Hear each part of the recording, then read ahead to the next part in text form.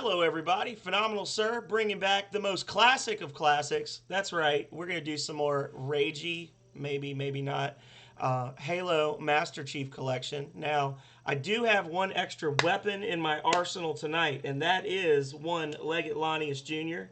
He is going to be my sword and my shield, and I'm probably going to hide and cry behind him for most of the night. So, how are you doing, Leggett?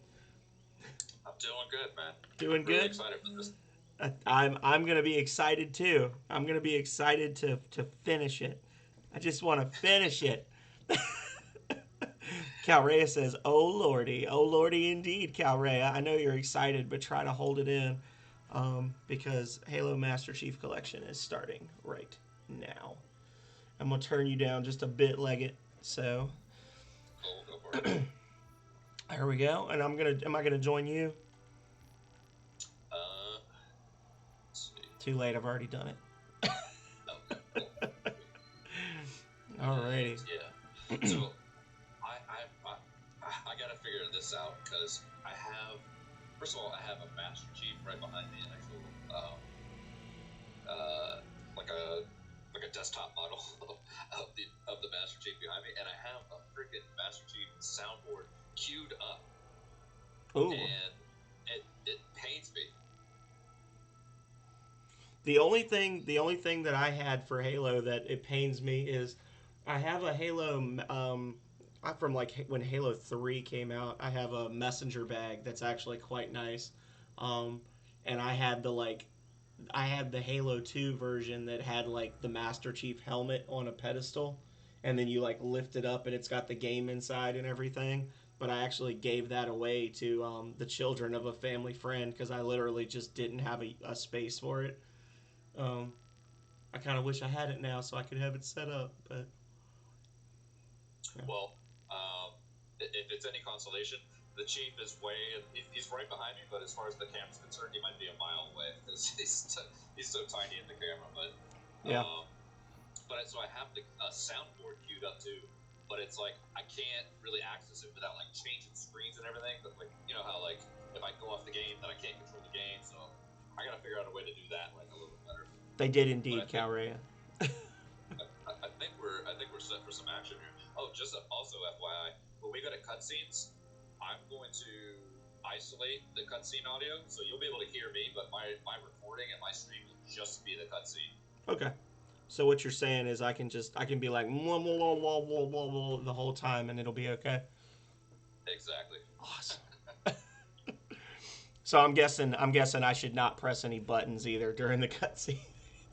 Please don't press any buttons during the cutscene. That'd be a real shame if I pressed a button during the very last cutscene of the very last level and we had to do the whole thing over again, right? I mean, I probably have fun doing that. You might have to take some melatonin or something to get through that. You might rage pretty hard. That last one, honestly, I'm already a little upset because that last level on legendary in the warthog, like fleeing the exploding building or whatever, that is, and then they brought it back for like the next two games. Oh god. Oh man. It's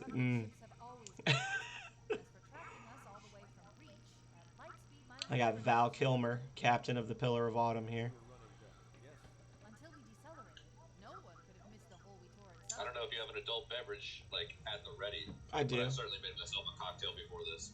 I have some Sunhari strawberry flavored sake because Nice, Calrea drank all the good stuff. nice.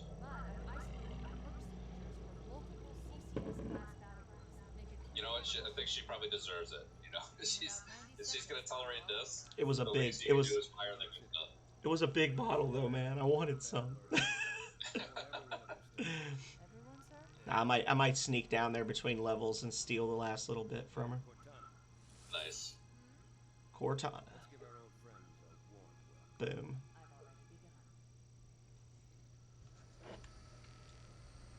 I almost wish. I know that I don't think you can do it on the Steam version, but I know that on the older, like when they remastered this for the Xbox 360, I think it was. Um, they actually made it so you could like with one button press shift between updated and original graphics. So it would Really? just like fade out for a second and then fade in, and it was literally like a square with two circles attached to it. Like you never realized how bad the graphics were until you actively cycle between the the new and old graphics in the middle of a cutscene. Yeah. I actually just realized it doesn't even matter for this one because I have Discord routed through this. I only have one. Like that was the whole point of me doing all that other stuff before, Mm-hmm. was to kind of route these channels for the audio. Mm-hmm. But I realize now that I'm running everything through one channel, so Oh, so this cutscene is worthless. But it's okay because I labeled my stream the Fen and Legate pilot. It's the pilot episode. did you do it PILATE or PILOT? Because it would have been You know, funny to do the other way, even though it would have been wrong. right. You know what? I should have taken. I should have. That would have been the right way to go. I think. People have been like, Pilates, what?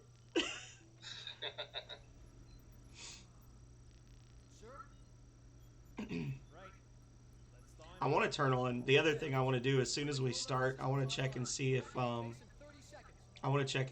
they have like an option to turn subtitles on, because I don't want to be like echoing my game into your microphone, but I can like barely hear what they're saying right now. Oh, really? Yeah, because I just didn't want like my game sound to be 'Cause overlapping with yours. You're going, right. You're not on headphones, right? You're on speakers. Yeah, I've just got my laptop open and I'm talking to you on there. I gotcha. Okay. So, but if not, I mean, it's not a big deal. This is all, you know. People can find the the dialogue later, or you could just go watch Leggett Lanius Jr. on his YouTube, and then you'd be able to see the full, unadulterated experience. Oh yeah. Accessibility. Oh, there we go. Subtitles on. Thank you, Nightbot. Oh, is it on? I want to turn. Those are on the settings. Yeah, it's under accessibility. You can just it's set to automatic, which apparently means it automatically doesn't do it because it didn't do it for this last cutscene. But I've got it set to Okay, on got now. it. Nice. I just turned it on. Why can't I crouch jump? Oh God. Oh. Oh, it's because I changed the controls. Remember? Yeah. Yeah. Yes. I went back in and made sure mine stuck before we started again. I love it. I love it too, Calrea. I've got it set up so that my Nightbot and my stream elements will play off of each other to play old quotes in my channel, like automatically. Yeah. And the first What one, post you got going on? the first one that just popped up was from Plunbex, who's like my number one person. And it's literally this quote thing is really epic. Like as I was climbing out of the casket, that just popped up. This quote thing is really epic. Nice. Well, you're right. You're right, Plunbex.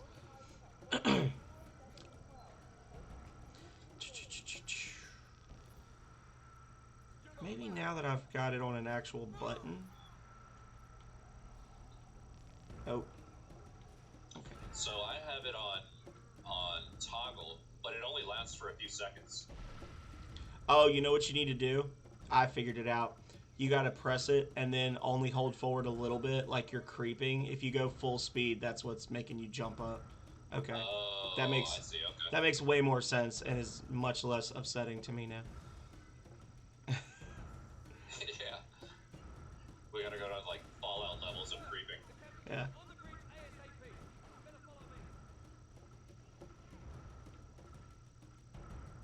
Give me your gun, soldier. What are you doing with your hand? Are you okay?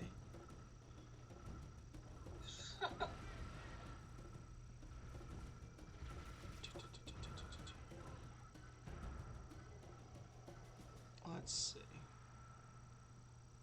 Dark Planetoid Rising. Have you seen my goose? He is missing. Reward offered.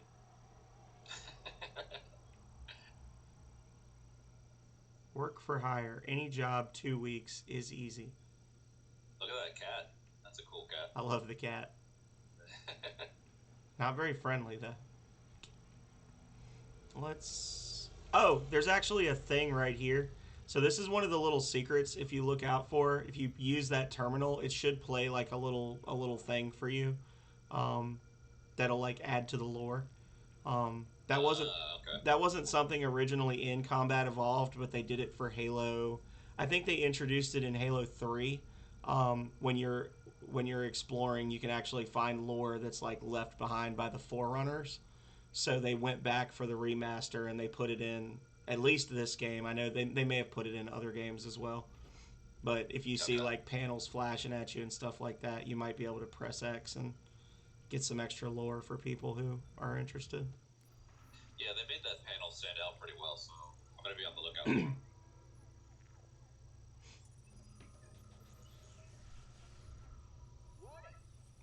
I'm watching it right now.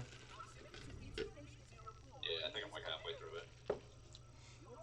And you're saying this wasn't in the original? No. They actually had a thing when Halo Reach came out. If because I was really big into Halo Reach when Reach came out, they actually had things where you could like go on to the Bungie website and you could put in, or it was either Reach or maybe it was Halo 4. I think it was Halo 4, where you could actually put in like codes and things in Forerunner language that would unlock extra armor pieces and shit for your character. Um, and it was in that language that flashes up at the start of this Oh, cinematic. it's like the Halo equivalent of Klingon or something. Yeah, but like this little bit of lore basically is our character that'll show up later. I don't want to give spoilers to anybody who's somehow watching this for the first time now, but it's basically explaining why we're able to get as close to the Halo ring as we did without just getting shot out of the sky.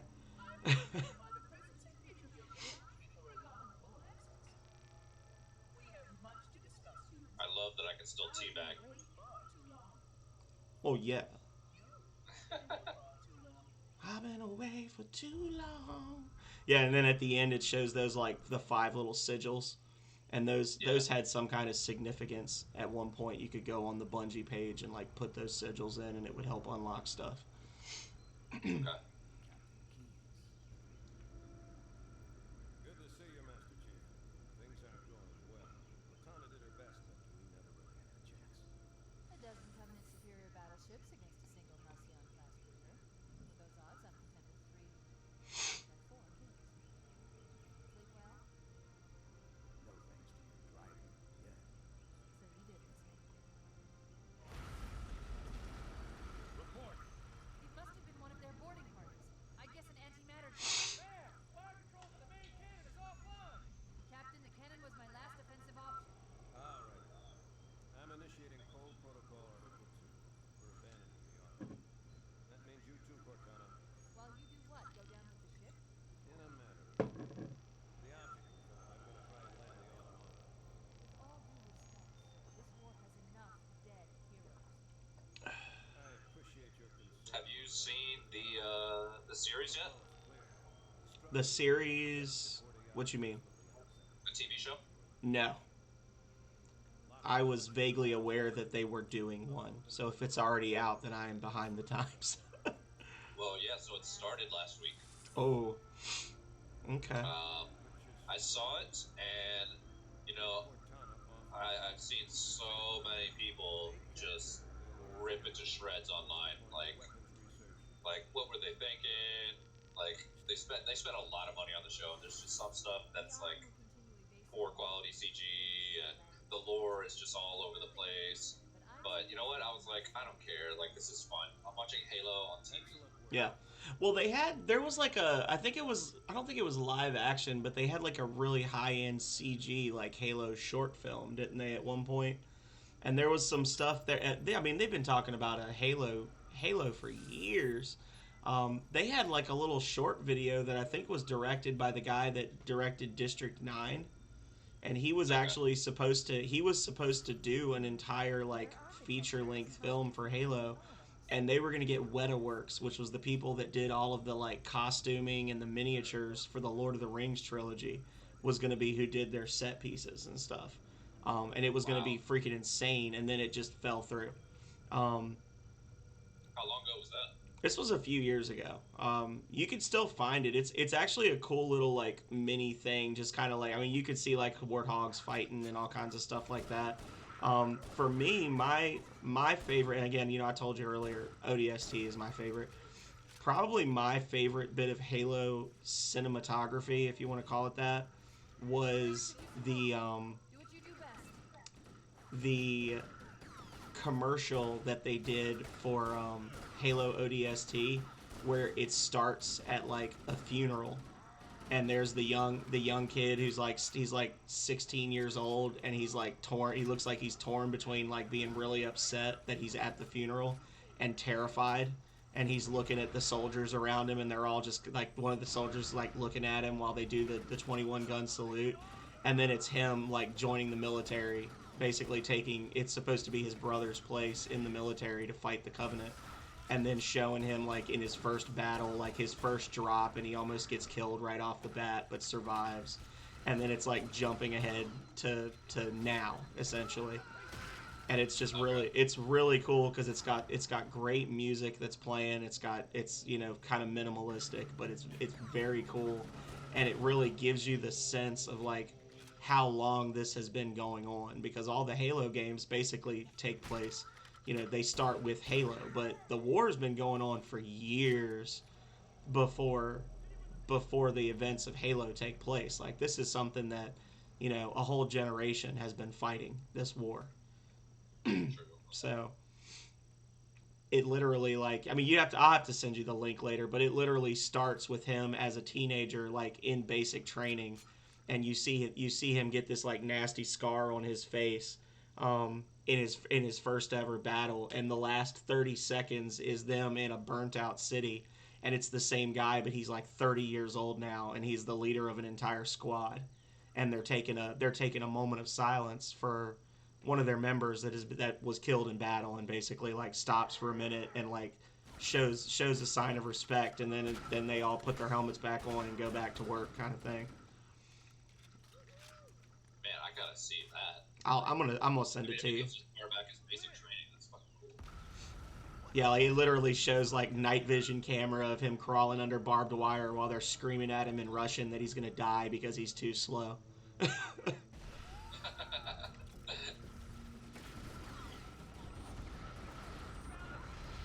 Oh, I'm stuck.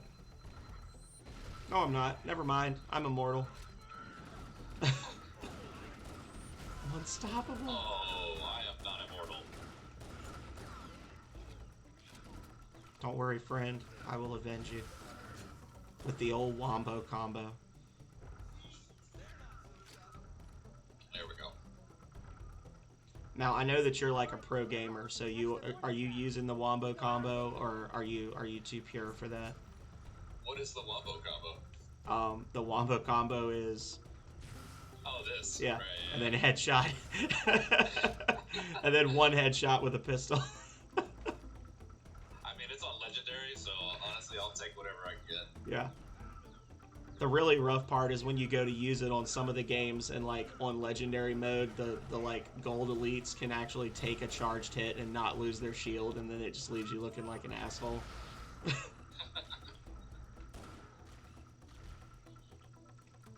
But dun, dun, dun, dun, dun. So how many? How's Calriel holding up? She's in the other room. I can't see her. She was just like, oh Lord. She thanked you for saying that she deserved a drink, though. Hey, Plunvex, how are you doing, my friend? I'm doing co-op Halo with Legate Lanius today. And you should be happy to know that your quote from last night was like the first thing to pop up in chat. It literally, like, before I even started playing, it popped up with, this quote thing is quite awesome.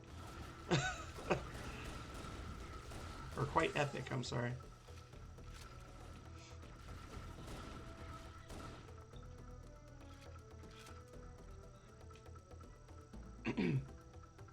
$41 rounds for the pistol. I love the ammo counts are so wildly inconsistent for like what you can carry. Like like when you're running along. I mean, I guess it makes sense because you're like a Spartan or whatever, but you're running along literally carrying like 20 extra clips of ammo for each gun. Right. Like, oh, is that not a normal thing to just have two long guns with 20 reloads worth of ammo as you're running freely across the open plains with eight grenades strapped to your belt. Yeah, like when I was in the army, if we had as much ammo as you can carry in this game, we wouldn't be able to go anywhere. Yeah, that's my thing. I mean, I didn't serve, but that's my thinking is like between your kit and your armor and everything else, like the last thing you want to carry is 500 tiny pieces of metal rattling around on your back. Yeah, people take it for granted, but it actually ends up being very heavy.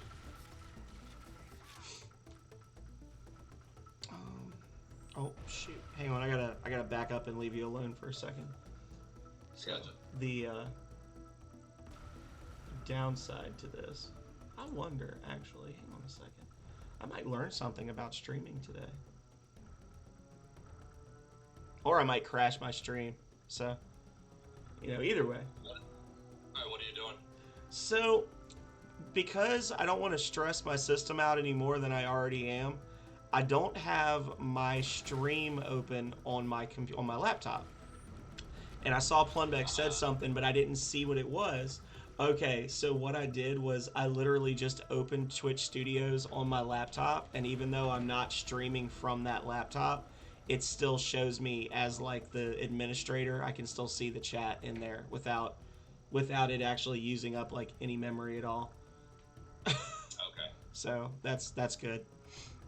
So Twitch Studio is in beta, right? Yeah, it's gonna be one of those things that's in beta forever, I think. Oh wow. Do you find it pretty useful? Because I've only used Streamlabs and I haven't even dove into like regular OBS. But I haven't heard anything about Twitch Studio. So for me, my experience with it was that like when I got my stuff all set up and I was able to start streaming for the first time, I was really excited and I fired up OBS because everybody says use OBS. And I was like, oh, this is kind of a pain in the butt and I want to stream now, damn it. And Twitch Studios would let me stream now, damn it. So I did Twitch Studios, and then basically ever since then, even though OBS is better in a lot of ways, the primary way being Twitch Studios uses an ungodly amount of your CPU. Like, I have a new computer, and it's like an actual gaming PC that I have that it uses 45 to 55% of my CPU just streaming on Twitch Studios. Yeah, I can tell too because Streamlabs is pretty resource intensive. Yeah. I mean, with my new computer handles it, like butter, but my old computer would like flip out anytime I opened it. Yeah.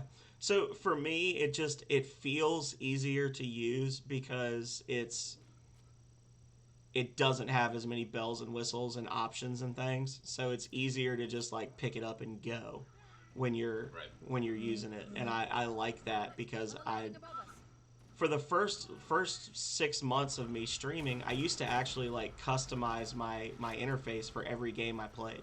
So like when I was playing Breath of Fire, I had a special Breath of Fire where I had like special Breath of Fire follower alerts and all these. So I had separate crap that I had to set up for every game I streamed.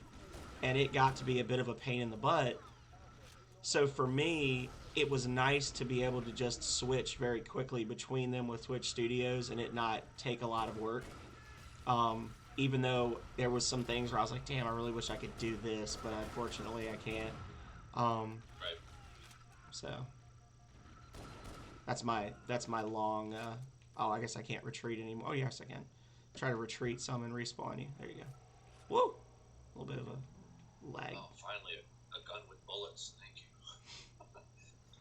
But I like it. I still have OBS on my computer, but I go to turn it on. I'm just a very impatient person, and I'll go to turn it on, and I'm like, and it's like, all right, create a scene, and I'm going,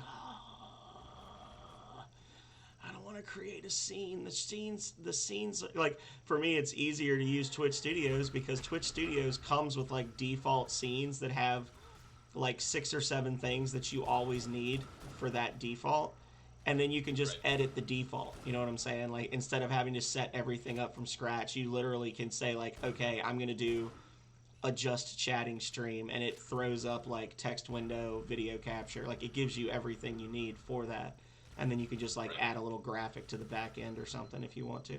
Are you dead again? Oh, Yeah, I'm here. Speaking of graphics, I screenshotted your one of your stickers. oh yeah, It is gracing my stream right now, right next to my little profile picture. that's awesome. I was gonna ask you if you had the tubbin shirt on today. Oh, I don't have the tub shirt on right now. I need to get one. Am I literally the first owner of the tub shirt? You are actually you. I don't even have a tub shirt yet. You were the first one. Nice. Yep. So one day when I'm rich and famous, you can say this is the first one they ever made. Oh, hell yeah. I thought so. I'm gonna wear the tub shirt for episode 1. You know, the pilot. We're just feeling things out. There you go. But yeah, I was planning to. I think I told you before. I was planning to get one on this paycheck. So how do you? Is that all like what they call like drop shipping?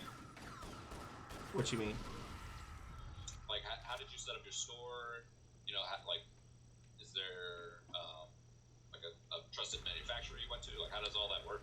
So right now it's just set up through Stream Elements. So like, even though I don't use Stream Elements to stream, I use them for other things. Like, I use their bots and things like that. And they actually have on the Stream Elements page, they have a merch thing where you can set up a merch store, and that is considered to be like in beta right now. So they don't have everything you could want. There's some stuff that I feel like they should have that's kind of like straightforward that they don't, but essentially they source it all for you. So you basically choose the type of thing you want to make. They give you a recommended price based on how much it costs them to manufacture it and like how much money they want to make. So like the minimum price for a shirt is $16, and then anything over that is the money that you get to keep. And you can, and I like it versus using other like, and it's something that's made on demand. Like, so every time somebody orders a shirt, they print one shirt and they send it to you. Um, that's a good quote too, Plunbex. I'm here for your booty. Give me the milk. um, so it's like a on-demand printing thing. But I like it because you can actually set it up to give subscribers a discount, and the discount comes out of the money that you as the streamer would be getting, if that makes sense. Which I think is fair. On there, like the discount applied like as soon as I connected my Twitch to whatever it was. Like yeah, I don't know, it was like 10%, 50%. I don't know how much it was, but I was like, oh, that's pretty sweet. Yeah. Yeah, so it's set up to basically give like escalating discounts depending on the tier of subscription you have, but it comes out of the money that the streamer gets and not the money that Stream Elements gets, which is okay, because the way I look at it, if somebody's subscribed to your channel, then you're getting money anyway, and the fact that they want to wear a shirt with your face on it should be payment enough. Well, yeah, you're it's like you're investing in your audience. Yeah. So I think that's totally fair. Oh, my flashlight died. Did your flashlight die? Yeah, it's got a little bar in the top right. It refills really quickly though. Okay. I said that, Plunbex. That was a quote from me when I was playing Rings of Power yesterday. I went and killed the region of Dogania and took the youth of milk from his, or the milk of youth from his corpse. Oh, I almost put a sticky little spider on the back of your head. No, don't do that. Have you even died yet? No. Oh my god. I think I've died like 4 times already. I did, Oh, Gallery. there it is. I just died again. Yeah, I tend to play a lot more conservatively than you're playing, which makes me feel bad because part of it is like I feel bad. I don't want you to think I'm actually using you as a human shield, but I also feel bad because I'm like kind of using you as a human shield unintentionally. By all means, go ahead. I think what's going on right now is I'm suffering from like multiplayer brain, Yeah. where like I've just like been playing infinite multiplayer for so long, I just start rushing it and killing because you're basically on the clock every second that you're playing multiplayer. Yeah. So you tend to be like a little more aggressive, and I'm like, ah, whatever, this is fine. I got that. Oh, they don't have the second one. That's sucky. That stinks. What's that? Here it is. Oh, another screen. They've got another screen for another this is me. Like you're Master Chief and I'm Linda. I'm playing as UNSC Petty Officer Linda 058, which they actually had like I think it was a Tekken game or something that they had like it looks like the Master Chief, like it's a Spartan in the game as one of the playable characters in this fighting game, but it's actually Linda because Bungie was like, no way in hell are you putting Master Chief in a Tekken game or whatever it was. So they said you can. They basically were like, all right, we'll let you use the player two character, even though they look exactly the same. Like they're like, no, Yeah. it's not Master Chief, it's Linda. Yeah. Such a technicality. Yeah. Oh. I am totally playing this like it's multiplayer.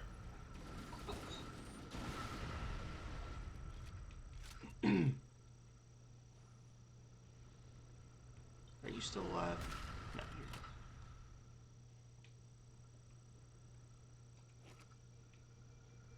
Oh. Okay. But yeah, I don't know if I actually answered your question or not. If you can't tell, I tend to get a little sidetracked. Oh, was that you? Did I just kill you?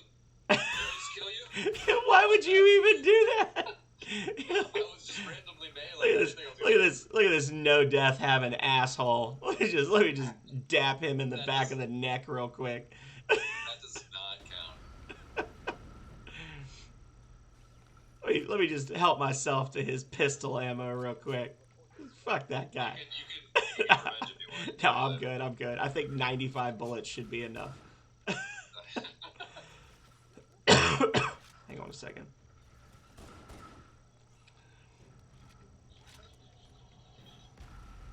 It was just funny because I was like, "What?" Because I was like, "Surely there's not an elite in these tunnels right now." Like, Yeah, right.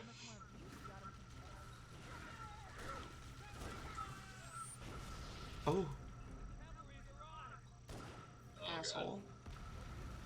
Not you. That dude just like straight up shot me in the back. That NPC, and then he's like, "Oh look, the cavalry's arrived."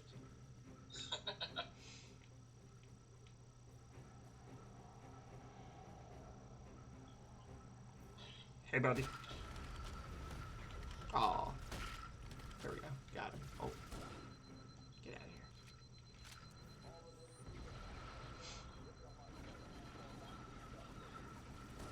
Oh, oh shit! I panic tossed. So how are you doing today, Plunbex? It's a little distracted right when you came in, but I hope you're doing well. Alright, I think the red elite might still be up.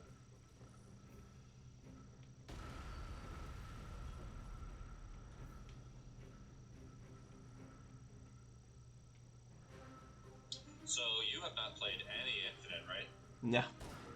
I didn't even play the last one before that. The last one I played was Halo 4. Okay. I was actually going to ask you how many Halos there were that aren't on the Master Chief Collection.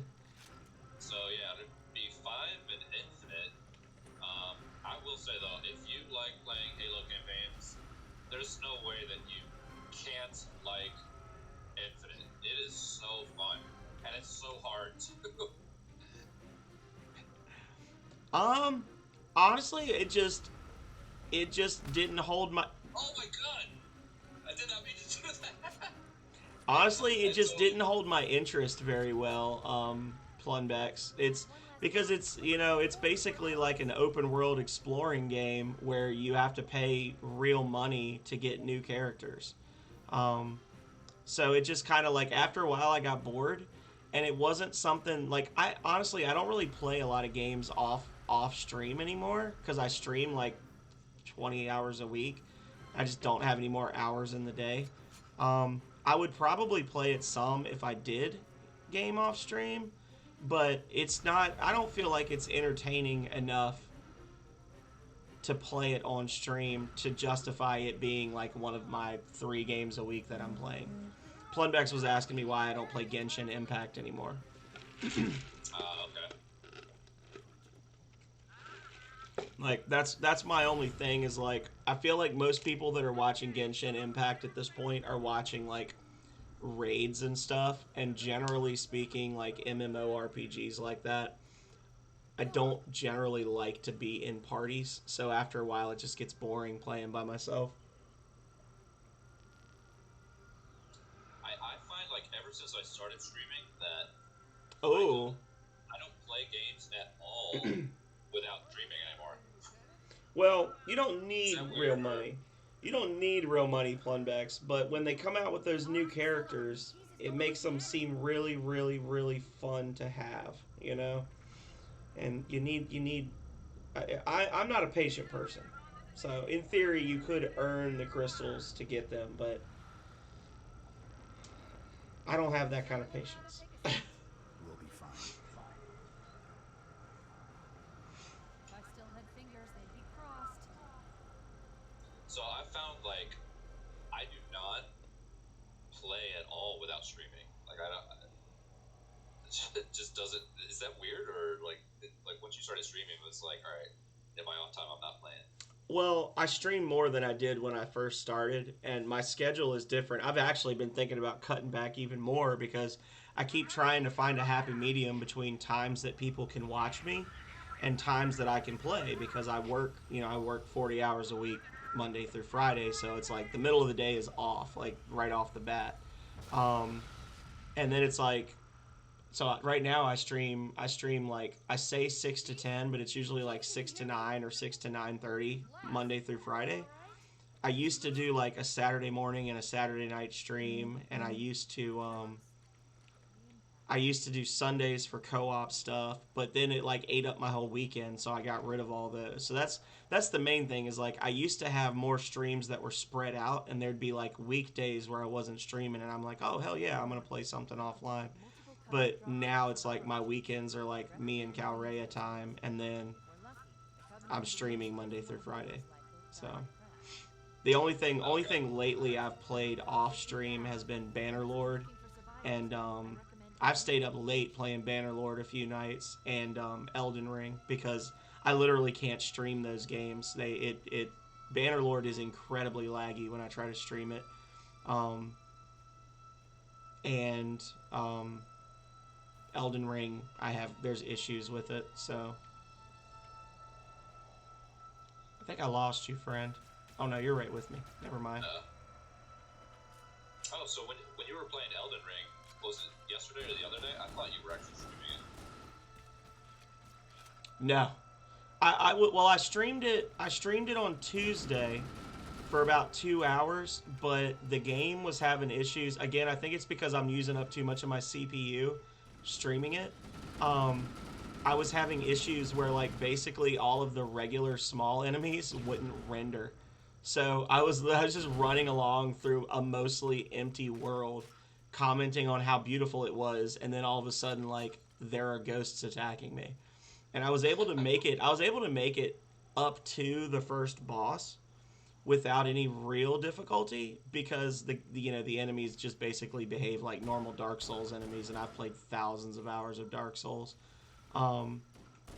So it wasn't a big deal. But once I started getting into stuff where there's like shit on horseback and things chasing you, I was like, no, this is not going to work for me. Hey now, Mr. Laggy Elite. I almost bopped him when he noticed me.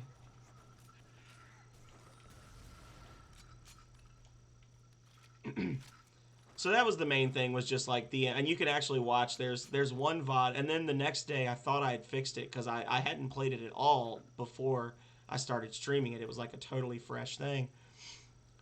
And then I got off stream, I fiddled around with the settings, I thought I had fixed it, and then I came back the next day to stream it, and I had an absolute, like, shit fit.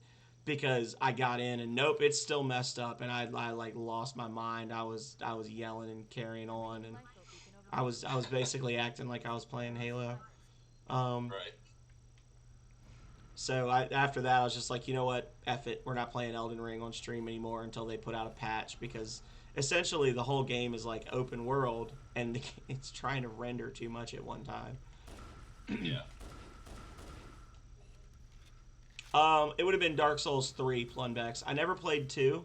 I played a lot of Dark Souls 1, and then Dark Souls 3, I actually continued to play on the PS4 up until, like, maybe 6 months ago was the last time I played it with Megami Mori.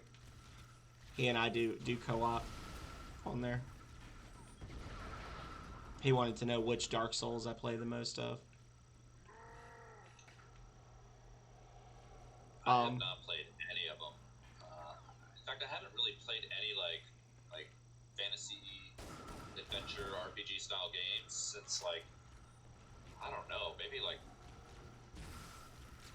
Final Fantasy X. I want to say. I don't know. I mean, I was huge into Final Fantasy when I was younger.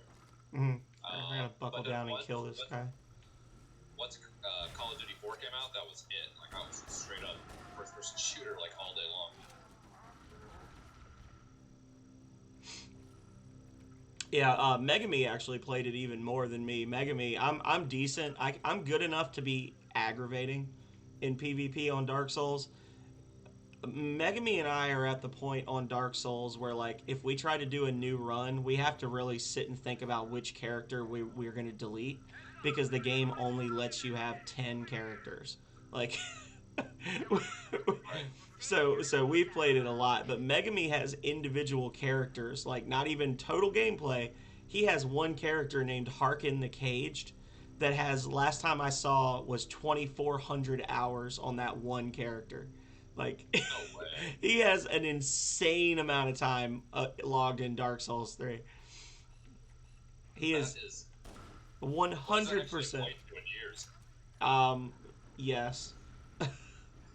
Yes. Well, I mean, it comes out to 100 days, right? 24 hours a day, so it comes out to 100 solid days on one character. Wow. So 3 months. Can you imagine 3 months of not turning the game on? Yeah. I mean, the game was also out for like 5 years or something. I mean, it was over the course of, but it's still a lot.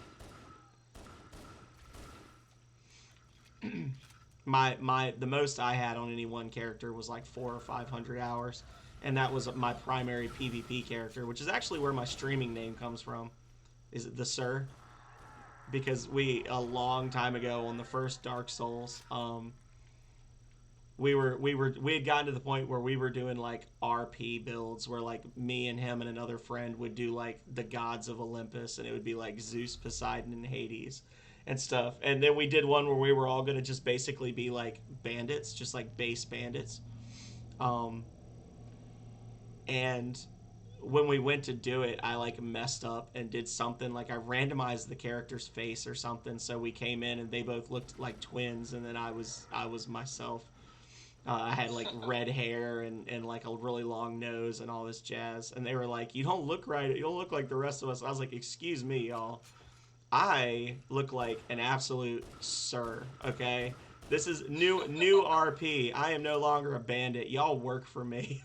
And they thought it was hilarious. So I literally like named the character the Sir, and it was just a trolly character that was basically built to make people angry in PvP on Dark Souls. Oh, when did you decide to go with Phenomenal as the adjective? Well, I was trying to find something that actually like wasn't stolen. I can't say stolen. Something that wasn't claimed on either YouTube or Twitch, which is really hard to find a name that like works for a streamer. and is also not taken on either platform. So I went with phenomenal because I tend to overthink things, and I was like, well, if you want to be proper English, like a true sir, phenomenal literally means like one who is a phenom, as in one who is to be watched or observed. Like it literally is like, hey, look at me, I'm the sir, is what what it's saying. Right. Like when I'm saying I'm phenomenal, I'm saying like I'm a guy you want to watch. I'm the guy you want to watch, sir. That's taking it to the next level. Yeah. Like, So it's very meta. very meta. And it's such a silly name. Like that's the main thing was like I tell people I just love when I go into new people's streams and I'm like, hey, how's it going? And they like do a double take and then laugh at my name. If I just bring you that one moment of happiness where you're just like, who is this asshole? The phenomenal sir vibrating in a Hawaiian Christmas shirt. Okay. So is that like your normal vibe, or is that something for the stream, like Hawaiian shirts, the whole motif you got going? The only Hawaiian shirts I bought for the stream were the Christmas one and the Halloween one. I already owned all the others. I have actually always really liked Hawaiian shirts because I like the bright colors, but they've got a little bit of a retro vibe to them, which I'm a big fan of, like mid-century modern stuff and things like that. And the picture, my profile picture is actually me. Like that's me as a 6-month-old baby. So that's like the whole thing is like I've been wearing Hawaiian shirts basically since before I knew what a Hawaiian shirt was. Oh, sticky grenade, sorry. Yeah, I had a sense that was you, Yeah. and it's interesting because like when I was making that video for Arrow, you were actually one of the profile pictures that I wanted to put in that one scene where everybody's profile picture kind of like comes into the scene. Yours was one, but then I was like, all right, it's a baby. It's probably phenomenal, but I don't want to like put a baby on YouTube, you know. So let me just hold off on this one for now. Yeah. But yeah, that's me. Oh, well, I'm gonna die. Oh, I'm gonna hide in the dropship. Don't die. Oh, well, this is a bad place to hide. Oh, I died. This is a kill tunnel right here. I just set myself up for failure. Give me 1 second. Let me just... You're in the bullet tunnel. The plasma tunnel. If I get out of here, though, it would be pretty Platy phenomenal. Platy said that she assumed that it was your kid also. She thought it was my kid. Yeah. Yeah. Run! Dodge, dip, duck, dive, and dodge. Don't die.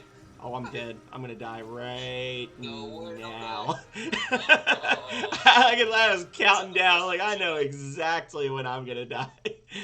It's right here. That was the first official death, right? Outside of Yeah, that was just me being a dummy going into that. I should have known better than to go into that dropship. But yeah, it's me. People have permission to use the baby, the baby in future productions.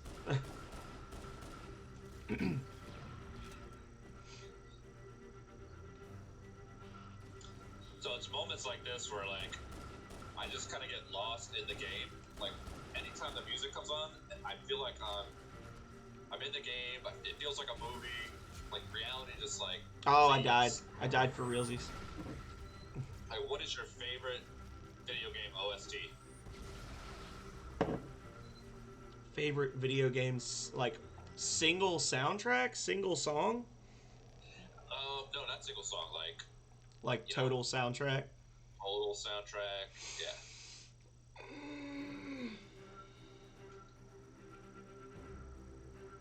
I don't know.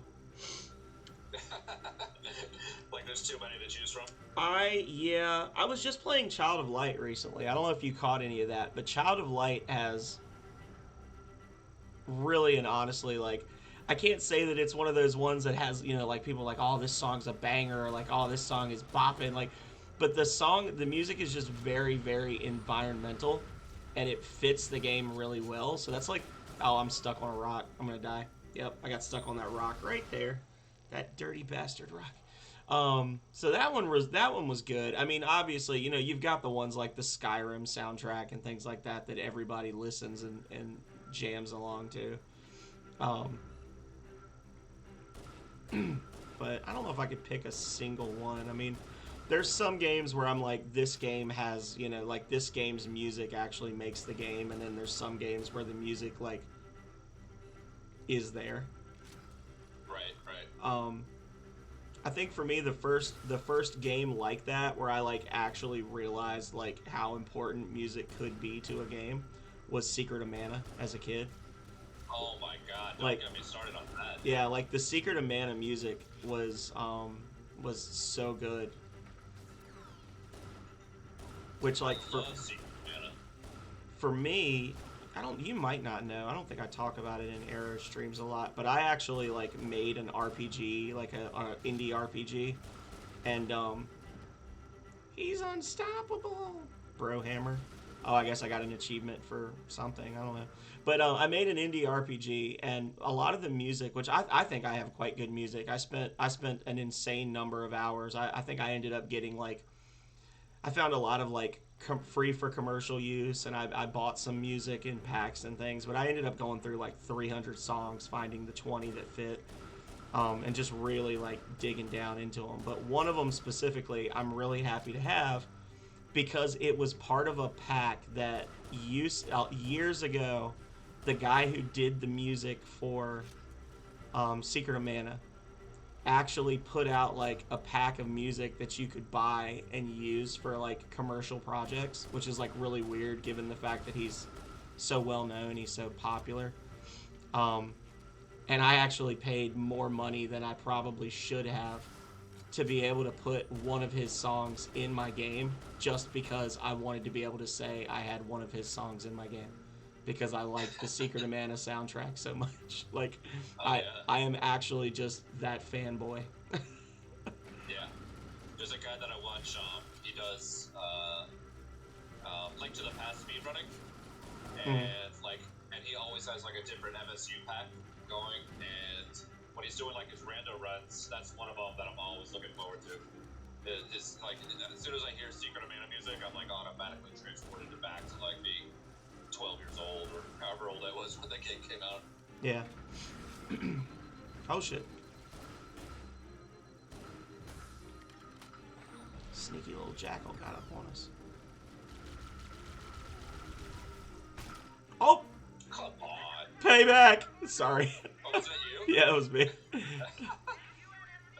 fine, as long as it wasn't them.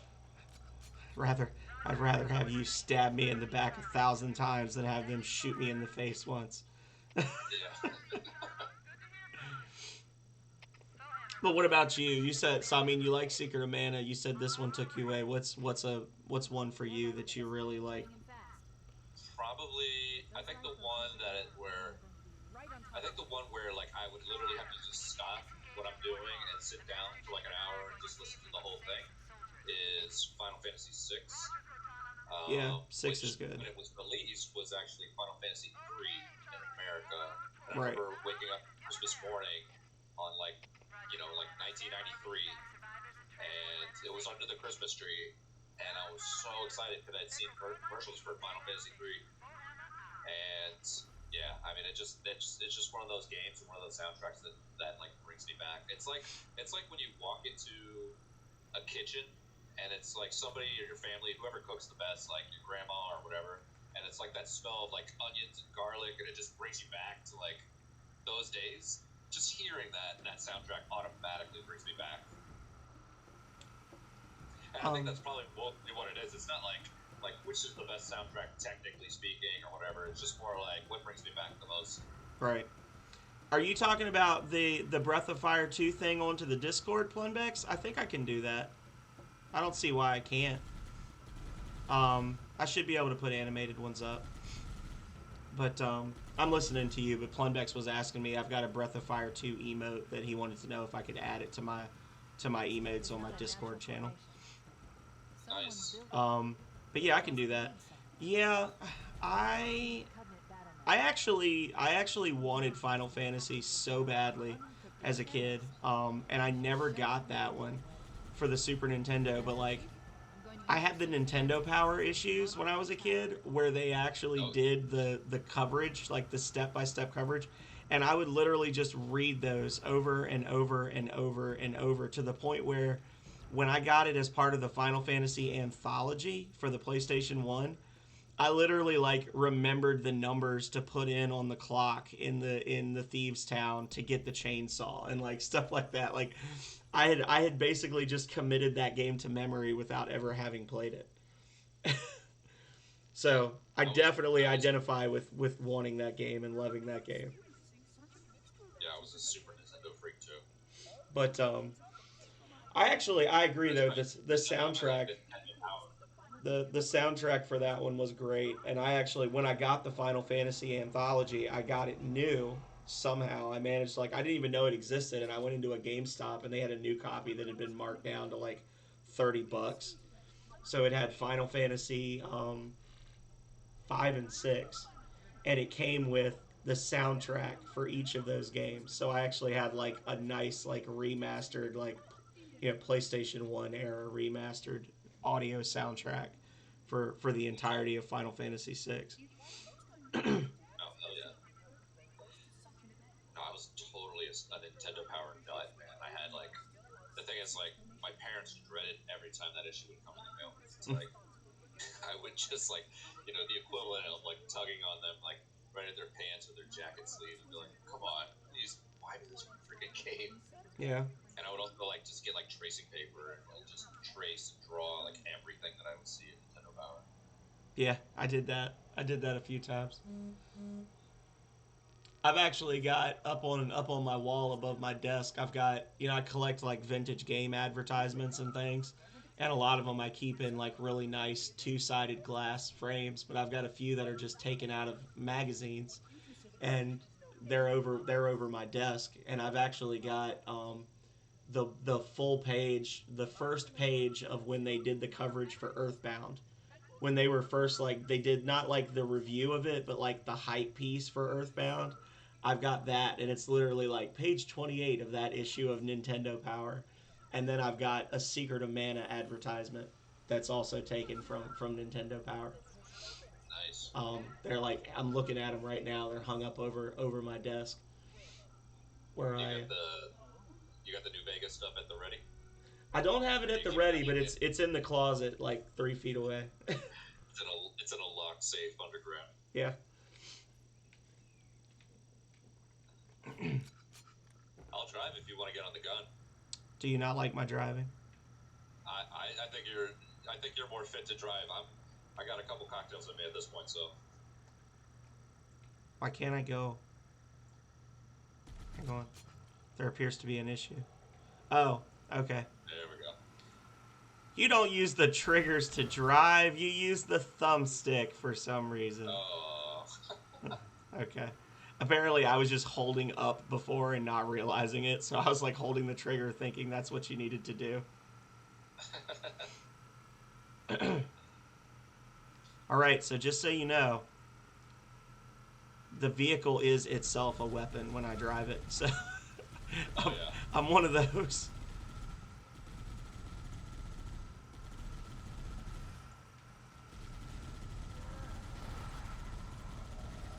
No! Let me know if your shields are starting to get low, and I'll use my body to protect you. Gotcha. We got one little grunt over here. Oh, he's nimble. Oh, that's too bad. You hate to see it.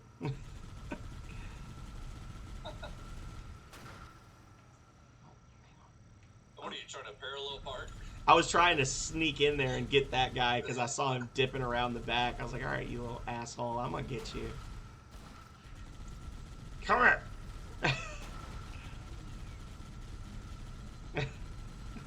Oh, my shield's low. Okay. This thing doesn't handle as well as the Warthog and other Halos. Yeah. My only defense. But you know what? We've still got all 4 tires and the front and back bumpers. Yeah, we're keeping the resale value up. That's right. Speaking of keeping the resale value up, hang on. Vladdy's calling me #responsible for not drinking and driving right now. You know what's fun? Crouch jumps.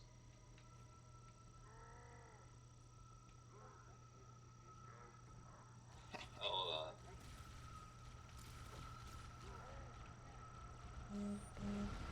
Let's see.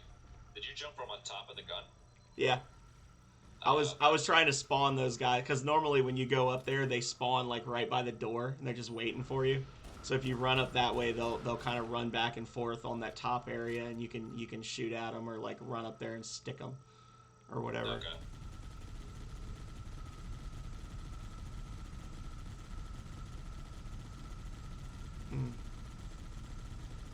I don't think I'm hitting them. I think I'm just making them afraid to stick their heads out. Yeah, there they go.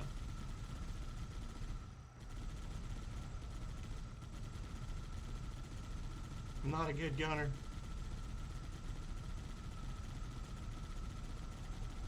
My problem is that I got a little bit of an attention deficit issue. So I'm like, oh, look, that one's moving. Oh, look, that one. And I never actually kill any of them. I just weaken them up.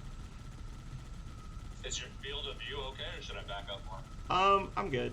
They're just dancing around a lot, waiting for their shields to come back. I'm about to go up there and just beat that last one to death, though.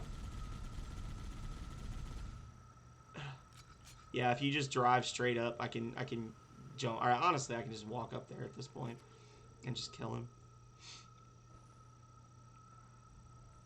I was kind of worried there was going to be a guy with a sword when I got up there, but... Oh, God.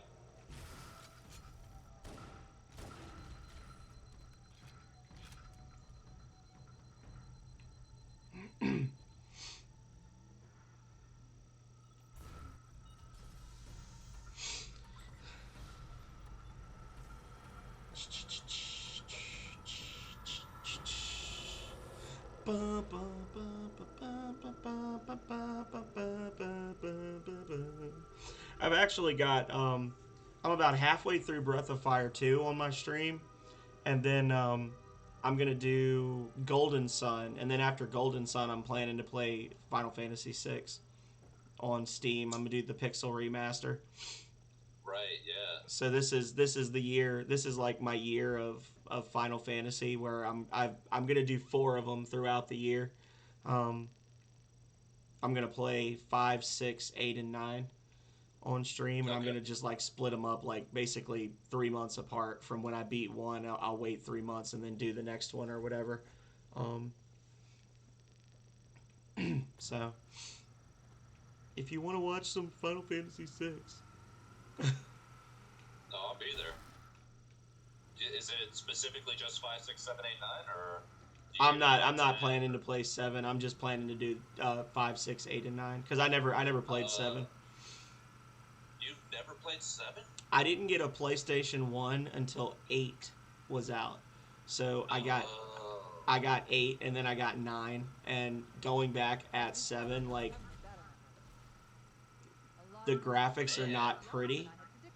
And at that point, I had been hearing people talk about how it was basically like God's gift to all video gamers everywhere for like 6 years. So I was like, you know what? I'm not gonna play it. No, I don't want to know. You know what? I already know. She dies. Chickadee dies. Sephiroth kills her. Spoiler. So.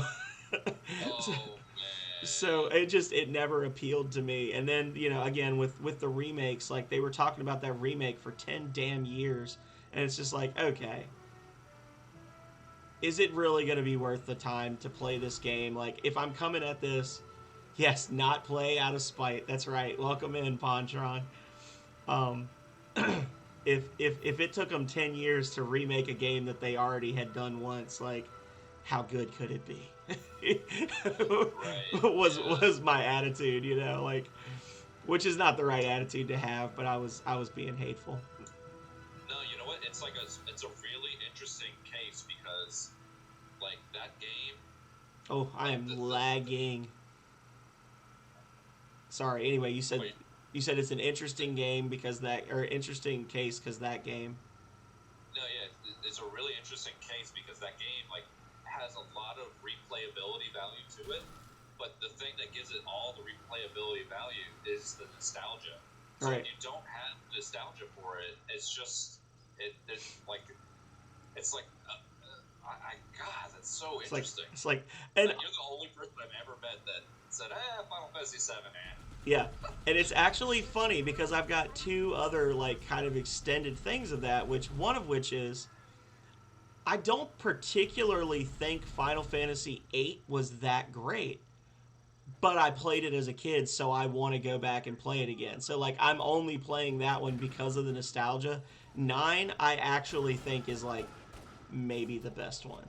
Like it's funny. Really? I tell people when I was younger, I always would just automatically say 6 is the right one. But now that I'm older, I feel like 9 is the one for me. That's actually a soundtrack that gets me because once you know the story behind the development of it, and the fact that the people that worked on Final Fantasy 9 were a lot of the people that had been with the series for like multiple iterations of the game. Like they were the people that made Final Fantasy as we knew it. Final Fantasy VII came out and everybody loved the direction that it was taking. So then they said, "All right, well, this is the way we're gonna go." And ever since, with the exception of Final Fantasy IX, every major Final Fantasy release since then has been what? People on motorcycles wearing all black clothing, using improbably large swords, and it's all been kind of sci-fi-y, right? Like Right. that is Final Fantasy VII was the start of that, and people seemed to like it, so they went with it. But at the same time, they had this team that was a lot of the old guard working on Final Fantasy IX, and Final Fantasy IX was all the things that made the original Final Fantasy series great. Like, it was literally the old guard of Final Fantasy saying goodbye to Final Fantasy by making a Final Fantasy that was a callback to everything that made the series what it was. So it's kind of nostalgic, like to the point where I tell people, you hear that story, and then you learn that the title theme, which is everybody recognizes the title theme for Final Fantasy IX, right? Like it's so slow and sad and everything, and it's literally titled "The Place I'll Return to Someday." Okay. Yeah, so 9, I haven't even played. I've watched a shit ton of it on Twitch, but I haven't played it. But I know the soundtrack really well. Right. Because I'm just obsessed with video game soundtracks to the point that I'm listening to soundtracks to games I've never even played. Yeah. Yeah. But it is so good. Oh God, I don't want to die. Please don't hit me. Legate, don't hit me. Oh yeah, watch out! I might see it kill you.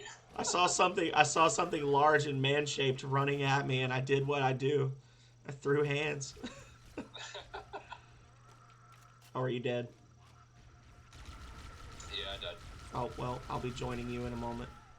So 3, how 2, do 1. you think how do you think Final Fantasy X fits into that? Because Final Fantasy X, even though there's like big swords and stuff, the motorcycle vibe isn't really there. I mean, I think it kind of kept on.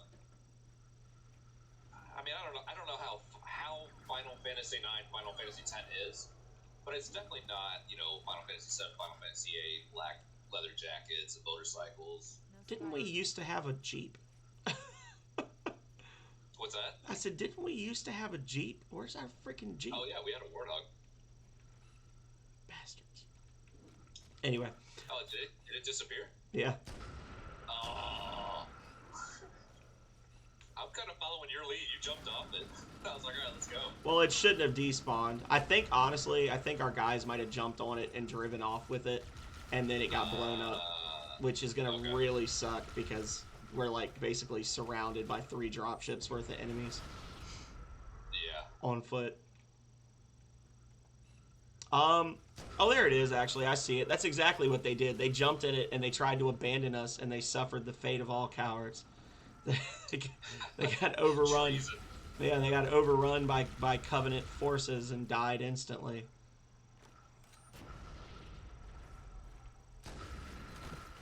Yeah, I can see why you get frustrated on legendary. This is because on normal this does not happen.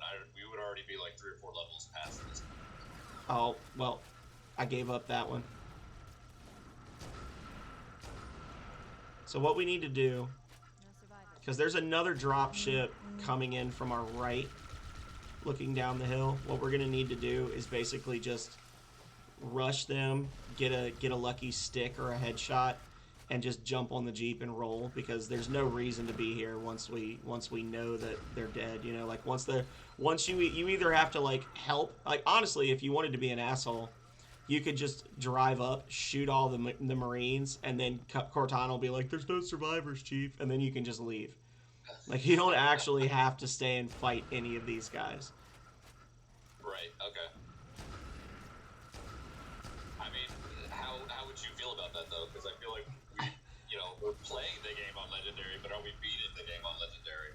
No survivors. Yes. Yes. If you get an achievement at the end of the level, you beat it on legendary. God damn it! Where did you get that sniper at? It was next to this rock right here. This dead soldier had it. But it's not doing me a whole lot of good because Dude Man's got his back turned and you can't headshot him from behind. And I'm just bad. I'm playing peekaboo behind this rock because I've died too many times already. I will help you. But to answer your question, I think Final Fantasy X was absolute garbo. So that's Really? where I think. Yeah, you want to know why I think it was absolute garbo? Because the primary protagonist's major issue for the first story arc was that he was mad that his daddy didn't teach him how to do that special kick in underwater soccer. And that was basically him learning to accept that his dad had other shit to do in his life than teach him how to play soccer underwater good. Like, and that's his arc. So You're like, that's very reductionist, but also not incorrect. Yeah. I mean, so I didn't hate 10, but I didn't love it. I mean, the underwater soccer thing really annoyed me. Yeah. I don't know how you felt about whatever that game was called. Blitzball. Blitzball, right? I mean, like I feel like I was figuring out the entire game, and then once I got to Blitzball, it just confused the hell out of me to the point I didn't even know what I was playing anymore. Well, Even if I just went back to the story, like I still felt like I needed to go back to Blitzball and figure it out. okay, I'm gonna new strategy. I'm going for this building in the middle. All right, I'm following.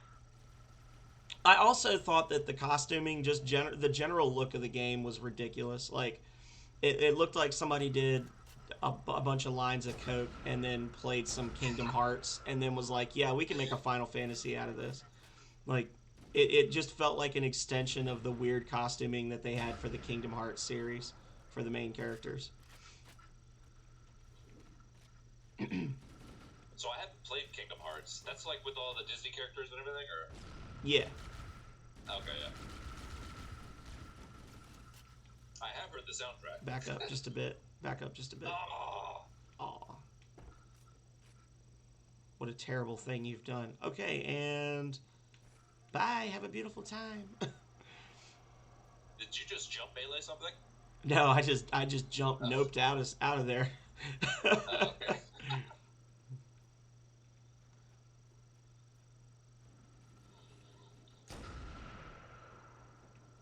They give you a sniper rifle on a level where you're basically shooting uphill in a forest for most of it. I was gonna say the blue's almost down. Oh. That was perfectly timed. Literally as you dropped his shield, I sniped him. Nice.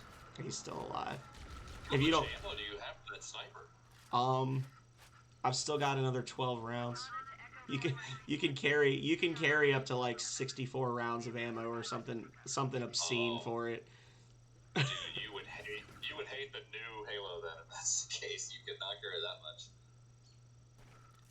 Pontron says that I should do a podcast where I only take disparaging views of video games.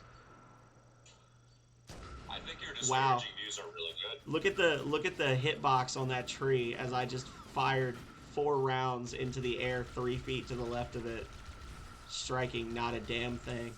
So what I was gonna say, my other like hot take that some people would be like, what? Was you know, I always have a retro RPG going, and I tell people, you know, if you got a suggestion, let me know. Da da da da.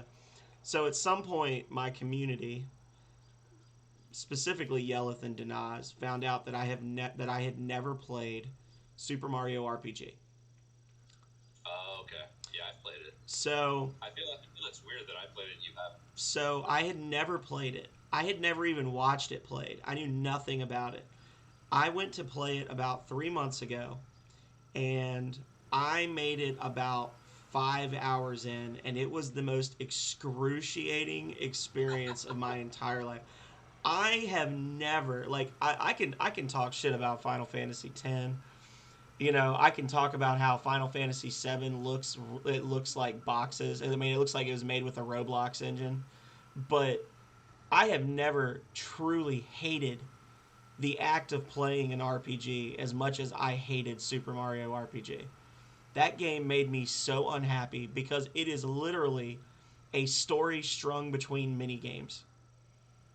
That is all it is, and you cannot convince me of anything different. It is literally a string of Mario Party-esque mini games. I mean, it was like the prototype for Mario Party, is what it was. Is they were like, hey, let's have him play Mario Party single player, and let's make it last 30 hours. And there's a story about a magic sword that somehow can talk and is also gonna kidnap the princess or something, or like the story made no sense to me, and it Right. oh my god, I hated the game so much. I couldn't. It's the only game I've ever only RPG I've ever started on my stream that I have not finished. And I told him flat So, out I'm not going to finish that game. did you like stop playing it midstream, or you're like, oh my god, I'm sick of this? No, no, I finished up to the point with the wedding, and I had to fight that ignorant cake monster, and that was like the end of that episode, and I just basically was like, I'm not playing this again, so I hope you guys enjoyed it.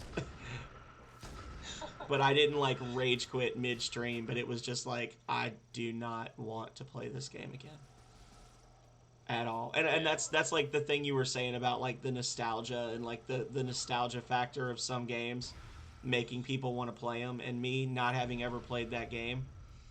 I was actually, if you go back and watch, I was like having fun for the first 20 minutes or so. I was running around jumping, and I was bopping on the little question mark bars and all that. I was having fun. And then like the third mini game, I suddenly realized what had been done to me and what was going to continue to be done to me for the foreseeable future. Yeah, no, I mean, you're first of all, whoever made that comment about you making disparaging RPG podcast, that is the most perfect idea ever. Well, you know, I do the indie game reviews, and I try not to be mean, but sometimes I'm mean because sometimes people ask me to pay them money for something that they should feel ashamed asking me to pay them money for. But Right. yeah, I've never done a podcast. I've never considered podcast as a possible thing. But also too, I mean, yeah, it's exactly that. Like, if you did not play Super Mario RPG like when you were a kid, you're not gonna like it as an adult. There's no way. And you know what? Honestly, it's not even that. Like, I don't remember it being that great of a game. It was just so interesting to see Mario in a different context. That's what made it compelling. At least at the time, you know, like when you're a kid. I don't know, but it doesn't take much for something to be compelling when you're 14 or whatever. Yeah, I mean the big takeaways from Super Mario RPG as an adult, or well, as a kid, the big takeaway was, what? You can get Bowser in your party? Right? Yeah. And as an adult, I'm so sick and tired of hearing people talk about why isn't Gino in Smash Bros. Like, really and truly, why would you even want that character in Smash Bros? I don't understand. But I mean, that's your thing. You love that game. I'm not saying that you're a bad person for liking it. I'm just saying I Right. disagree. It's America. You have the right to be wrong. Like, do you come across a lot of people that like take those kind of things like seriously, or like take offense, like if you shit on like a game they loved when they were a kid? I have, yeah. Really? I've had some people that get offended. And I've had this, and I mean, like, it makes a little more sense when I'm doing the review videos. But I've actually had a few. If you look on my itch.io page, because I put everything into like categories, and I've got like good games, games with potential, games I've played, terrible games. The terrible games, there's like I've done like 106 of these videos, and there's like 5 terrible games. But then I've also got a category called butthurt game devs, which is people that actually just got butthurt that I pointed out actual flaws in their game and told me to go fuck myself. So I put them in a special category of butthurt people, Okay. like the Salt Lords. Do you have devs actually reaching out to you, being like, "What the hell, dude"?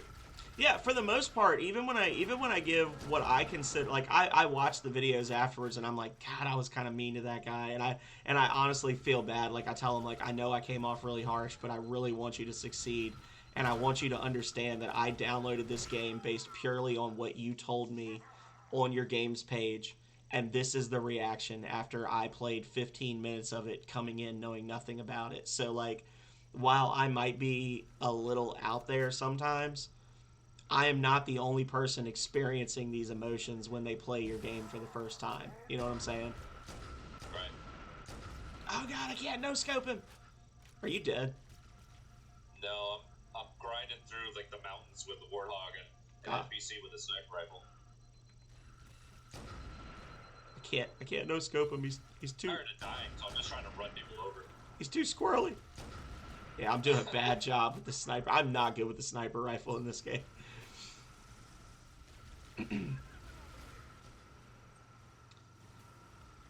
don't know, like maybe the AI improved or something, but everybody's like, oh, it's also legendary, so. But I mean, they're dodging pretty decently. Yeah.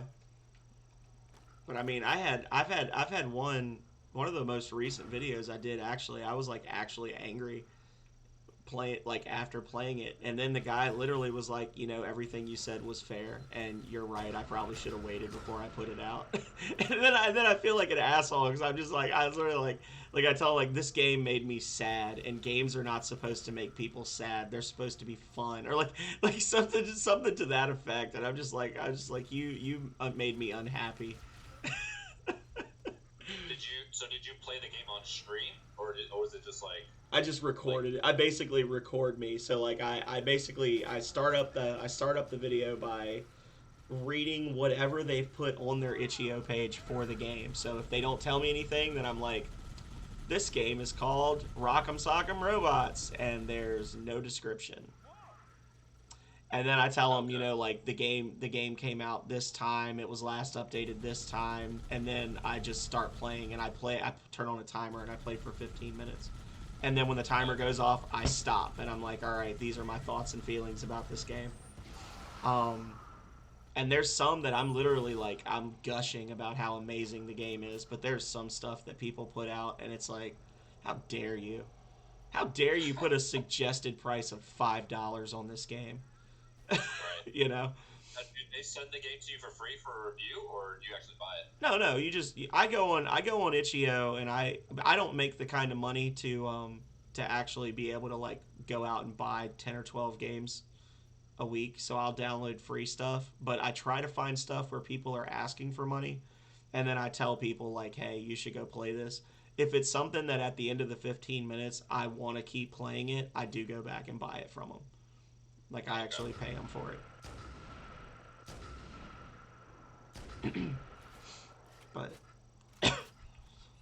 But it's fun. One of the most fun games I ever played was from a group of Swedish game design students. I think they were Swedish or one of the like Scandinavian area countries, and they were like game design students that they literally made a game that was it was similar in concept to Snake, but you play as an old woman riding on a magical talking lawnmower that she found in her front yard, and her husband has gone missing. Like basically her elderly husband bought this lawnmower and he was working on it, and she walks out and he's just gone.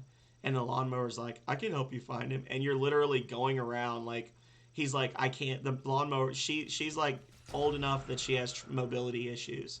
So she's like, I can't go looking for him. And the lawnmower's like, I'll let you ride on me, but I'm actually fueled by grass shavings. So we'll have to cut the grass along the way. And that's like the entire premise of the game is just essentially cutting all your neighbors' yards as you cruise around the neighborhood looking for your missing husband. And it's one of the most fun games I played in a long time. Well, I should have known, but I survived. Hold on. I got a mic issue on my stream. I'm on the Warthog, so I'm just gonna fix the mic real quick. Okay. So don't throw a sticky grenade at you. Don't attach a sticky grenade to my head, please. I will not do that. But anyway, sorry everybody out there. I've been basically talking about something completely unrelated to Halo for 30 minutes now. I bet Legate just shit himself. Oh, we've got no health. Come along, friend. Let me take you to the doctor's office.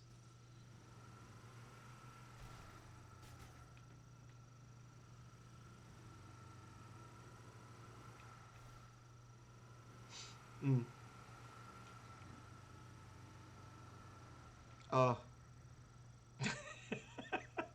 I've made a terrible miscalculation. Ah!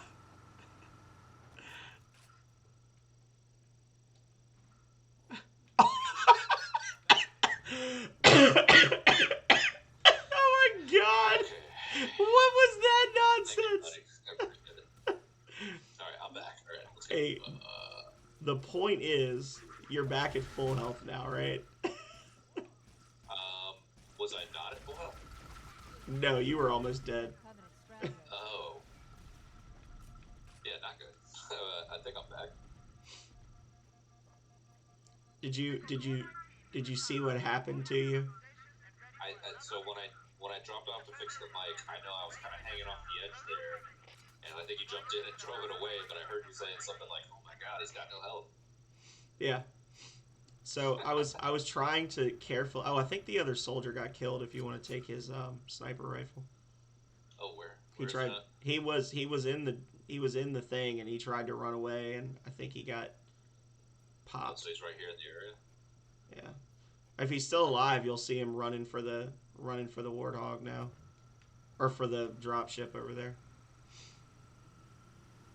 I don't think he's still alive. Oh wait, there he is. Buddy, wait, I gotta shoot you. No! Can we kill him and take his weapon? Yeah. Oh, he's in there. There you go. Murderer. Sniper rifle right there. That is interesting. I did not know we could kill our own guys and take their weapons. Oh yeah. If you do it too much, they'll turn on you. They'll like aggro onto you, but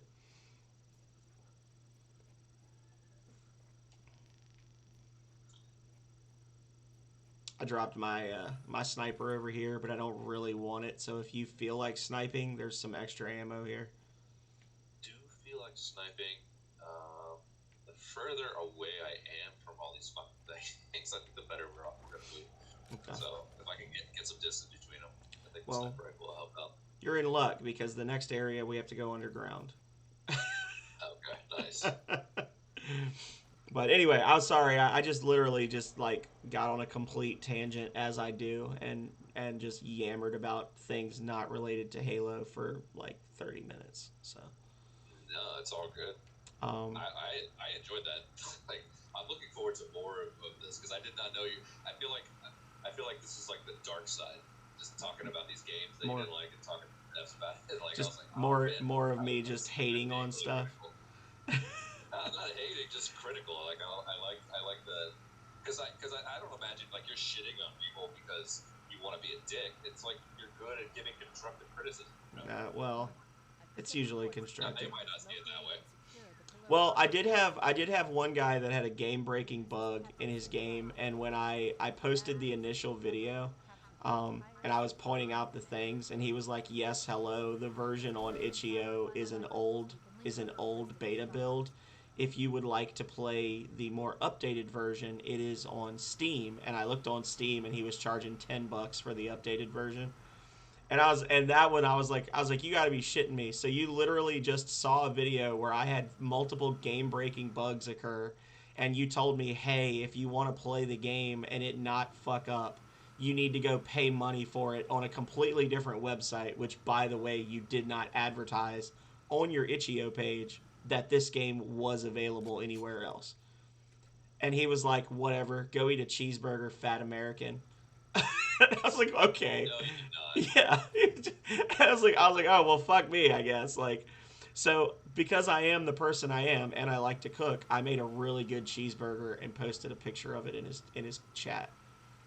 Nice. I linked it and was like, this is my cheeseburger. It was delicious. And then he disabled comments on his page. Oh my god. So I'm pretty sure I'm just going in circles, but this is like Halo Infinite Light, right? This is open. It's like an open world adventure because we'll never get to the end. Very much so. There you go. You should recognize this. This is a firefight stage, if I'm not mistaken, isn't it? What in Infinite? Not in Infinite, but like in some of the other. I think it was. I don't know if it was ODST or Halo 3. They had a firefight stage where you're like, oh man, it's not exactly like this one. I guess it's more like, well, yeah, it is. There's multiple missions, like the one we're just on right now, like where we're in front of this beacon. And I think that's where we go underground, right? Yeah, there's two entrances. There's one here, and then there's one over on the other side that we can take. Do you want me to leave you there, or do you want me to move you up? You do your thing, and I'm gonna move this up a bit, get some visibility. Whoa! Did I kill you? No, not at all. No. Oh my god! Hold on. You know, soldiers Dude, get full body flattened by Humvees with spikes on the front all the time, and they just walk it off. I've killed you more than the enemies have.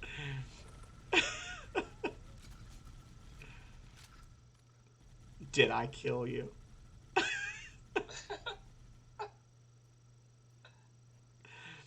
Lord. I was trying to maneuver around, it's like, oh, that's a little tight. I don't know if I'm gonna make it, but there was so much momentum at that point that fate kind of took its course.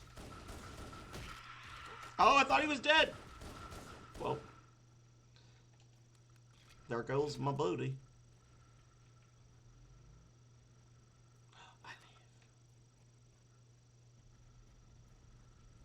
Anyway, what were we talking about before you accidentally ran me over? Cheeseburgers. Oh yeah, so I sent him a picture of my cheeseburger, and he got very upset. And I have had a couple like that where I'll literally post a video and I'm like, this was not a very good game. Here's why it wasn't a good game. And rather than like comment or anything, they literally just disable comments because then it deletes the video. So I've had people like disable comments and then re-enable them 24 hours later, so it deletes all the comments that were on there. Oh man. And then I just repost the video. Because I'm a salt. At that point, I'm like, okay, so you just can't take criticism, right? Like you just upset. Yeah, that guy ulti, man. But I mean, you know what? He fucking deserves it. I mean, like, how are you gonna put a product out there like, oh, you want the working version?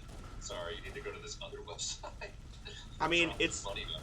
That's not even Bethesda doesn't have the balls to do that. I mean, Bethesda will put out patently broken stuff and then say, okay, there's a patch coming. But they don't literally put out like a beta build of the game and then make you pay for DLC that also contains the fixes for the beta. Like Right. Yeah, exactly. Go eat a cheeseburger, American. That does sound like a very European insult. Oh, go eat a hamburger. Yeah, go eat a hamburger. Well, and the other thing too, and I didn't even, I don't think I even pointed this out, but I did notice it, and then I brought it up when he started getting salty in the comments. Um, was that when I went on his Steam page, he had like four positive reactions, like four positive comments. So it was like overwhelmingly positive, and one of them was literally a thumbs up. Like it was like a positive thumbs up on Steam, and they said this is the trash game. This is the most trash game I've ever played, and they marked it as a thumbs up, like being funny.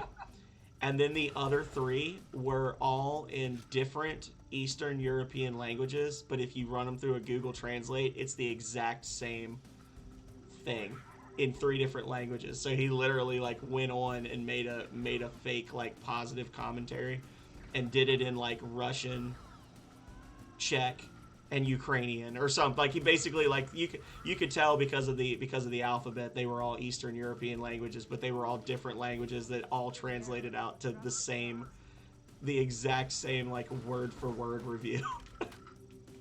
Right. It's so weird.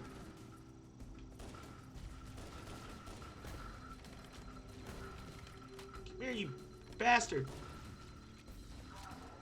Well, Oh, I just no scoped him. good, because I was flipping and flailing, and I was making a spectacle of myself. Vladdy says, "Don't take it to heart, man. Asshole people don't need a good reason to be assholes." I mean, I literally just wake up in the morning, and that's how I am. So I definitely know that.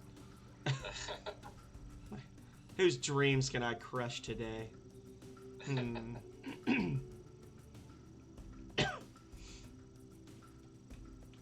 What do you think about Starfield coming out?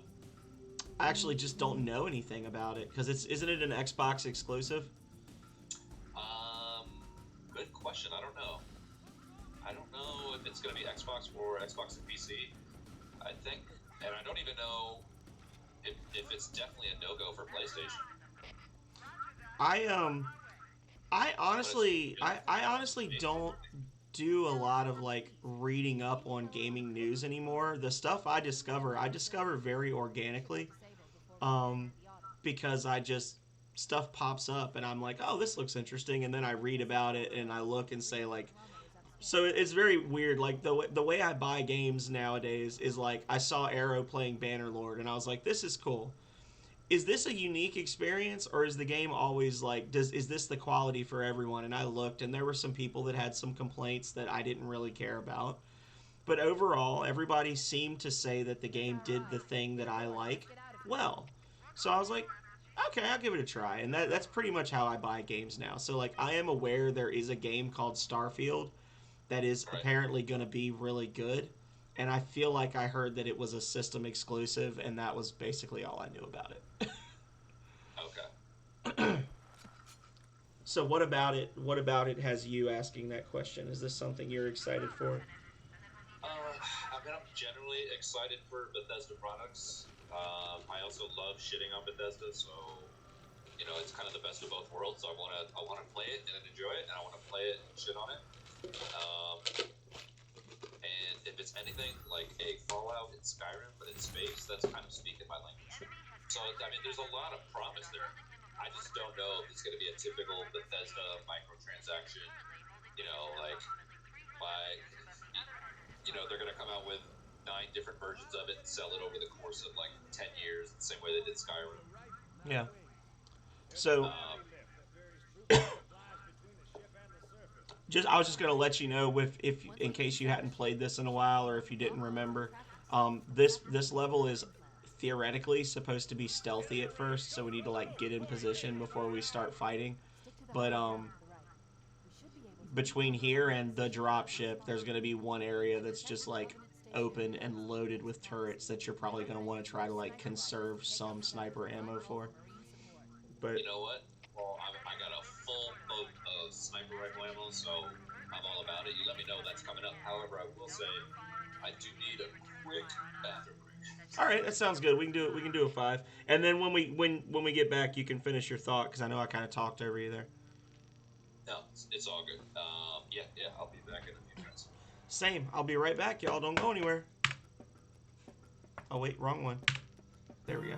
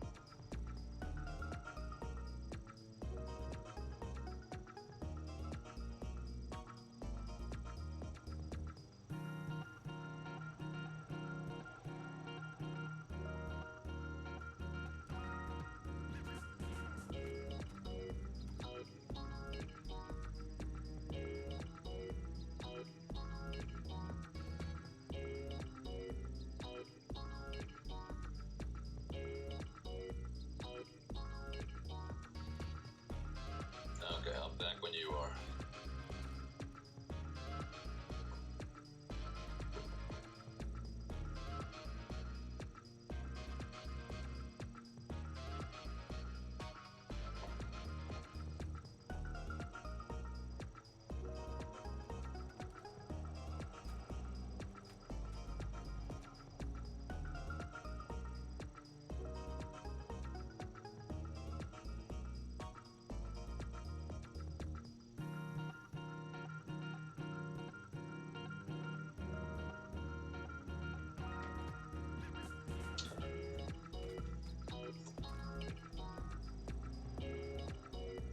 Thank you for hanging out, Letty. You are I mean, you're my moderator. You're the first Founders Badge haver. Once they start getting issued, and you are quality control as far as I'm concerned. I appreciate it. And a quality human being, I might add.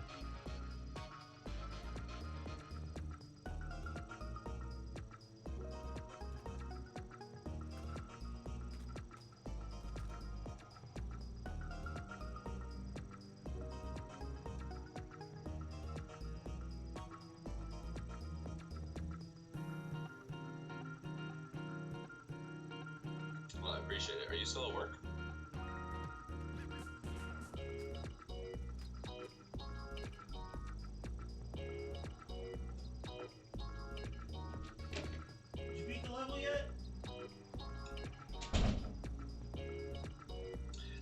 Check 1. Check 1. Did you beat the level yet? Can you hear me? Yeah, what's up? Oh. Sorry, I was gone Yeah, longer. beat the level. We're on the next level. Oh, looks just like the It looks first one. exactly the same though. Oh no. Well, this is obviously an illusion, so doesn't matter if I do that. Alright, we gotta send good vibes to Platty. She's working a long shift today. Oh, I do it. I'm sending the vibes. I let the hate flow through me on the regular Pontron. If you're still here. Good luck, Platty. So, you were telling me about Starfield. Yeah, and I don't know that I have that much to offer else about it. I know that when I saw the trailer, I got super excited because I got like kind of Star Wars vibes. Wait, should I be conserving sniper right now? We don't really need it here. For this part, I would say let's create. I mean, I already just capped one of our guys trying to be funny, so let's try to creep up a bit. There's a couple of elites, and then there's a couple of turrets, and if we can take out at least one of the elites and one of the turrets, would be good. I think. Okay. It's mostly jackals and grunts in this first little bit, but the elites like to dip around the rocks and shit a lot. Okay. I think we talked about this before, but there's actually an elite in that Actually, I can turret. take out a turret right now. All right, well, you can do a count if you like. Wait, which one are you? You're looking at the one on the right or the left? I am looking at the one on the right. So yours has a grunt in it? Yeah. Okay. So if you want to do like a 3 count. Yeah, we can do that. Okay. You count it off. All right, I'm gonna shoot on 0. All right. 3, 2, 1, 0. 4 headshots. And he's still alive. Oh god, he's still alive. He wasn't. It's not like he was dodging or anything. It's just they've got too much armor. I'm gonna take him out right now.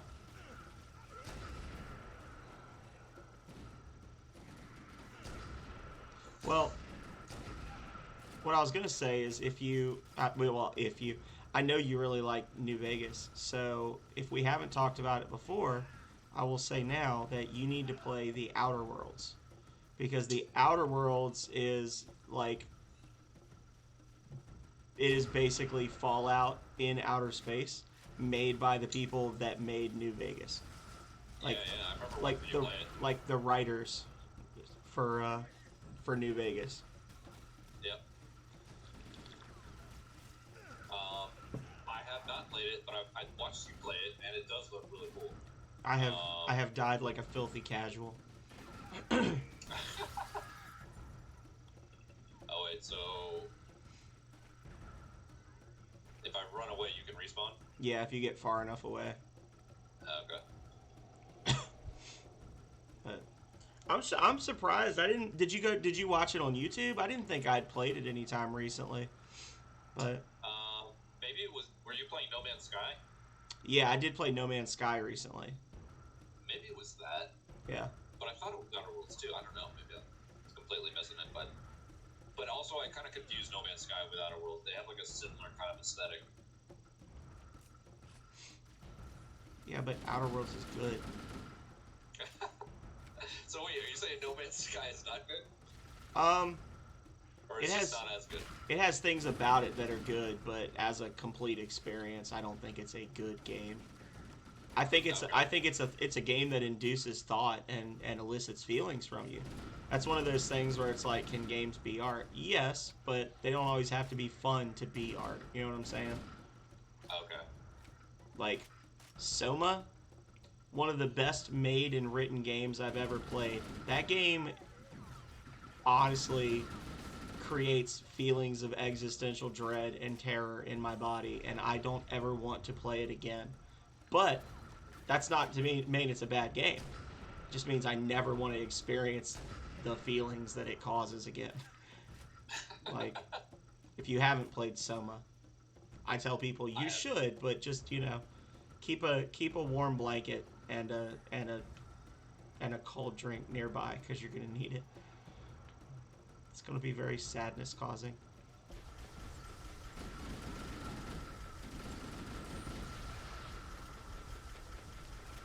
But yeah, you should play Outer Worlds, and I think they're gonna make a sequel to it soon.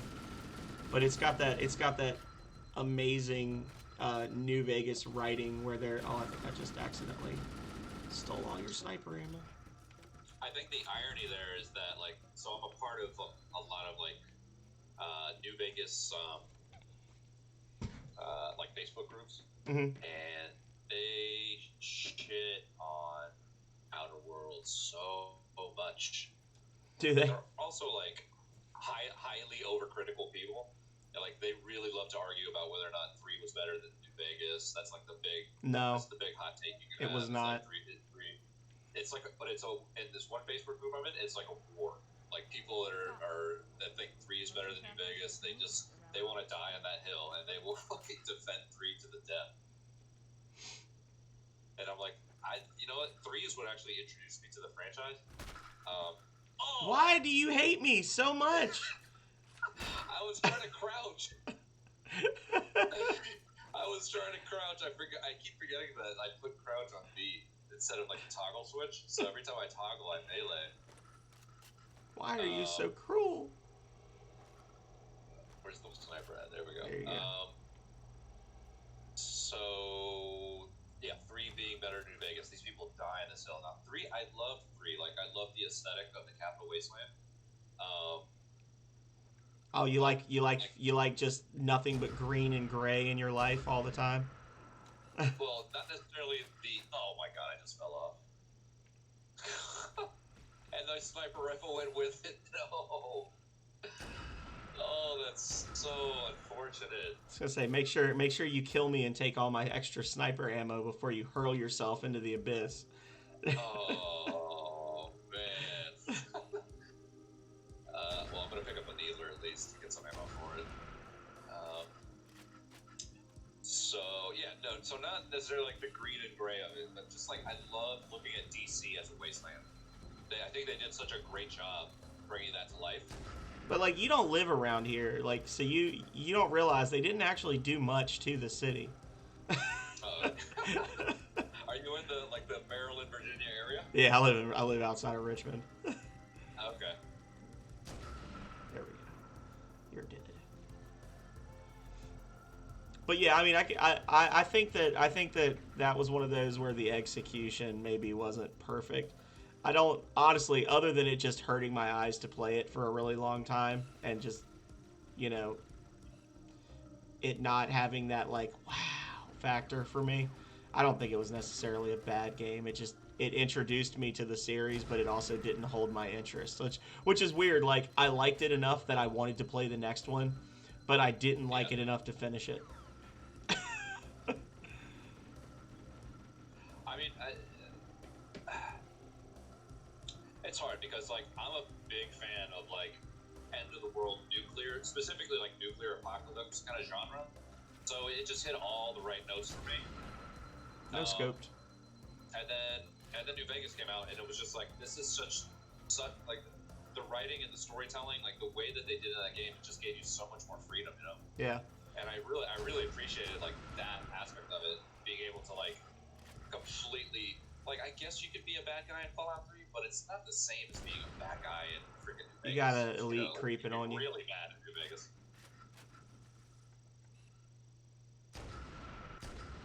Got him. Yeah, and the thing for me that I really liked with New Vegas was like playing it after 3 and being like, wow, the writers realized that some stuff would survive. Yeah. Like, oh yeah, the entire world would not just be rocks. Yeah, especially like when you go to the strip, there's like such a contrast in like the way life is presented. I mean, you go to the strip and people are gambling and being complete degenerates, and it's like life kind of carried on. Whereas in 3, it was more like there's nothing. Yeah. Especially when you go to Super Duper Mart, and it's like, oh my god, what the hell? I one of my favorite things. I might have told you this before. I might have brought this up before, but in either your stream or Arrow's stream. But one of my favorite things is that there's the game world follows it parallels our world up to like the splitting of the atom basically. Um, and in New Vegas, there's actually a couple of spots where there are quotes from Keats, where it's like it says the center cannot hold, and it's got painted on the wall outside of was it Nipton or whatever. Yeah. And that's like a reference to a Keats poem that I gotta look it up again. I'll have to send it to you. But it's literally like a Keats poem about the end of the world, and it's being quoted in the game, which follows the story of like it follows the history of our world up to like the 1950s, and Keats was alive in like the 10s and 20s. So that means that they were quoting him. Like they were. It's not just like a gag thing. Like it's actually like somebody read this Keats poem and then they quoted it in the game world in the lore. And if you read it line by line, it's literally the story of the courier in Oh, New wow. in New Vegas. So people are like, "Oh my god." So what this means is that Keats was basically like a prophet of the Fallout universe, writing a poem that is like line for line talking about your death and rebirth, and the literally the fact like there's a line in it that says that like the worst of man are those filled with conviction, whether good or evil. And that's literally like, if you look at it from a broad strokes point of view, the worst thing you can possibly do for the overall like Mojave Desert area is side with anybody but yourself.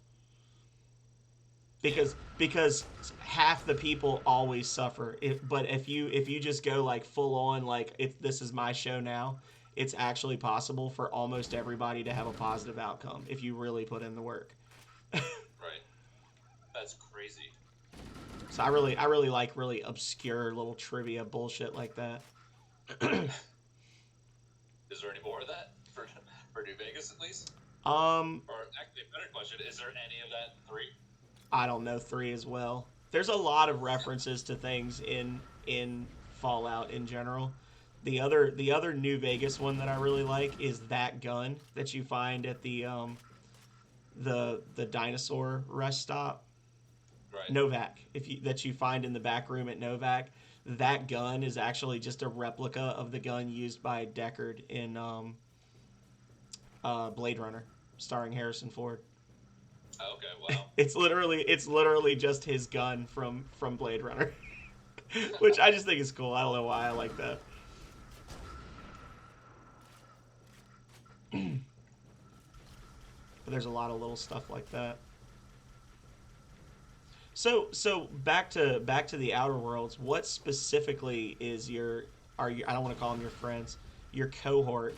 What is your cohort's specific complaints about the Outer Worlds other than it's not Fallout 3? Honestly, I don't think they have any legitimate reason to complain about it. I think there's this culture now in the group. I think I was in there when the group had like maybe 20,000, and now they have like over 50,000. Oh God.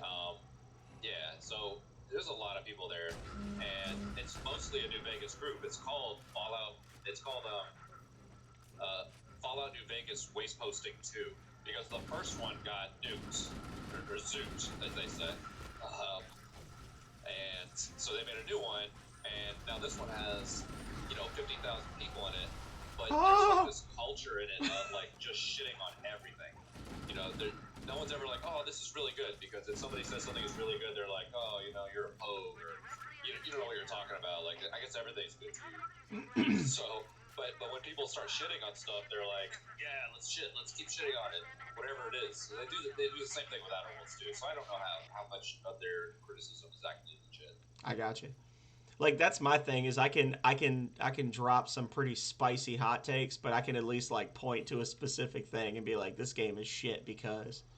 Yeah, you can back it up. Like, you're welcome to disagree with me, but yeah, if they're just saying it's bad because it's bad, I would say you should play it because it's probably one of the few games in the last 10 years that has made me actually laugh out loud while playing it. Like the dialogue and the writing is just so over the top ridiculous, but still makes sense within the universe. I mean, it's crazy. I think you were telling me. I don't know if it was you. Maybe it was you, but somebody was telling me like I guess the factions in the game are more like corporations. Yeah.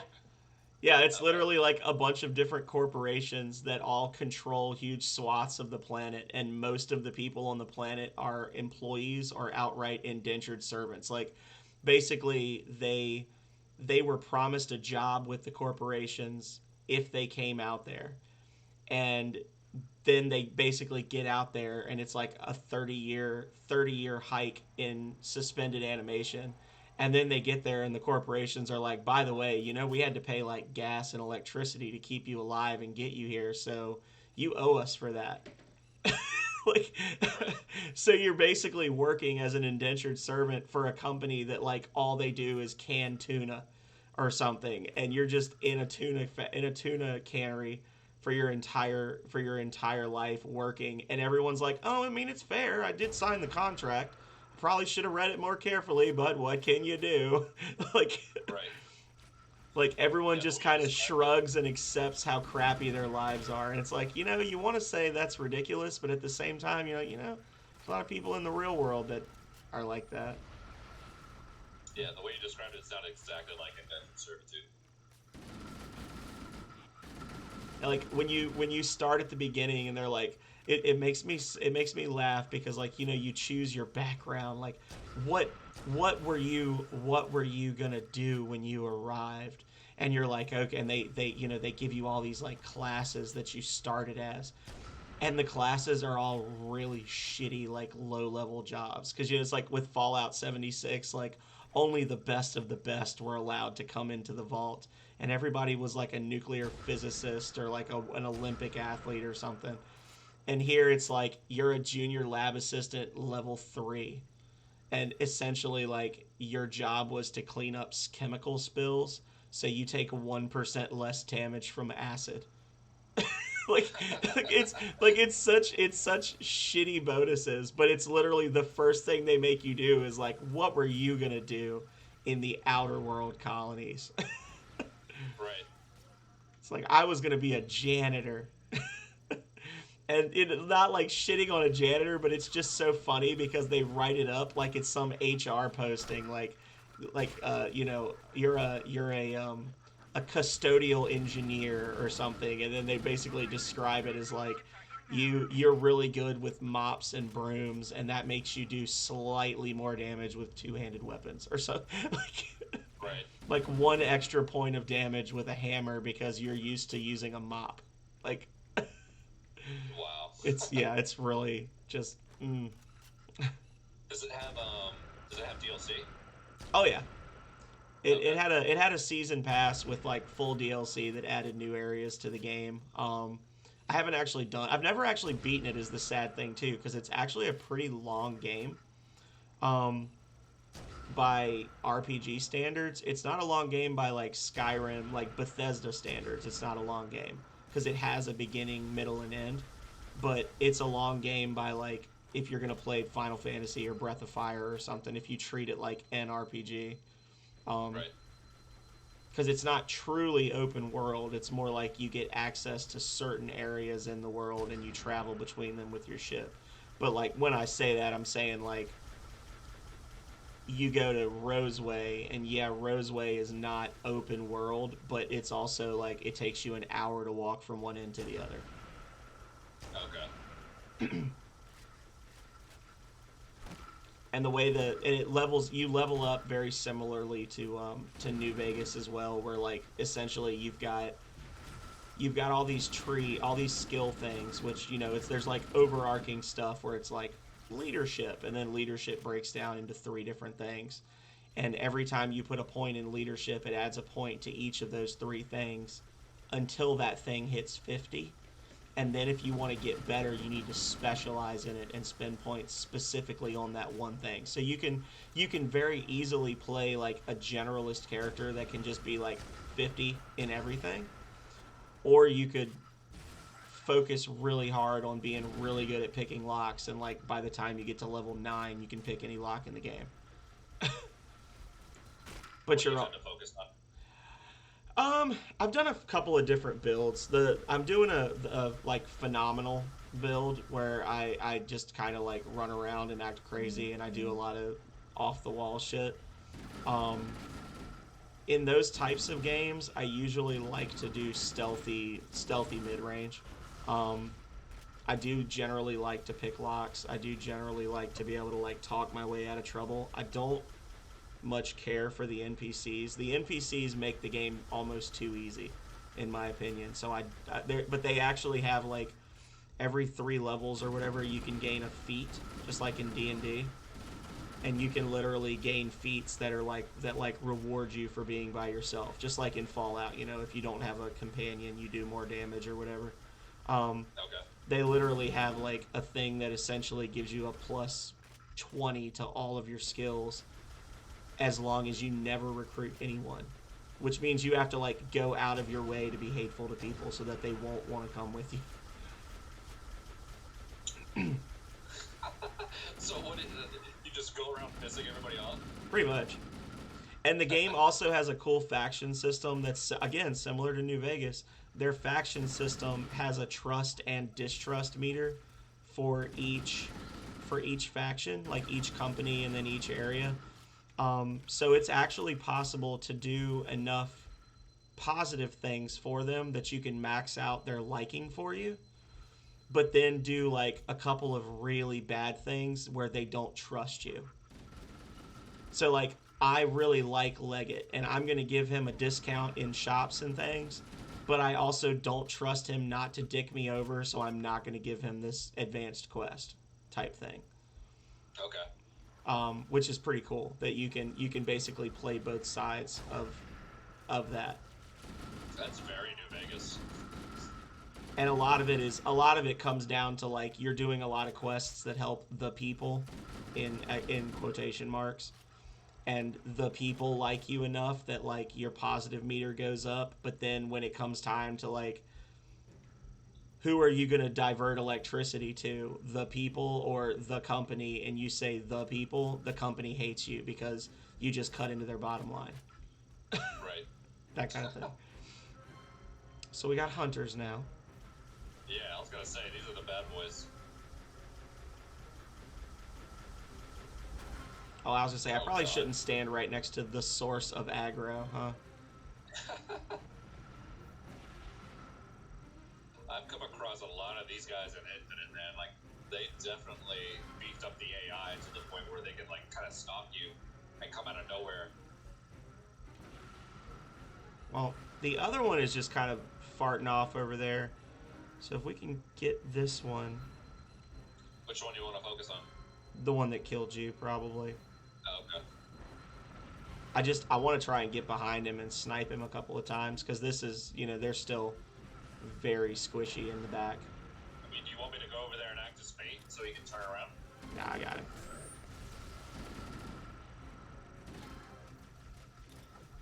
Friend, don't do this. Oh, didn't want to do that.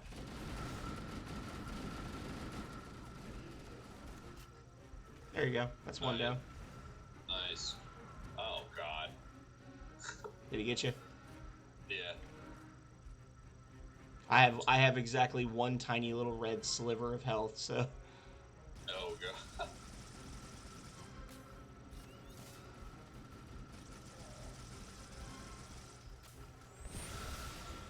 Oh, I stuck him.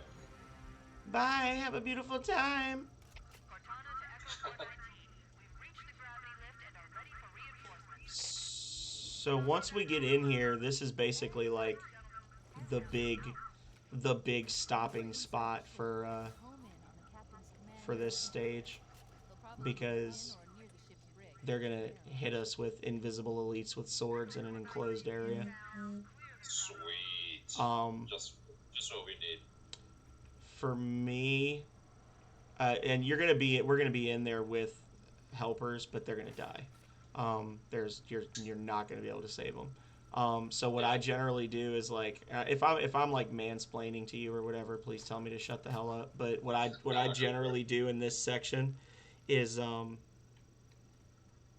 we're going to be in like a loading bay, and there's going to be all these tunnels off to the sides, and the enemies will actually spawn from random directions. Like they don't always come from the same tunnel in the same order. So right off the bat, we're going to have an invisible one with a sword come in. What I generally try to do is I look for a tunnel opening that only has grunts coming out of it, and I dip through that door. You can't open those doors on your own. I'm sorry, Yelith. I'm sorry. You can't like walk up to them and they open, but if the enemies are coming out, you can run through. And then basically I like lure the enemies in and just kill the little ones a bit at a time because the elites tend not to come in there. When I'm solo. Okay. 2-player, it might be a little more difficult, but this part right here is like I think the worst part of the entire stage is what we're about to do. How are you doing, Yelith? I'm playing co-op with Legate, hanging out. Time for sippies from Yelith. I'm a sip it. When you find that tunnel, let me know. That's what she said. Oh, whoa. I've got a good lock on the captain's CNI transponder. No Covenant defenses detected. You asked me if I was worried about mature content.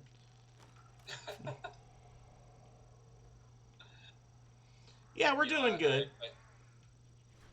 Oh, well, there he is. I actually went in and switched. Oh god. Oh god. I didn't see which one he came out, so he kind of went nutso before I could get him. But yeah, so in Infinite, you get threat sensors that'll actually reveal these guys.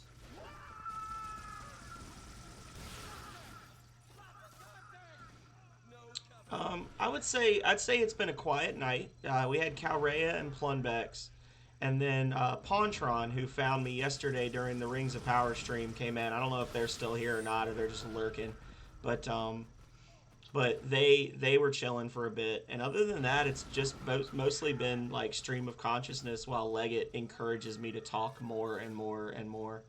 So we talked about Super Mario RPG earlier.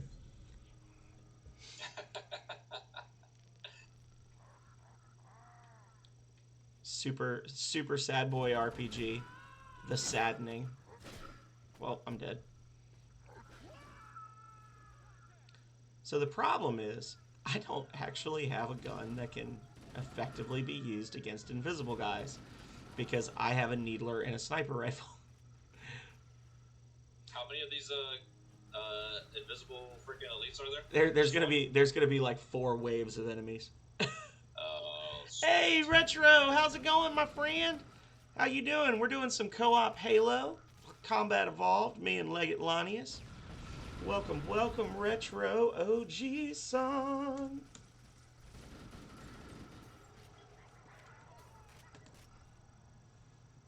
Been a long time since you played Halo? Me too. I was restricted by my girlfriend for the better part of a year from playing Halo. She told me I'm not allowed, but Legate told her she doesn't get a vote, so.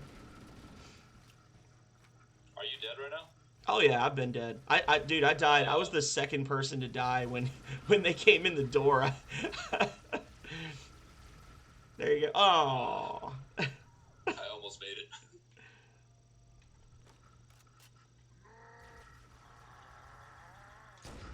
Yeah, this is gonna be frustrating. All right, at least we got that guy's done.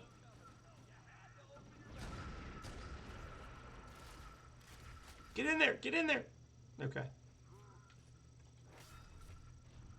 Okay, so this back hallway we can come in and out of. But they're gonna all just kind of like devastate our guys down there, and there's... I mean, this is a long section. They're not gonna survive. But now at least we've got like a door we can dip behind. And you just have to be careful because when the enemies spawn, they're gonna come through this door here, Okay. and then the door at the other end down there. So. Okay.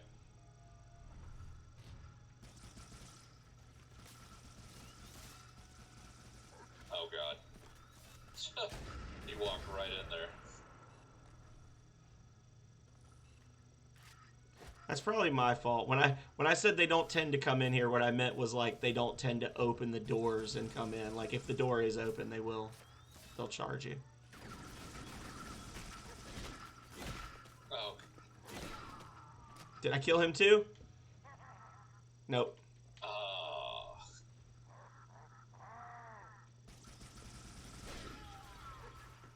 I got really confused because I thought I had respawned and not that we were like starting over the stage.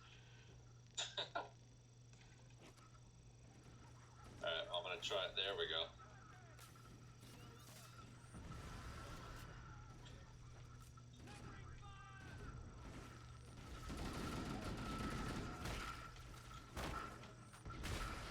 Are you respawned? Yeah, I'm in the back Okay. hallway.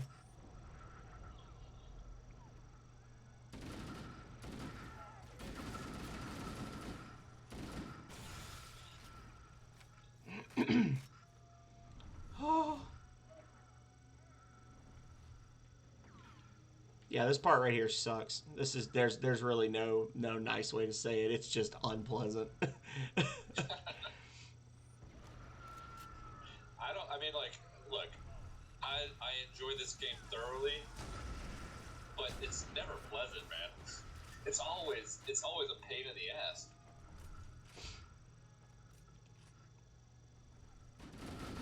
Oh, sorry. Oh god. Grenades. Nice. There's another one with a sword coming up. Yep. I see him. You are a zigzaggy boy. I shoot you in the back more than you realize. I'm telling, like, I get into these modes where I start thinking I'm multiplayer.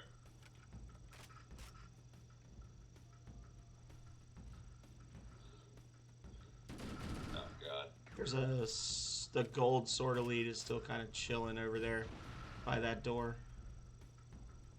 Oh, I stuck one. Can you not pick up the sword? No, I don't think it was usable in this game. Oh, man. Kill him! Finish him! Oh, there's one behind you! There's 3 of them!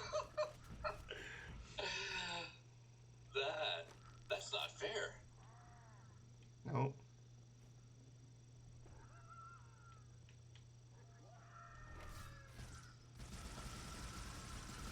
I am stuck on something. Oh my god.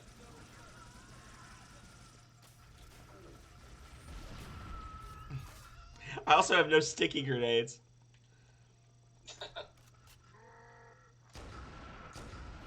Fuck you. Got that one. Got him. All right, this is the one. This is the one. Don't mess it up. I just got a very swaggy snipe. I like how you also can't drive the tank. They won't let you drive the tank in here. No way. Yeah.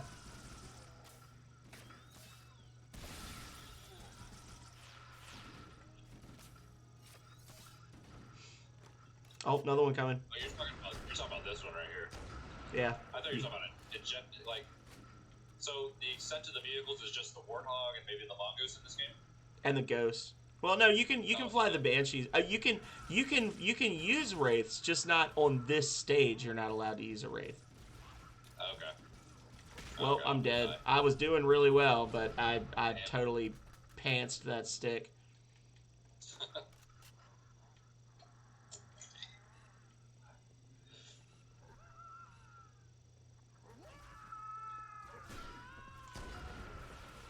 Got him. Nice. Huh. No covenant. You had to open your mouth.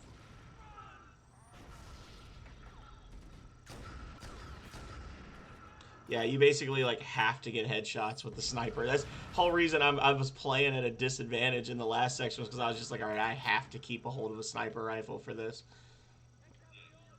Oh, Are you going around no scoping? a couple of them I have, but right now I'm back in a corner. Stay away from them. I'm reloading. Oh, I stuck one. Help! Help! Help! I cannot believe I'm still alive.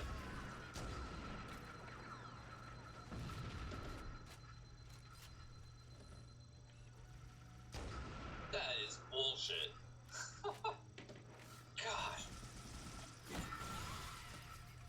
Oh, Yeah, don't die. Don't die. I'm gonna. I like the fucking the elites play like they're playing multiplayer. They run at you and they jump over your shots like. Right? Well, that one died immediately, so that was good. Come on, guys, kill him.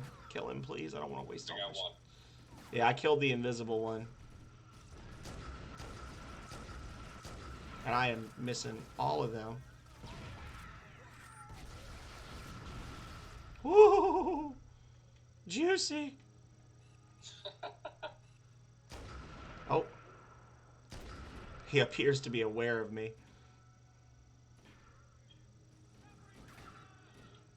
That one's lurking behind the wall.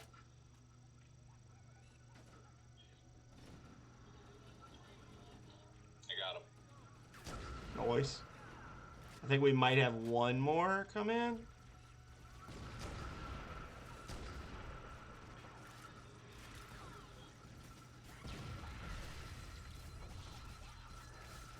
Oh god, I'm gonna die. I'm fucked. Oh man, you're in the fucking lion's den over there. Yeah, they all ran out at once. Oh, I'm alive again. Nice. Oh, and of course there was a health kit right here.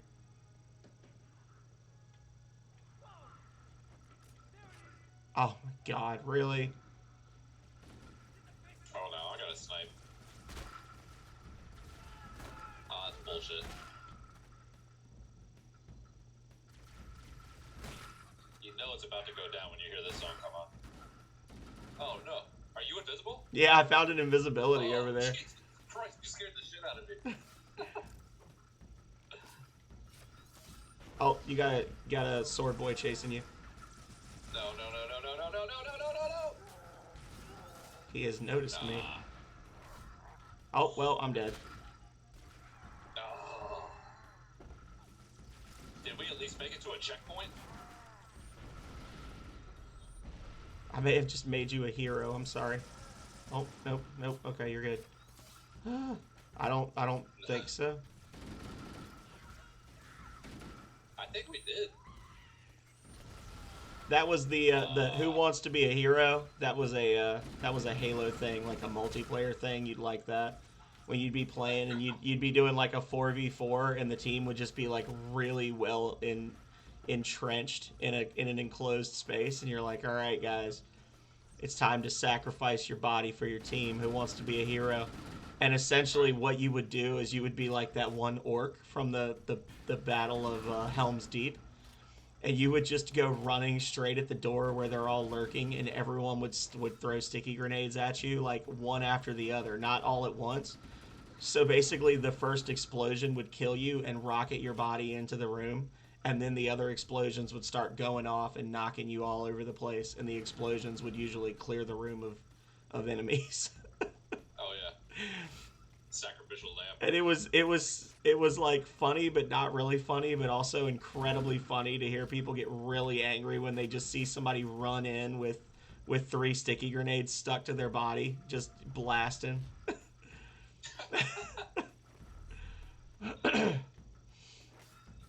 That was a checkpoint.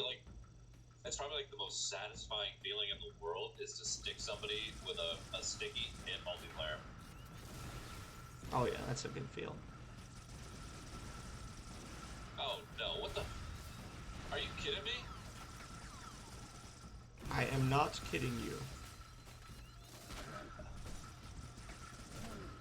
Oh, you thought the 7 gold armored sword elites was the worst? No, no, no, you silly boy. Dude, we got more to fight. Come on. But This thing is like, we did get a checkpoint immediately before they came in. So there's the other okay, one. good. I just died. There was 2 of them following me in the hallway. Yeah, Uh, I think we you might be able already- to just was I- jet past them. I don't know. Can you do that? Maybe we could try.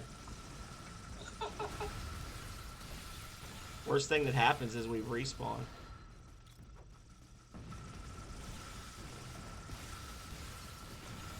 Hey, Quex, how are you? Hello, hello. Oh! Oh, no. Now, listen, friend.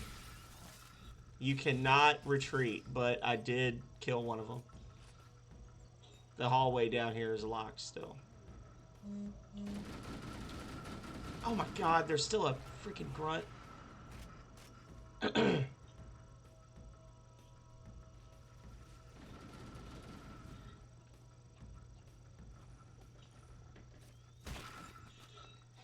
Don't hit me, don't hit me, don't hit me! I don't want to die! We've come so far. Yeah, right?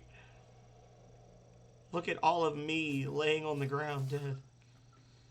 So, you went to the doctor and you're feeling better already. Well, I did not go to the doctor, but I am feeling better than I was yesterday.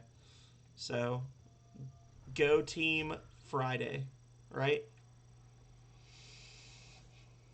We are playing co-op with Legate Lanius Jr. What'd you say? I'm sorry. I was gonna say, were you going through it yesterday, or? I had a really shitty day yesterday. And, basically, like, after 2 hours, I called my boss and was like, if I don't leave right now, the wrong person's going to come through the door and I'm just going to quit. I'm just going to quit my job. Oh God. And she was like, well, there's bullshit no matter where you work. I'm like, yeah, but this bullshit is special, so. No, not sick. She was just having a crappy day, Quex. Yeah, that's how I interpreted it. I thought you were like going through the Rona or something. Oh, no. So now we just got to find the exit.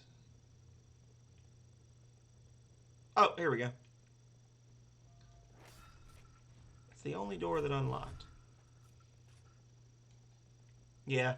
And, well, it was weird. Like, I woke up yesterday and I was telling Calrea, like, we should call out. We should, because we work together. We don't work together, but we work in the same building. So, like, we ride to work together and stuff.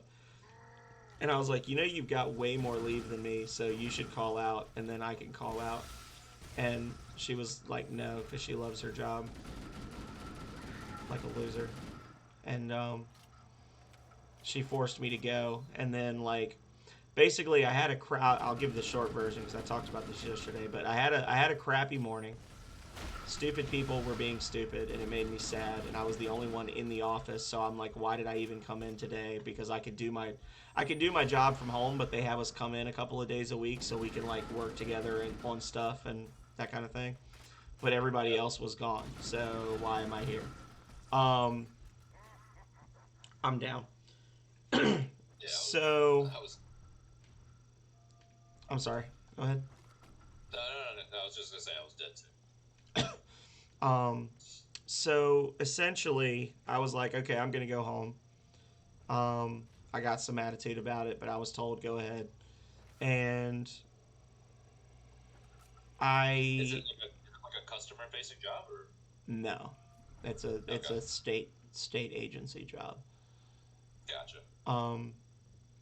So I get halfway home, and I was gonna stop at the ABC store so I could buy some sippies for my stream, and realized I didn't have my wallet. I'd left my wallet in my desk, so I had to turn around in Calrea's car. I had borrowed her car because she drove us. Drove back to the office, went back up into my office, got my key, turned around, left again. Or got my, I'm sorry, not my key. We'll get to that. Got my wallet, went home. Or got the drinks, went home. It had been about an hour and 20 minutes since I'd left work the first time. I got home and realized I didn't have my house keys because she drove that morning. So I had to turn around and drive back to the office a second time to get her house key and then drive back again. It took me 2 hours to leave work and go home. We live 6 miles or 8 miles from our office. And it took me 2 hours of driving back and forth and back and forth. And then when I went to get out, she drives an SUV and I drive a sports car. And I was so pissed off and just my brain was turned off.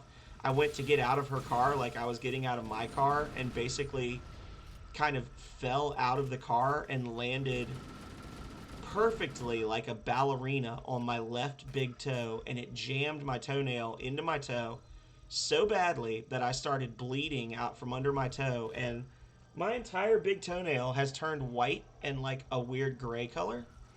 And when I flex my toe now, it feels like my toenail is pulling itself out of my foot. So, Oh, God. so that was my day. That's a hell of a day. And then I sat and played Rings of Power for 7.5 hours and drank a bottle of bourbon and had a great time with a bunch of great people. I hung out and made my day better. What kind of bourbon? It was actually like a pre-mixed thing. It was an old fashioned. So it was, I can't remember, Okay. it was batch. I think it's batch and bottle old fashioned. But it's good stuff. Don't be alarmed when it falls out. Yeah, Cal Ray has already told me like 4 times, Quex. Oh, I know it's going to. Yeah. But yeah, I had a rough day, Retro. But I did get to play. Did get to play Rings of Power from start to finish, and I had some new people come in and hang out. Yeah. Basically, Nice. Retro said, "Look forward to growing a toenail for the next 3 years." Shut up! Shut up! As long as it actually comes back, you know. It's not something where like it falls out and I have to wear something on my foot for the rest of my life because my fucking toenail is just devastated beyond repair. I will say, you definitely made Platy feel a certain way after hearing that story. I'm sorry. Just like, oh no, oh God, no. Yeah, I'm not about the fingernail and the toenail stuff. Like, I would definitely not have been an original thinker in the Middle Ages. I would have done whatever the king and or church would have told me, because I don't want to be in a situation where some guy's getting paid to pull my nails out. Right. Nope. So if you were getting interrogated by Jack Bauer, you're probably going to give up the secrets. I wouldn't even be an interrogation. I'd be like, "Are you Jack Bauer? Look, this is what you need to do." I'll tell you right where the thing is. Yeah.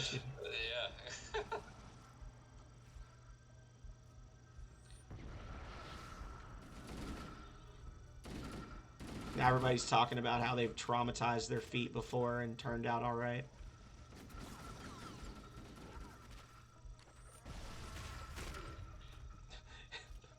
Give them the old roly poly. Everybody got really quiet after hearing my story of my day. How many people you got there? Well, that's part of the problem, is that when I started there was the supervisor, a full-time position, and Well, I was talking about in your stream, but in my stream. Oh, there's like four, I don't want to say there's only. Right now I see 3 active chatters, but I know that there's more than that because Retro, Quex, Yelleth, Calrea, Ponatron, and Plunbex were all talking earlier. Plunbex is the only one that might have left because Plunbex lives like on the other side of the planet from us. So a lot of times Plunbex jumps in and hangs out for a couple hours and then goes to bed.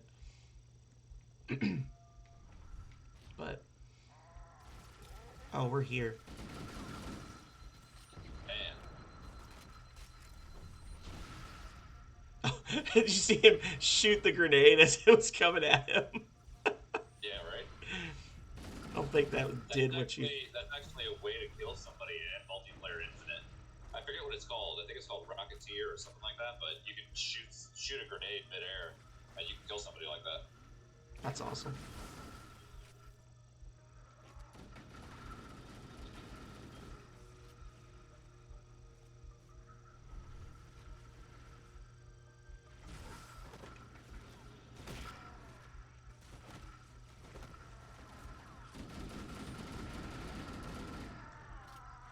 He's got no ammo. He's got no armor. Oh shit, there's still guys downstairs shooting at us too. I hear you swing, swing.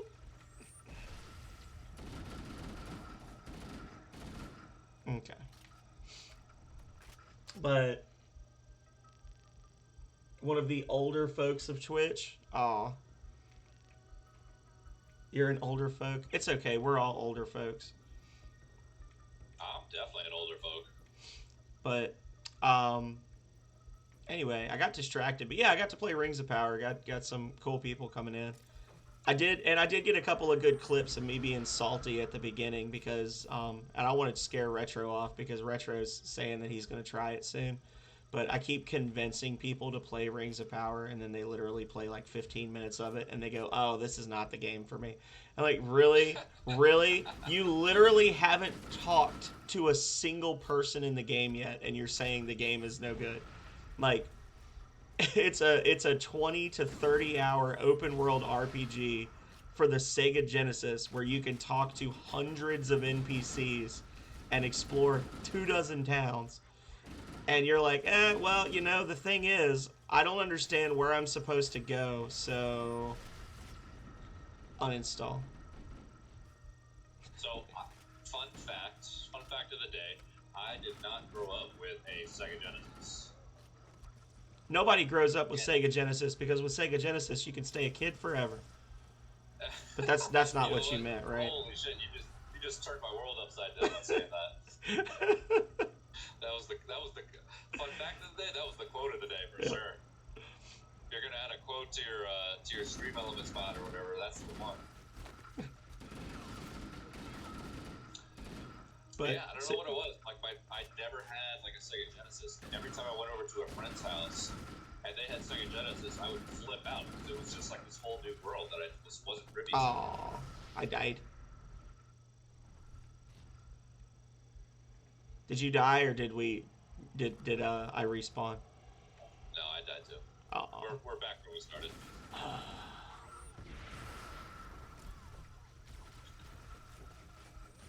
Oh well.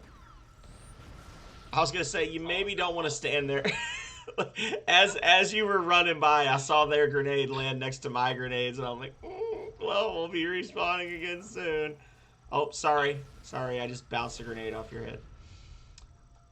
I am glad to hear it, Yelleth. So when you start, can you please at least get through the tutorial area before you quit out?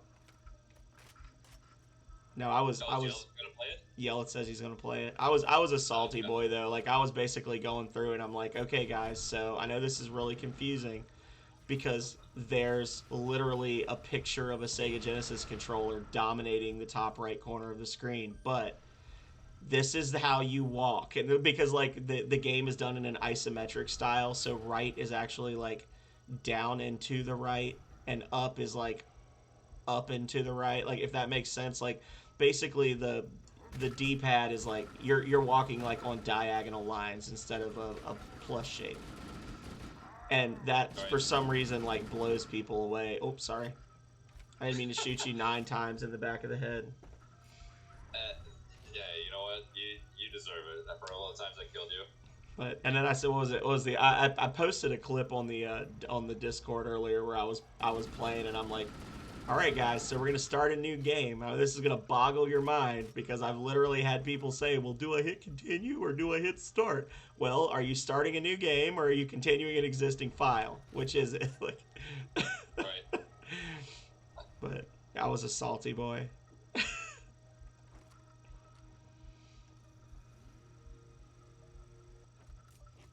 So when are we gonna get to see you play some Outer Worlds, Legate? I feel bad. I feel like I've done like 80% of the talking tonight. Well, no. I appreciate it. Like I think you're carrying this thing between the gameplay and the streaming itself. But like, this is happening because you're here. So, by all means. This is happening because you were willing to put in the work to get the sound corrected. Oh my god! If the people in your chat understood how frustrated I was. I mean, I'm sure they've been through it too. Yelleth and a bunch of other people stream, so they know how like finicky all these apps can be. Yeah. I don't think I've converted him, Quex. I think he's just willing to play it again because I've been pestering him about it for like 6 months. There's an elite. Did you see him? He just like dipped No. around the corner there. It's a red one. Got him. He's dead. You done. Yeah, he. When you were younger. Oh, I didn't know you'd also played it a bit as a younger person, Yelleth. But I've seen Yelleth play it. But Yelleth played it like to the end of the tutorial, and I think honestly, I mean, correct me if I'm wrong, Yelleth, but I think one of the big turnoffs for Yelleth was that the music is so grating because I know that Yelleth has issues with really, really, really like loud and sudden noises. And there's some song, like talking about OSTs earlier, there's some songs on Rings of Power that are actually pretty bopping. But then there's some that it's like somebody basically took a MIDI chip and said, how can I simulate the sensation of being stabbed in the ear? like, and the thing about it is, like, the song that feels like you're being stabbed in the ear is literally the second song you hear in the entire game after the opening theme, like the music in the overworld.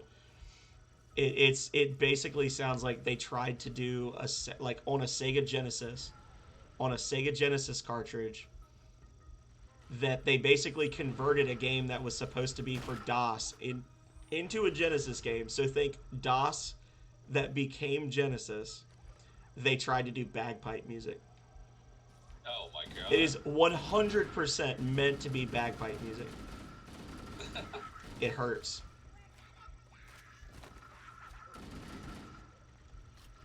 I don't even know. You know what? That's a good point. I don't know if like a game could be really good, but if the music sucks or the sound is just like, oh man, that was me. That was me. You read it.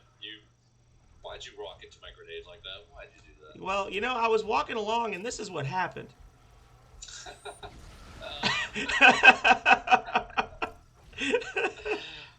my god. So you can see how you literally don't know it's there until it's too late. You get stuff too. Yeah. You know, that's a good point though. I don't like, even if a game is like really amazing, I don't know if I could play it if it was like annoying as hell as far as the soundtrack goes, or like the, you know, like just the sound game design. Yeah. Like that would be a huge turnoff. I would just be like, man, I'm not playing this. This is ridiculous. Well, so the negative, and this again, this is like, I don't know. I want to turn into a Rings of Power stream. Basically, Vidoof, who comes into my stream a lot, he talks about it, and he says that it's like Skyrim for the Sega Genesis, and he is absolutely right. It is Skyrim for the Sega Genesis. Okay. But they did the best they could with the tools available to them. They walked away from it feeling accomplished and proud of what they had done, but they were trying to make Skyrim for like a DOS computer engine. And halfway through, EA said, you know, we really feel like we'd rather put this on Sega because this whole console thing is really starting to take off. Right. So, but yeah, it's pretty bad. I mean, there's 2 or 3 songs on it that are like, I actually thought about making the song that plays when you're in a little boat. My like empty chair when I like go to the bathroom or whatever, like the little empty chair stream song. I thought about making that my empty chair stream song because it's so catchy. But then there's some that are just like, what the hell were you thinking? Like, did they basically mandate you had to use every single sound effect on the board at least once? Like, Or all of them at the same time. yeah. One of those where like one of the upper tier EA employees was like, my kid wants to work in video game music one day. Let him put a song of his in too. Like, please don't kill me again. But I still love it. It's still my favorite game. But I'm looking forward to seeing Retro play it because Retro has an appreciation for old and janky games. Retro OG-san. Is this a Jank Pro, or is this like a Phenomenal Sir original viewer? Retro is... Yes, retro. The sound will never be required to succeed. Retro is a member of the Jank Bros Discord, but Retro does his own thing, and he's got a really thriving community. I'm kind of jelly of Retro OG-san, but he does a good mix of different stuff, and he'll do like some old computer games, and then he just actually finished playing Tactics Ogre: The Night of Lotus, which is a Game Boy Advance like grid-based strategy game. It was like a precursor to Final Fantasy Tactics Advance. So he plays a good mix of stuff.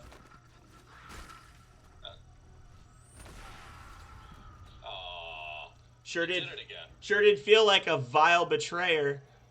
Yeah, look, I threw that grenade many seconds ago. Okay. Oh well, I'm dead. Quick, get somewhere to respawn me. You're already dead. Yeah, I basically like ran 3 feet. They respawn you like right in the lion's den there. That game ruined you. Retro, you played it a long time. I think you ended up breaking 100 hours. QuexP RPG says Retro OG-san is being discussed here and in another chat at the same time. He's the word of the day. So there you go. Retro is a true professional. Wow. You got 2 different streams that Quex is watching where people are talking about Retro. And I'm assuming it's... Oh, never mind. She said it was Remy Neko. Never mind. Sorry, Retro. Nobody knows you. I'm kidding. Oh, don't die. Oh, are you dead? Yeah. Hey, Plumbex. See, Plumbex is still here lurking. I knew it.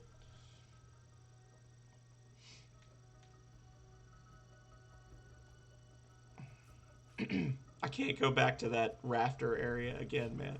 I can't go back. Oh God.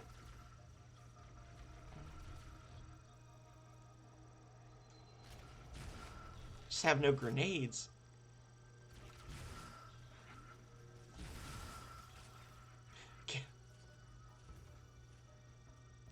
Oh yeah. I'm gonna end up having to watch you on the VODs, and it's gonna make me so sad, Retro, because you and I generally stream at the same time, like 90% of the time. But I'm trying to think. Actually, you know how the way Retro found me, actually, because Retro was just looking for somebody to raid, and it was when I was playing it for my birthday, because my birthday was back in January. So the way I celebrated was I literally took the day off from work and just did like a very chill full playthrough of the game. It was like a 7-hour stream, and Retro was looking for somebody to raid. So what the hell am I stuck on right now? What is this? Oh, there's a little bit of lag or something. And I felt like I was being pushed around. And Retro was looking for somebody to raid and found me because he's like, this guy's streaming in the retro category, and I've never seen the game he's playing. This looks cool. Which game was it? It was Rings of Power. That's what I was saying. Like that's how Retro found me, was because that was the last time I played it. All right, Quex. Quex is tired of hearing me talk about ROP and is now gonna go do her own thing.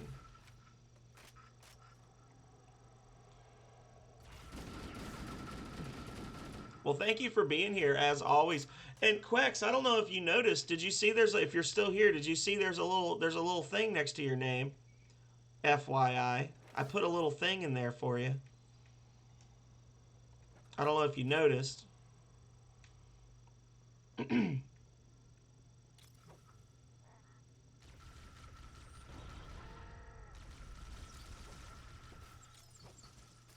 Ha! Thirsty boy was thirsty. I'm starting to chug a little bit. Yeah, I can understand that, Quex. I actually can understand that. She said she's just not into Halo. She's not that into Halo. And that's fair. Halo, and honestly, I really like shooters, but I don't play a lot of shooters. It's a weird thing about my stream is like I actually really enjoy playing first-person shooter games, and I almost never stream them. Uh Oh God. oh. Oh well, never mind. I just didn't know if you noticed or not. That's all, Quex. You don't have to feel honored.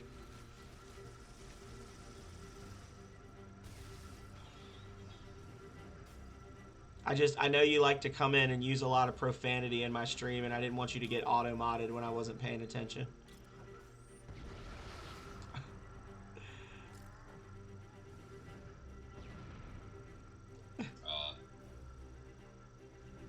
Before, or did you die? Hang on. Yeah.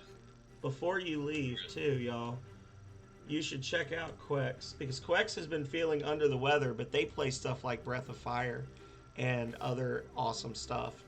And you should watch them because no, I think it just wasn't on there. Which one was it?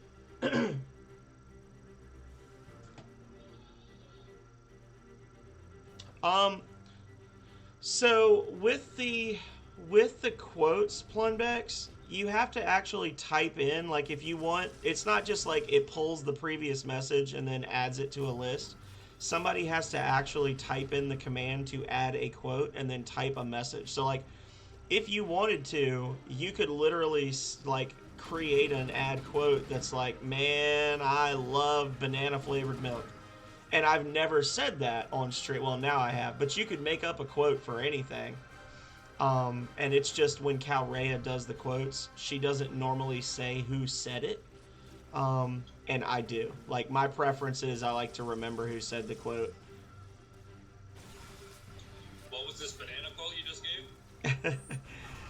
Plunbex was asking me. Plunbex did a quote, and it said, my quote was, "Sounds like me on a drunken night."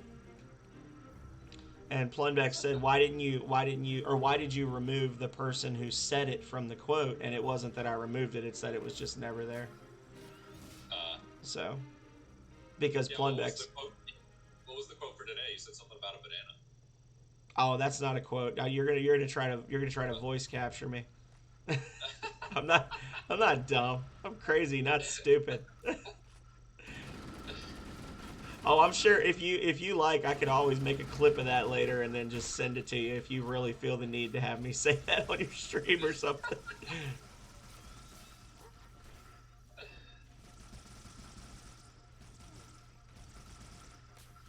Man, I love Halo.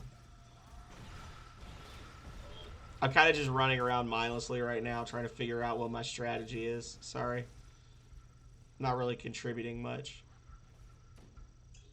Well, what is the strategy in this room? Don't die. Yeah, exactly.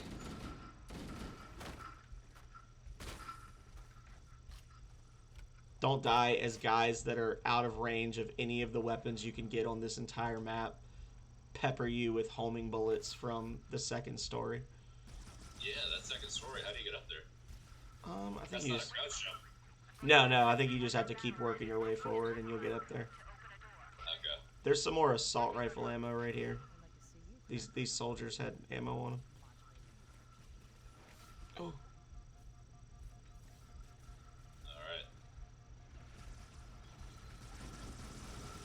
I also haven't seen a med kit in a hot minute, so for most of this playthrough, I've been playing with one bar of health. Are you dead? No, not yet. Oh, I see you. I see you. No, I'm about to be though.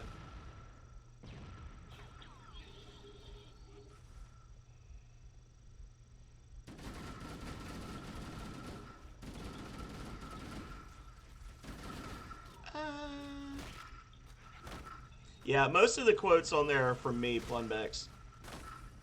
Fuck. Oh, well, good news. There's hunters. Run. Run. Get me back in the game. Woo! See me zigging and zagging through those boxes like, no, you won't get me. a good strat for the freaking hunters because, like, I mean, it's a big gamble. They're so big. Well, if we had sticky grenades, it might be, but as it is, Right. they just have to stand side by side and shoot forward, and it'll clear the entire hallway. Right. I think needlers are the strategy for them. There's one right there, if you want one. Where? Right over there on the ground.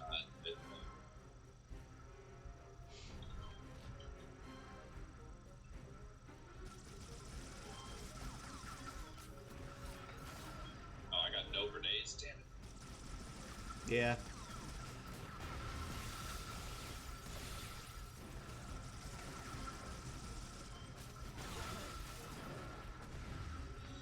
Oh, I thought he was dead, but he was doing an evasive Are you dead? maneuver. No, I'm good. Oh, okay. What, did you think you stuck me again? I was gonna say I didn't kill you. Are you dead? If you are, it wasn't me.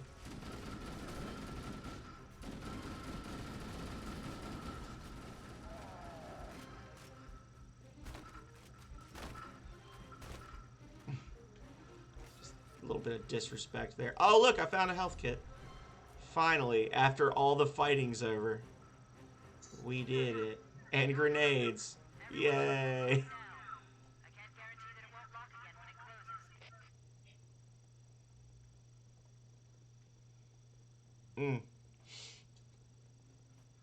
closes. Plundex just threw up a quote that says, balls to the face, the only way to win at Serious Sam. I've only got about 10 quotes on my channel, so I get to see the same handful over and over. You said Calraya puts the quotes on there? Yeah, she's the only one that can ever remember of the two of us how to actually do it. I always put the commands in wrong.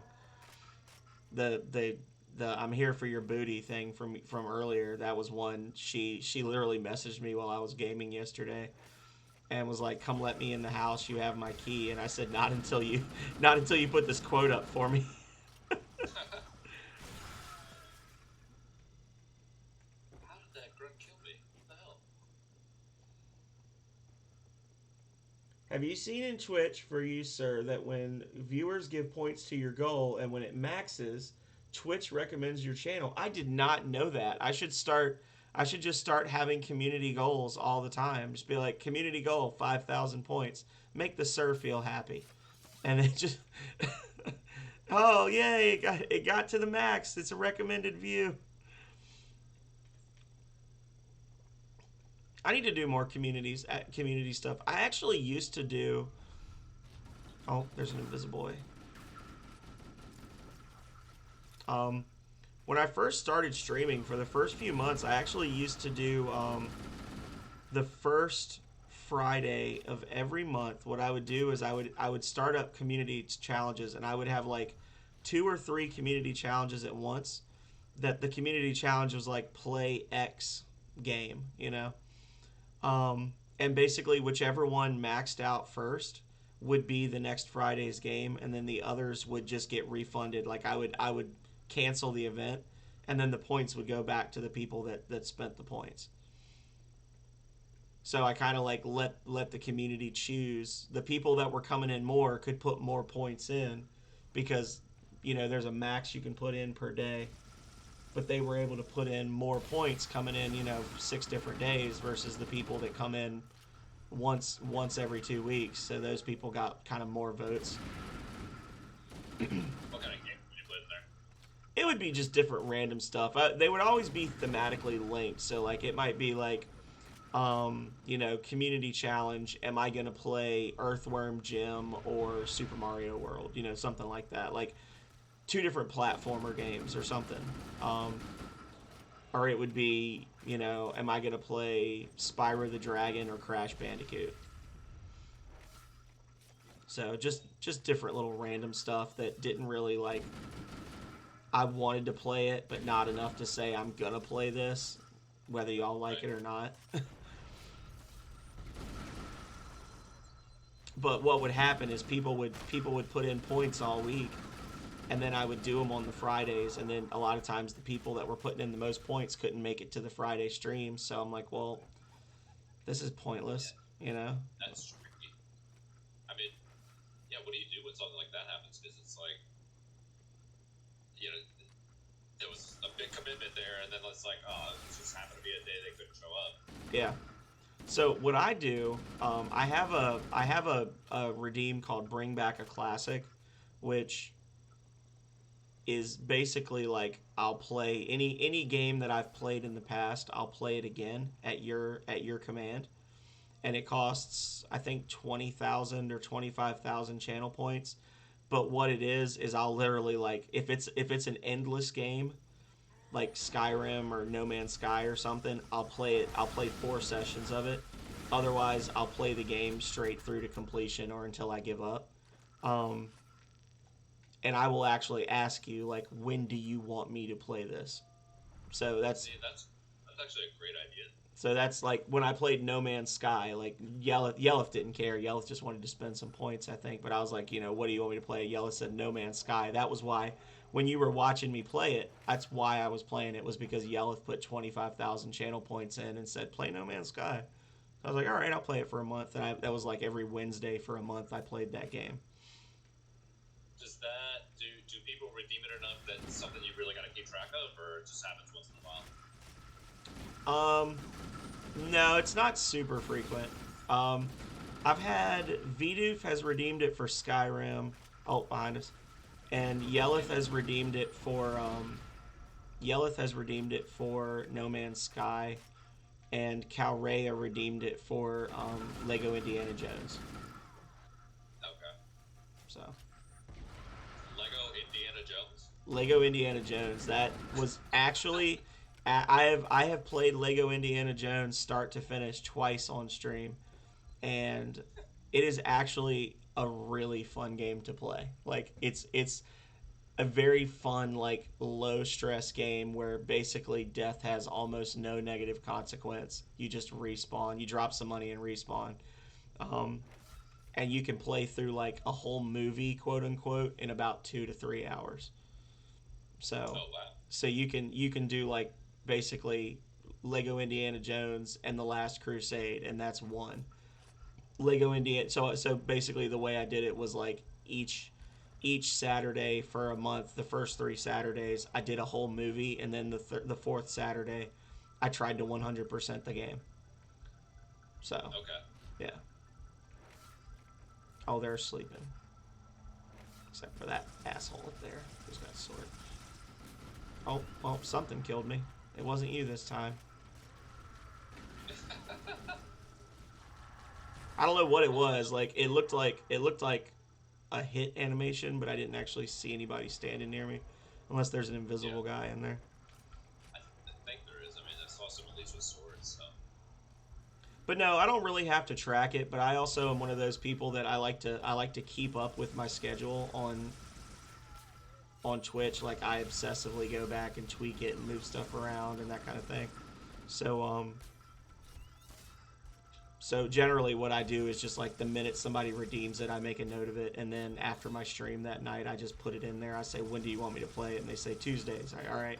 So the next 4 Tuesdays, whatever I was gonna play gets swapped out for what they said. Okay.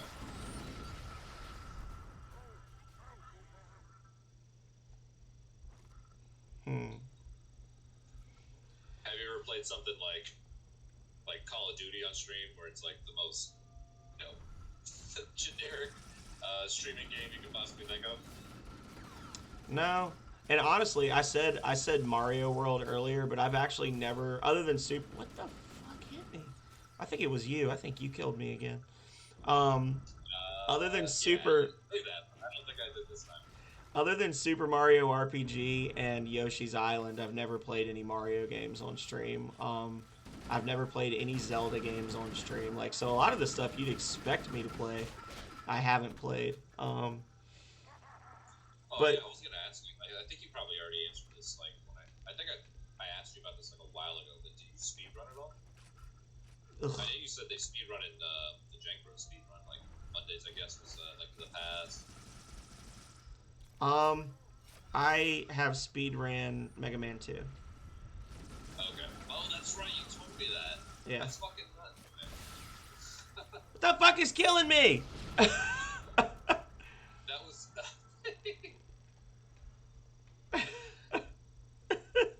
Alright, let's. I keep let's just not- dying. But yeah, I did it. I started it out as a gag, and I ended up. I'm a very competitive person, so it ended up becoming a thing where a lot of people were speedrunning it, and people were comparing their scores and stuff. And I more or less took it personally and was like, you know what, I'm not going to speedrun this game anymore, because it's not fun anymore. Like, I basically was playing Mega Man 2 because I loved Mega Man 2 as a kid, and everybody kept saying, when are you going to speedrun? When are you going to speedrun? So I did it with a timer and ended up being like the second slowest person on the speedrun boards. And then I was like, you know what, let's set a goal. And I basically set my goal. I beat my goal by a little bit, and others have since, like actually multiple members of the Jank Bros have since beaten my best time, but I don't really care that much anymore. Like, if somebody redeemed it, I'll do it. If somebody redeems Mega Man 2 speedruns, I'll do Mega Man 2 speedruns, but I don't feel a need to like get better than what I am now. So what does your time look like on Mega Man 2? Is it competitive? Not with real speedrunners. It's so I hate to say like the rank, because it's only like the people that have submitted times. But last I checked, I was like 18th or 19th on the leaderboards for normal. In the world? Well, in the world of people that put their time on MegaManLeaderboard.net, like, which is the accepted place. Like, speedrun.com doesn't actually have pages for Mega Man because everybody just puts it on the leaderboard.net page. Okay. Get out of here. So my time for normal zipless, which means basically you don't cheat to skip through sections of the level, is 34 minutes 0.69 seconds. So I wanted to get under 34 minutes, and it was literally like if I had paused one time less, or if I had like fired one time less at a certain point, I would have been under 34 minutes. Oh wow. And then for difficult, I don't know what the hell is killing me. There's something on those walls that I'm just like, if I touch the wall, I just die. My difficult time is like 38 minutes and some change. So I think the world record for Mega Man 2 normal zipless is like 29 minutes and something. Something like that. 28 minutes. I don't know exactly. It's a run that I've talked about at length, and I've told people, without having any right to say so whatsoever, I'm quite suspicious of that run, simply because of the fact that the person that has the world record for normal zipless and zips is the same person, and there's less than like 30 seconds between the two times. So you're telling me you can literally beat the game as fast skipping sections of the level as playing it normally? Right. Like, so you can go through every single level and it takes you the exact same amount of time as to like glitch through the ceiling of room after room after room to skip to the end of the room. Wow. So the only explanation is that he just had a really bad zips run that just happens to be better than anybody else, but it just seems weird to me that the two times are like less than 60 seconds apart, I mean, that game too specifically, I've played it as a kid. It is not forgiving. No, it's a mean game. Oh. But again, the person obviously is very good at the game, and I am not a professional speedrunner, and I'm not a professional speedrun adjudicator, so it doesn't really matter either way. It's just one of those things where you're like, really? How is that possible? Like, it's one of those, like, how is it possible that it takes you the same amount of time? Like, you could speed run this level of Halo by standing in this corner and spinning 3 times and jumping, and it warps you to the end. Or you could just play the whole stage, and it takes the same amount of time either way. So, do I don't know how like the speed running like overlords work. I know like Link to the Past is like heavily regulated, right? Like Yeah, there's like a committee that looks down on everything and makes sure like things are monitored or whatever. But yeah. is Mega Man 2 like looked at the same way? Or I think so. I mean, it's a fairly competitive community, but it's not like Castlevania. Like something like Castlevania, um, There are probably multiple you go to the Castlevania speed runs, and there's literally like 20 people that all have the exact same time. Like there's hundreds of people submitting times. Mega Man, there's like 50. okay, Um, but I'm playing on the Mega Man Legacy Collection, not original hardware. oh Um, yeah. but How, the only how the do they only I'm sorry, go ahead. how do they judge things like that? Because I know like in the Link to the Past community, like it's hardcore how they like get CRT monitors and like like they go like super old school. It's like we're going backwards in time in order to do the kind of things we're doing now. That's what Yelleth does. You know, Yelleth speed runs Ninja Gaiden, and Yelleth is actually really freaking good at Ninja Gaiden. Like has beaten the game multiple times in less than 12 minutes and 30 seconds. Yeah, I think I was talking to Yelleth about Educated, and it was like 12 minutes 38 seconds or whatever. But I think so. They also run Super Mario Brothers, right? Or Super Mario Brothers 3. Yeah, there's a whole bunch of them that do Mario 3. But to answer your question, it honestly depends on the game and it depends on the moderators. If it was something where somebody was like, "Hey, I'm setting a world record with this," they're going to look at it really hard. They're going to literally like count frames, and they're going to want you to be really specific with everything about it. If you're saying, "Hey, I'm 32nd now and I used to be 35th," they're like, "Whatever, asshole." And they'll just approve it, you know. Um, but on the flip side, to play devil's advocate, there have been people that have had world records revoked after many years because it was revealed they did sketchy shit. So Yeah, yeah. I've seen some YouTube videos of people cheating at like the original Mario Brothers, and I'm like, wow, yeah, like their cheating was so bad. Like, how could you not know that you would get caught cheating? You know, it's like you're eating a slice of pizza while you're dominating the world record time. Like, get out of here. oh, I remember that guy. Yeah, Yeah. yeah. It was like a Central or a South American guy, right? Right. Yeah. Yeah. Exactly. I can't remember the name of the guy now. He's got a YouTube channel where he talks about that type of stuff.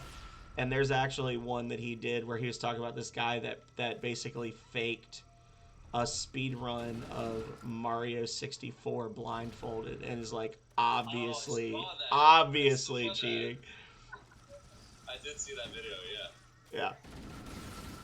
No, nobody's gonna watch my videos and accuse me of cheating when I literally pause and then mean to go to the second page to the bottom, and instead I go to the first page to the bottom all the way, and then instead of pressing down one extra time to go back to the top, I just turn around and go all the way back to the top and then choose the wrong weapon and then have to repause. And people are like, "Well, that was 17 seconds right there." That you like, nobody's gonna accuse me of cheating on Mega Man 2 speedruns. Oh yeah. The only difference between them is that you're allowed to, as far as for like zipless glitchless runs, you're allowed to use turbo. But honestly, turbo doesn't always help you when you're speedrunning Mega Man 2.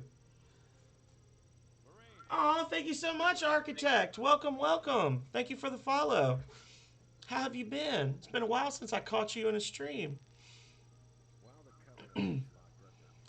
But yeah, there's some enemies that they have like invincibility frames where when you hit them, the bullets will just go through them. And turbo, the game can only project so many bullets on the screen at one time. So if you're using turbo, like the first bullet will hit the enemy, and then the next three will pass through them, and you have to wait for them to leave the screen before you can shoot again. So There's only a couple of enemies that it's actually worthwhile to use turbo. Other than that, you just mash. No, you don't have to feel sorry, Architect. You What have a kind of life. glitches can you do in Mega Man 2? I don't do any of them. I know how to glitch your way from like through certain boss doors in the main part into like the later parts of the game, but I don't. It doesn't serve any purpose because I don't do that. Right. Generally speaking, just as a rule, I like to avoid any kind of glitches in games that are not something designed by the developers because I feel like it kind of is just poopy to just shit on their game specifically by beating it by walking through a wall you're not supposed to walk through or something like that.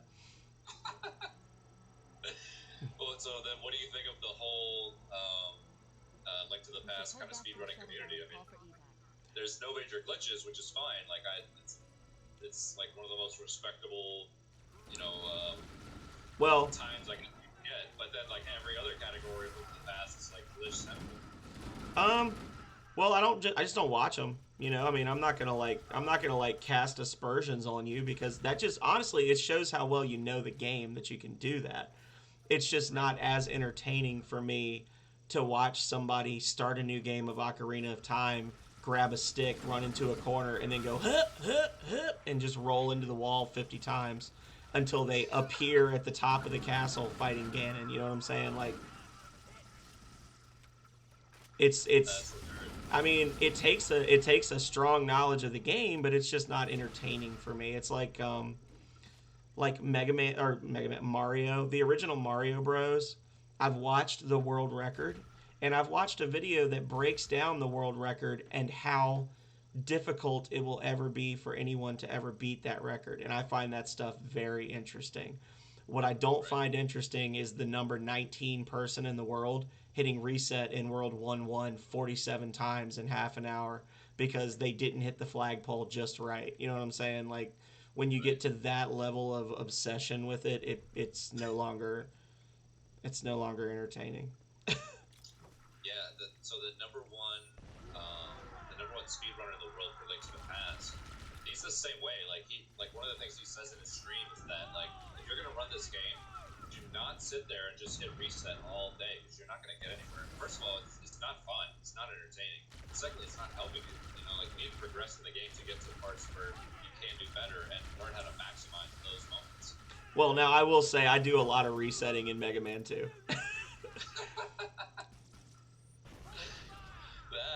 That's got to be is Mega Man 2 like an ultra rage game?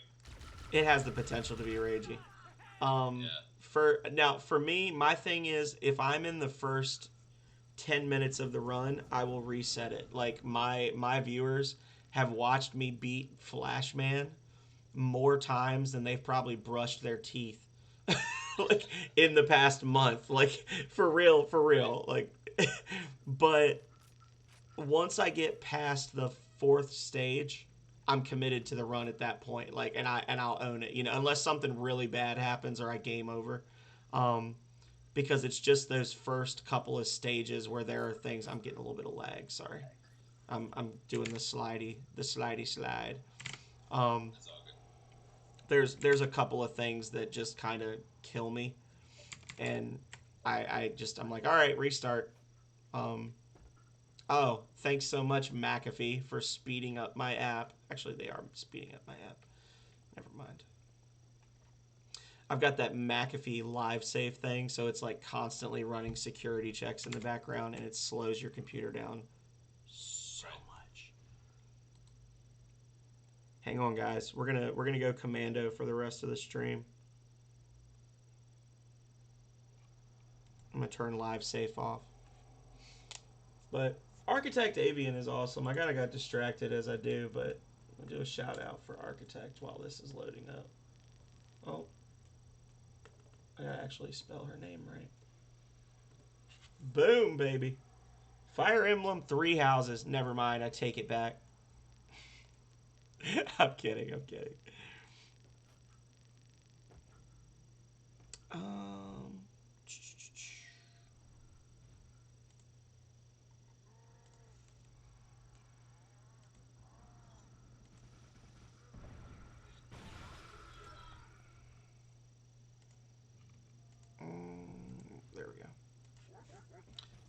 Oh god. Sorry, guys. I had to do some. Oh. Oh well, I'm dead. Yells in pain, then a death rattle. No, that was totally my fault. I mean, I was literally in McAfee turning shit off when that happened. So it Yeah, was but definitely not your fault. It was my fault. no, I could have chilled and totally not let that guy in. And then once I came in this room, it was all over. There it is.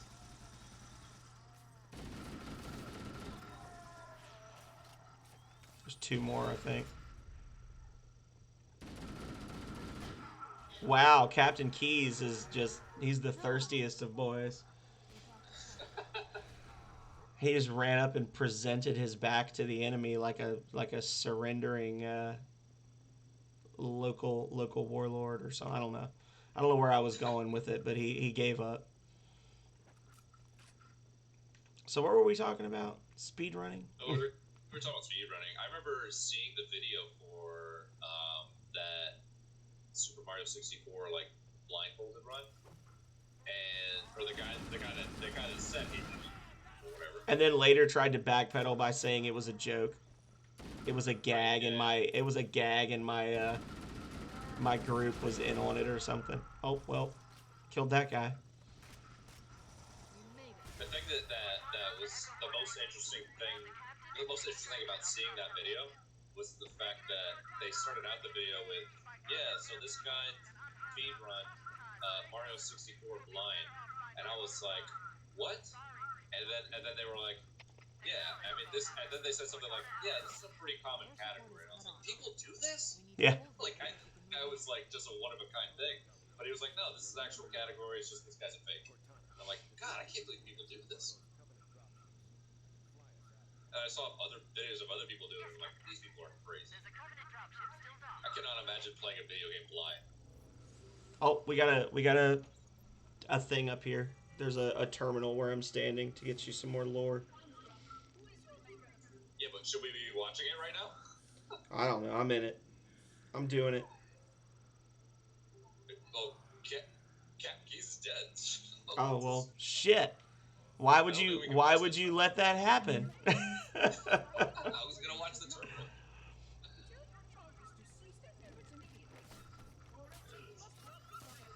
It's still playing. The sound is still playing from the video in the background of my game. Oh god. Oh god. Don't worry. Already dead. I'll carry you to victory, friend. Never mind. Fucking Captain Keys, man. Somebody needs to shoot him in the knee so he can't keep up with us. Yeah, he's going hard in the paint there. He's took a level of freaking berserker. Ah!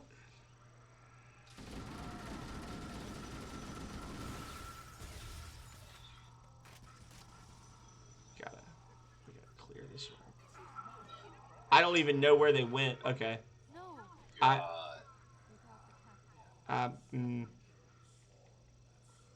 Does he follow one of us specifically? You start running down there, and I want to see if he follows you. Alright.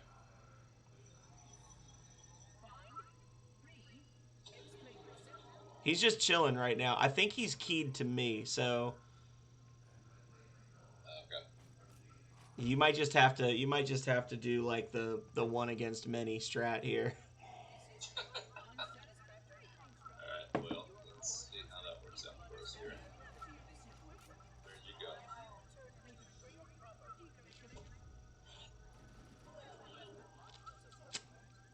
This is the type of phenomenal gameplay that the people demand.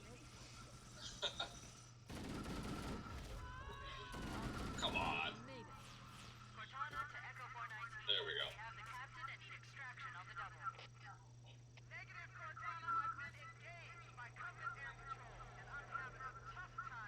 So, Architect, if you're still here, how are you doing? How's your streaming going?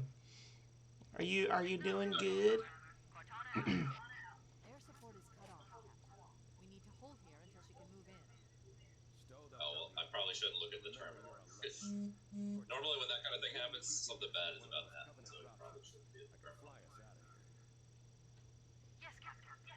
There's a He is literally putting the spikes of his needler through his own face. Oh, here we go. I want you to know I believe in you.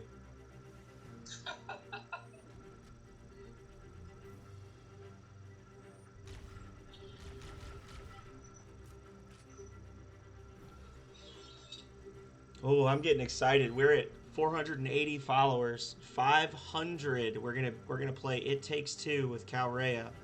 On live and on camera, we'll be doing It Takes Two with Calrea. It's gonna be fun. I need to get her to play golf around with me or something.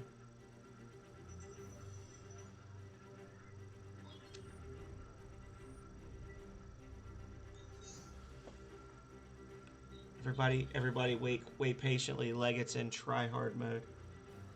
Super try hard. I'm watching his little arrow jump and bounce around, and I know he thinks he's in multiplayer. Gotta protect the KD spread. KD spread.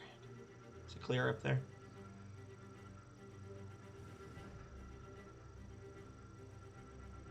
Oh well, I guess it's clear because I just teleported to you. Hi, friend.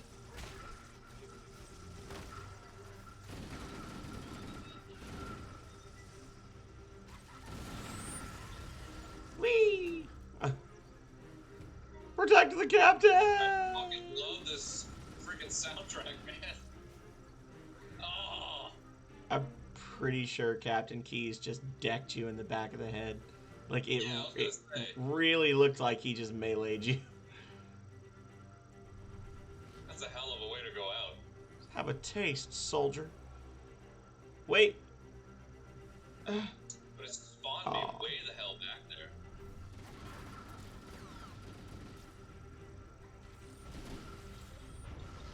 Come on. Ah! Nice. Are you dead? Oh god. Yeah, I'm dead. I know what I have to do. I pushed a button.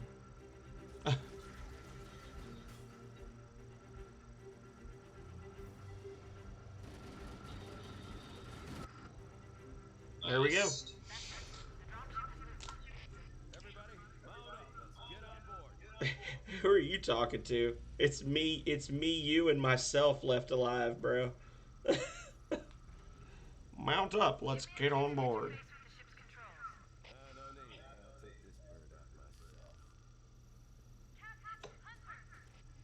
Oh, come on. Come on.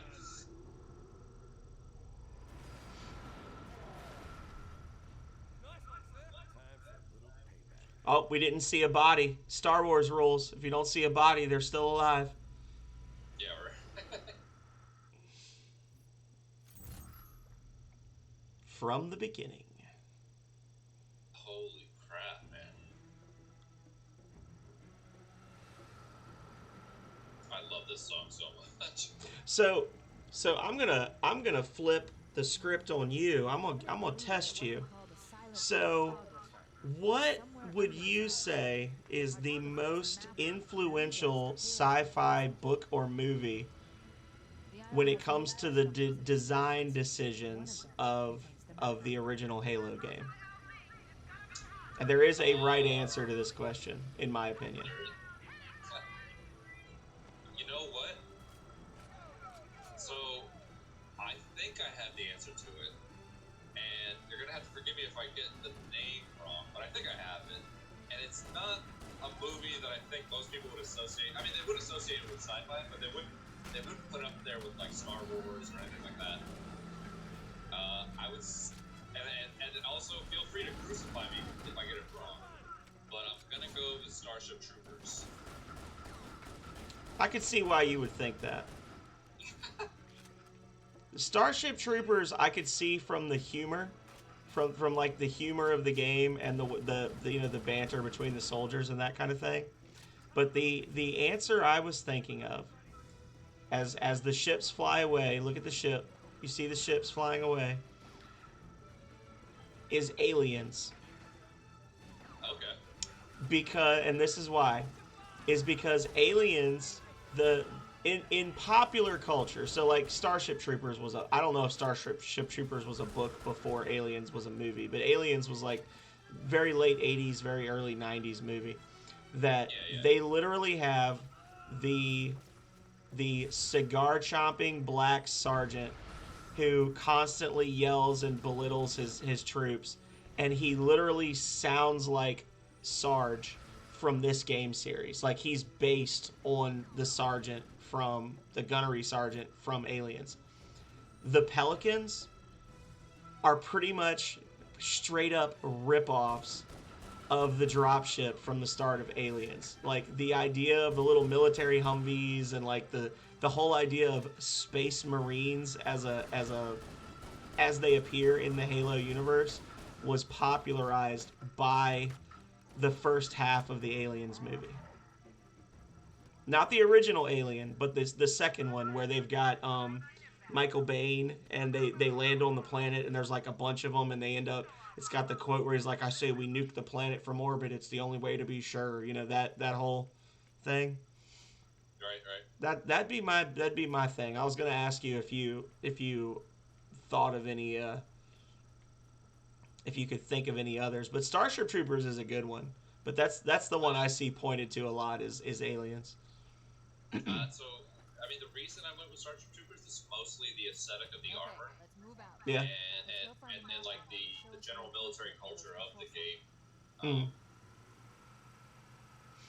And I don't have much more to go on other than that, but I think that your breakdown of like an Aliens 2 kind of situation is definitely a lot better than mine.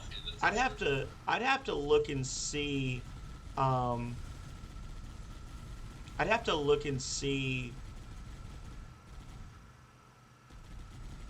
which came out first. You know what I'm saying? Oh, you know what? So Aliens 2 versus Starship Troopers, that's a close one, but I also know Starship Troopers was a book at one point, and the book might have come out before Alien 2, or before Aliens, quote unquote, if we're going to be correct about it. And may have, we got to go back because are we really beating the game if we just go past all the enemies? But I have to see, did the book come out? Did the book come out before the? I think there was a book. I think it was based on a book.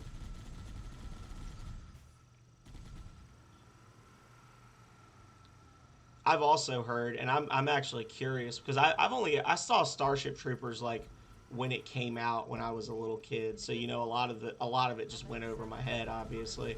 But I've actually heard that if you look at it in a certain light, it's actually very critical of military culture in some ways, like that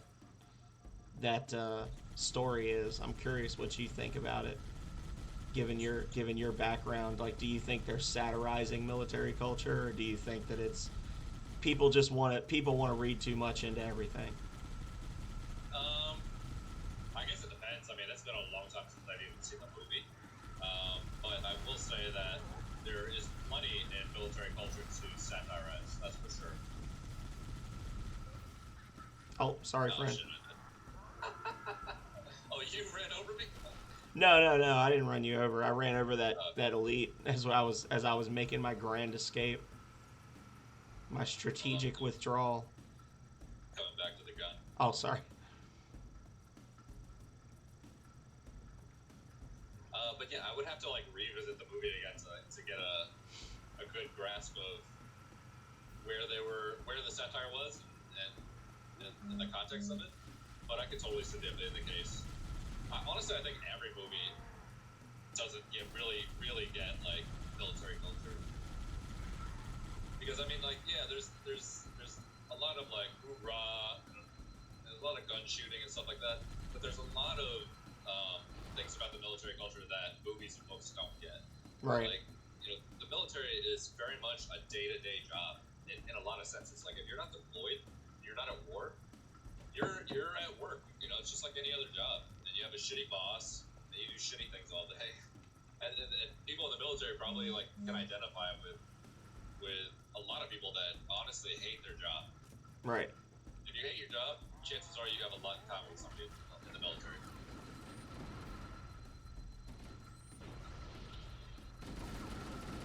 That was a defensive sticky.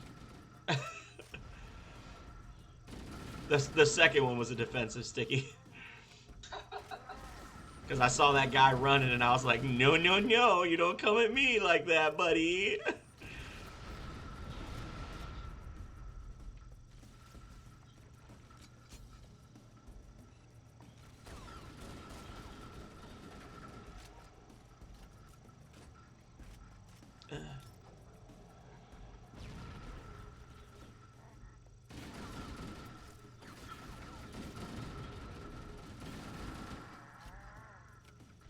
Oh, no grenades, damn it.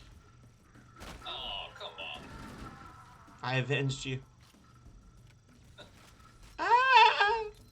Defensive grenade. Defensive grenade.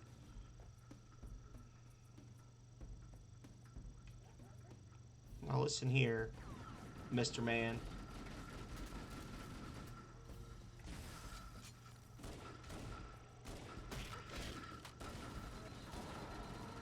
I have had enough of your bullshit.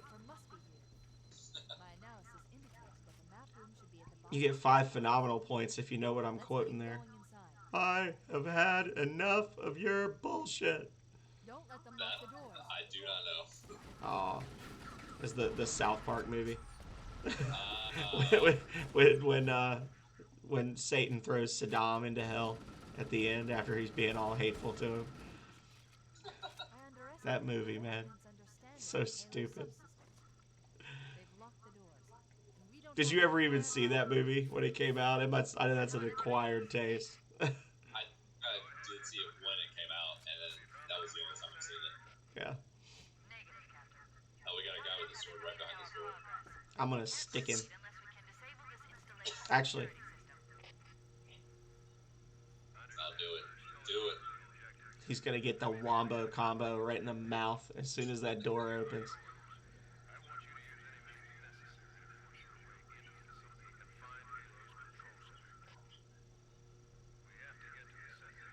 Watch the other one sneaking down behind me right now. Oh, that's not the place to stay.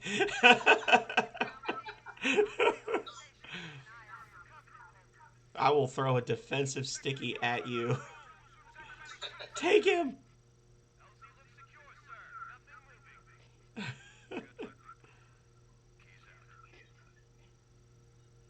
Come on. Security override to get this door open. Oh, you gotta be kidding. Oh my god. Is it like right here on the wall? And then he runs away after all that. We need to find the security override to get this door open.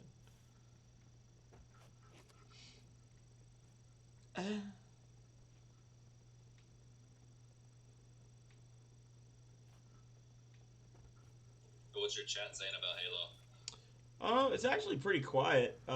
Last thing that somebody said was Architect Avian coming in and saying, "I'm sorry it took me this long to follow you."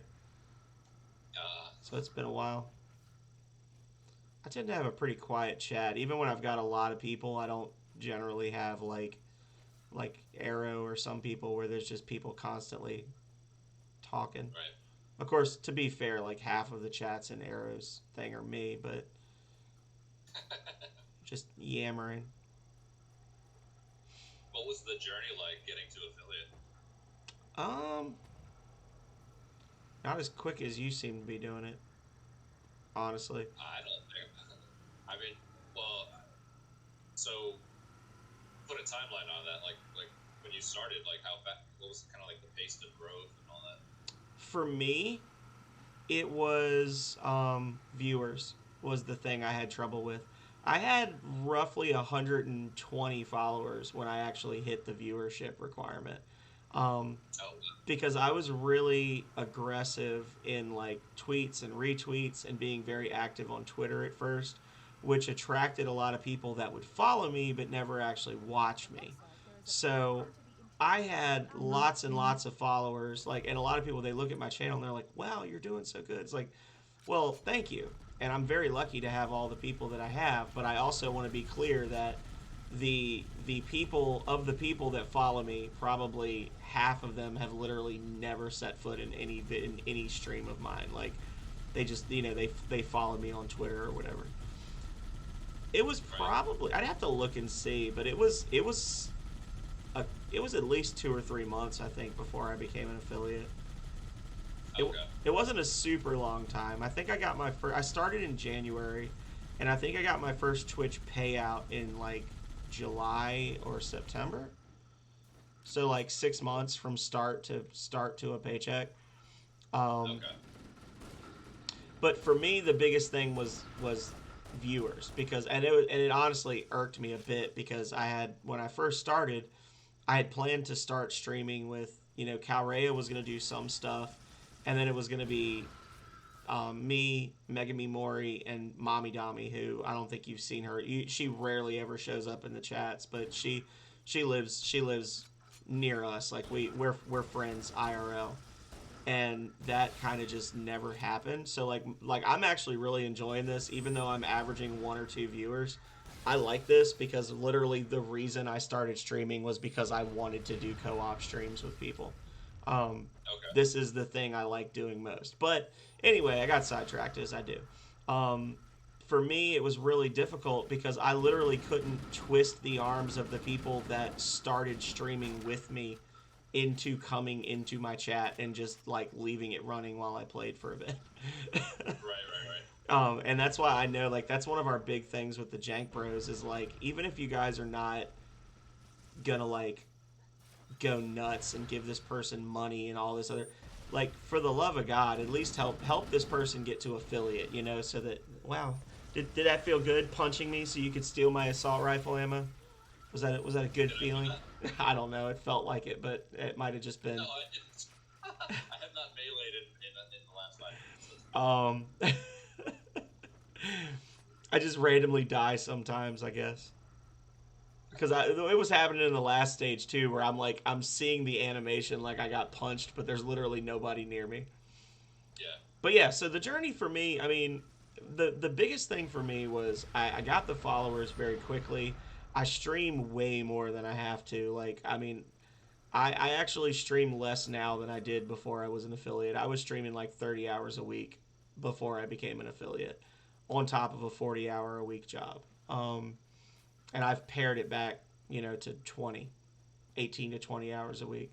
So that wasn't a problem. It was just the viewership, finding people and finding games. That was honestly the biggest problem for me. Was I told people, and obviously you want to be successful and you want to be as successful as possible. But for me, my thing was I always just wanted to get to affiliate. Sorry, you died while I was looking at the guns on the ground.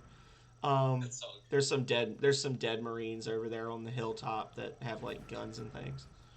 I wanted to play the games I wanted to play, which is why the first full playthrough of a game that I streamed on my channel was Rings of Power, which at the time had 18 followers on Twitch. Like 18 individual human beings wanted to know when someone was playing Rings of Power on the entire Twitch platform. So you can imagine I didn't get a lot of like new followers from that. Right. I played a lot of really obscure stuff from my childhood that made me happy to play but wasn't super popular, and I had to kind of like, to help me get to that point, it was almost like, okay, I gotta just for a little bit, like my very early followers, I told them, just for the first little bit, guys, we're gonna lay off the really crazy shit because You gotta get things going. I gotta get to affiliate. So that, I started doing the Saturday morning cartoons, which was very fun. I played like happy nostalgia games from my childhood. That brought a lot of people in, and I had fun doing it.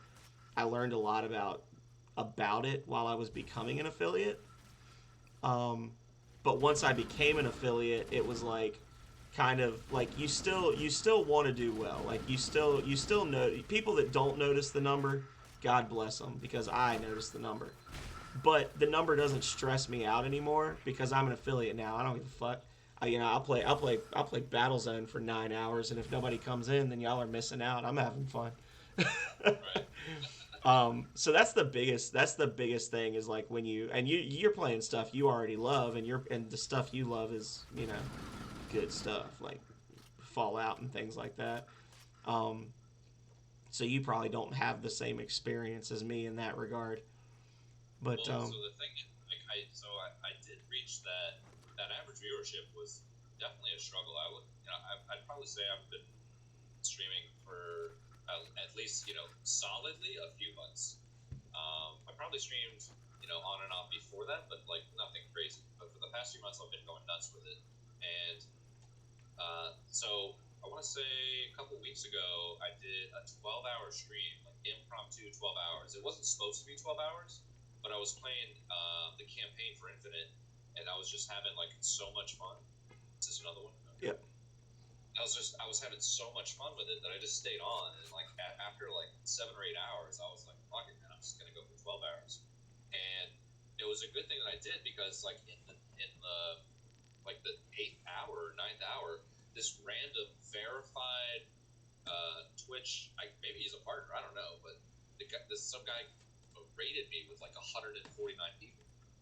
And I didn't even know that I was being rated because I couldn't hear my alerts through the system that I had set up.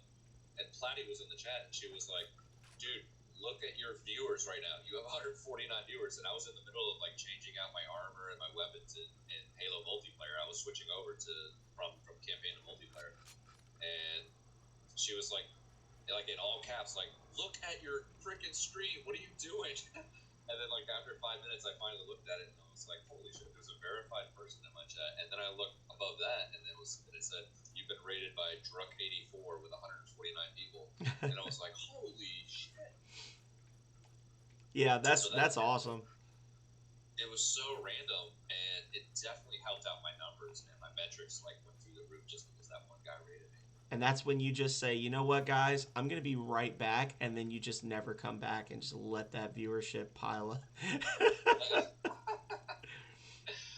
Well, at that point, I was already like I had the momentum for the 12-hour stream, but then I was like, all right, for sure, we're doing 12 hours. Yeah. But at that point, I had already done 8 or 9 hours of campaign. So I was like, all right, I'm going to do multiplayer. And I felt bad at somewhat because I'm like, anybody can be okay at normal Halo multiplayer, like that's fine, or excuse me, campaign. But once you jump into multiplayer, it's like you got to be compelling for anyone to stay and watch you. And Yeah. and I'd let everyone know. I was like, look, you're gonna watch me die a lot, but the guy that rated me, and then he actually brought another person that was verified. They're both like Halo pros and like Twitch affiliates or partners or whatever. But they were both like super encouraging. They were like, oh man, you're doing great, man. Shut up, just keep going. Well, you're doing awesome. And so it was like, that was the best stream of my life, hands down. But that is what sent my average viewership through the roof. So like, and I think like everything's gauged within like a 30-day window. Right. So I had 3 weeks to like still capitalize on that raid and and all I have to do really is get my 15 followers and I'm good to go. So I'm gonna be going balls to the wall for the next 2 weeks at least. Yeah. Well, I mean, yeah, and that's what I was gonna say is like after that, you are gonna see it continue to climb for the next little bit, and that actually happened to me. Like I have never had a huge raid like that. I think my biggest raid was either Machini-san or Aeon or maybe Yelleth, and I tend to get raids like 10, 15 people, and I'm like, holy shit, oh my god, I gotta act right, and then I act like a crazy person like I always do. But when I did get my first couple of like decent sized raids and then they stuck around for a while, it actually got to the point where I was looking and doing the math and I was like, I had 3 streams like 3 weeks ago where I had 1 average viewer. And if I just don't stream for a week, I'll hit it. And that's literally what I did was I just told everybody I was taking a week off and was like, I'll be back in, next Monday, and basically just chilled and watched the average number go up. And like the minute it hit 3.0, I got the email. Right. Okay. And was like, we did it. Like, so I kind of gamed the system a little bit, which I guess I glitched it, um, but yeah, but that's good. And that's great that people were willing, that people came in and like stuck around and were showing you support. And that's what I was saying. Like that's one of the big things. Like the reason we started the Jank Bros, me, Yelleth, and Denaz, is because we were all in another community that was based out of California. That was like their thing. And I literally met Denaz and Yelleth through that group, and then the group just like in the span of a week went from like 5 nights a week doing group streams, like group just chattings and all sorts of crazy shit, to like they just vanished and nobody heard from them for 6 months. So after, You guys did just chatting? no, they used to do just chatting, where they would like basically play, like they were called, it was called Garage Kids United, and the main guy literally had like a gaming setup with a projector screen in his garage, and he would just chill in the garage, and it was very, very, janky or ghetto or whatever word you want to use. But him and like his buddies from high school would basically hang out and just chill and like smoke cigarettes, and or do shots and just talk about like what they were playing. So like they'd be playing Final Fantasy VI and literally like taking turns playing while the others just gave running commentary and was like, hey, don't forget to get this item over here, or like there's a secret over there. But their whole thing was like they really wanted to build everybody's community up. So when they stopped, me and Yelleth and Denaz were like, we kind of miss that. And that was why we started the Jank Bros. Was literally like, even if we don't all like go watch everybody, like at least give everybody a follow. And if you are free, like, raid somebody that's in the Jank Bros before you raid somebody that's not. Because, try to like help them build their communities up and that kind of thing. Why did they? Why did they still do the garage? Oh man. That right there, I literally, you're gonna have, what time is it? Where are we at in the stream right now? Hang on, cover me. We're hitting 4 hours and 350, 352. At 352, you watch my VOD later. I'm gonna clip it. That sticky grenade floated into the sky like a graceful bird, waited just a moment, and then came down and to the right to land gently on your shoulder. Like that was a magical sticky grenade. It sounded like they were leaving the target. Yeah, they were doing something. But anyway, So do they still do the garage kits and the whole stream? I don't really know what happened to them. Panda Hitman and Drew Mink. You probably see them posting in our channel a lot, and you'll notice they both say like they're going live at 2 in the morning. It's because they stream after work from California. They were members that came over with us, and Benzo has about 14 accounts. Like, in all honesty, if you're not like gonna be weird about that, I could probably message Benzo and just be like, hey, go follow this guy with all 10 of your accounts and you'll hit affiliate tomorrow. And that was literally why he did it, was he just made a bunch of accounts. So like anytime you're close to hitting affiliate, let Benzo know and he'll follow you with all his accounts. Now he might not watch you, but he'll at least help you hit that follower goal, and that was, I don't know why they stopped. As far as I know, I think it was just personal stuff, or maybe they had like drama between them. Or when I tried to ask Panda and Drew what happened, Drew didn't really interact with them IRL, and Panda said she didn't really feel like talking about it. So I was like, whatever. Panda's cool. Oh, okay. Panda actually did the Tub Life, the sticker of the, it says, it looks like the Thug Life, but it says Tub Life that you got the sticker of. She actually drew that for me during my first bathtub stream. Oh, nice. So when I hit 250 followers and I celebrated with my bathtub stream, I finished up and she had put that in the Discord while I was tubbing. And that's how the whole Tub Life thing got started, was from Panda Hitman.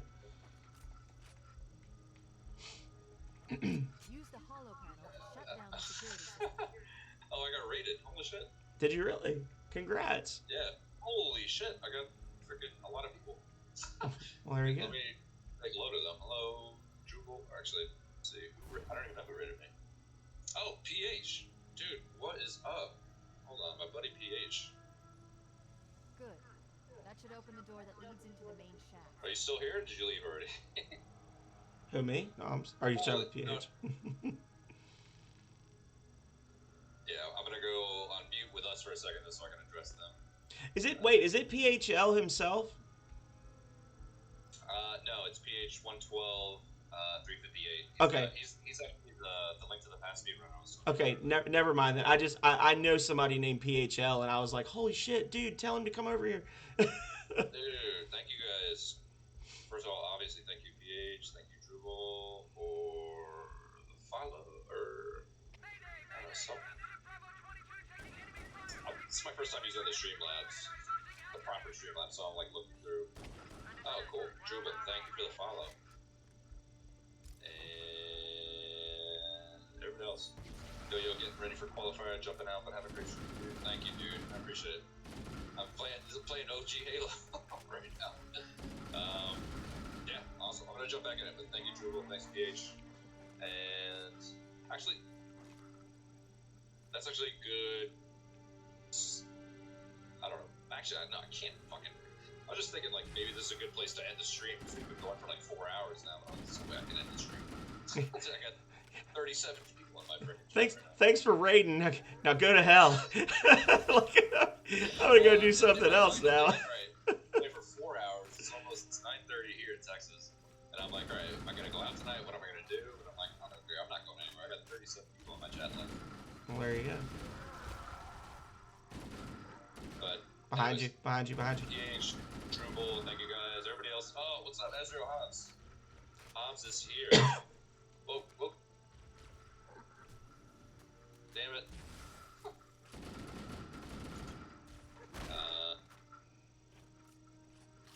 Yeah, thanks, Hobbs. I appreciate it. Drupal, thanks for the follow. Thank you guys for the follow. Yeah, so I'm like, I guess I'm only like, what is it? Maybe 13. I think I got 2 follows out of that, but have fun with the Halos. Appreciate it. Alright, anyway, alright. Let me get back to dying in this game. Yeah. Freaking sweet. Chief, Bravo 22. So, like, everybody in my chat right now is basically either a Link to the Past speedrunner or a Chrono Cross speedrunner. Nice. And I think when we were talking about some of those old school RPGs, were you saying that you hadn't played Chrono Trigger yet? I have not. It's on my list for my retro RPGs this year. Yeah, that's definitely got to be like a top three retro for you to do, dude. Yeah. So I've got Breath of Fire 2, which I'm about halfway through, and then I'm gonna play Golden Sun, and then I'm gonna do Final Fantasy 6, and then after Final Fantasy 6, I was planning to play Chrono Trigger, and then Breath of Fire 3 for my no AP usage challenge run. Okay. Which is gonna suck, but I'm gonna do it. Did we turn on? What was that? Why did we even come up here? We had to like open a door somewhere, right? Yeah. So the door that the guy was leering at us through before, while you were greeting everybody, I flipped the switch and I'm back outside now. Okay. Yeah. Okay. No, I'm with you. I just didn't know if we flipped the switch or not. Yeah. Okay. Cool.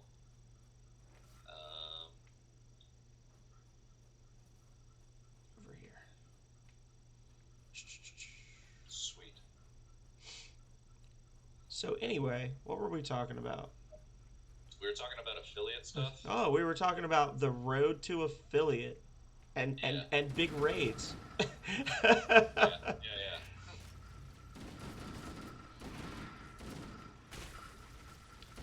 So that's, I guess. So I know I had alerts set for my raids, for my follows, but I couldn't hear it at all. And I don't know if it was because we just had a lot of like gunfire going on in the game, or there's a setting that I'm missing. But I know when I've tested it, I've heard it and it works. Right. And it's hard not to hear it because it's literally like Atlanteus with a badass quote and then like a giant, Legion flag on fire pops up on the screen. So it's hard to miss, but I think we must have been really engaged in the moment there. Yeah, I've seen it. It is pretty. I mean, I'm not saying this is like a bad way, but it is very noticeable when you get raided or get a follow or something. So. Where did you go? Oh, I Oh, left okay, you. there you I'm gone go. forever. Yeah, Good luck. yeah. No, I'm on the path.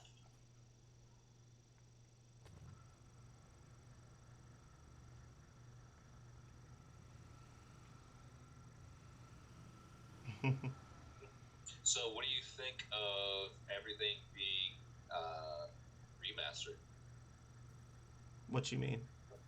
Like, like, is it beyond impressive? It was like, they did pretty good. Like, Oh, in this collection? Um, yeah, I mean, they had already remastered. They had already remastered Combat Evolved before. And when I was doing my solo legendaries last year, I never made it past Halo 2, so I didn't really get to see the others. My only thing is like I wonder how noticeable it will be. Like when you're playing this, it's noticeable, but there's only so much you can do to rehabilitate a game that was originally made like for the original Xbox with the Duke controller. Like, you know what I'm saying? So how you can make this look a lot better, but it's not going to look as good as like Reach did just when it came out. On the flip side of that, I wonder how much better you could make Halo 4 look. You know what I'm saying? right. So I'm curious to see them. Like I'm looking forward to us getting to the other ones and being able to kind of um, experience them. But at the same time, the game is as fun as it ever was, and it looks good too. That's that's basically how I feel about the remasters. Is the gameplay has not suffered. There's no weird lag or tearing or any of that other bullshit that happens when they remaster stuff. Um, it's just a better looking version of a game that was always fun, you know. So True Volt Me had the True. That's one of the few games that I saw.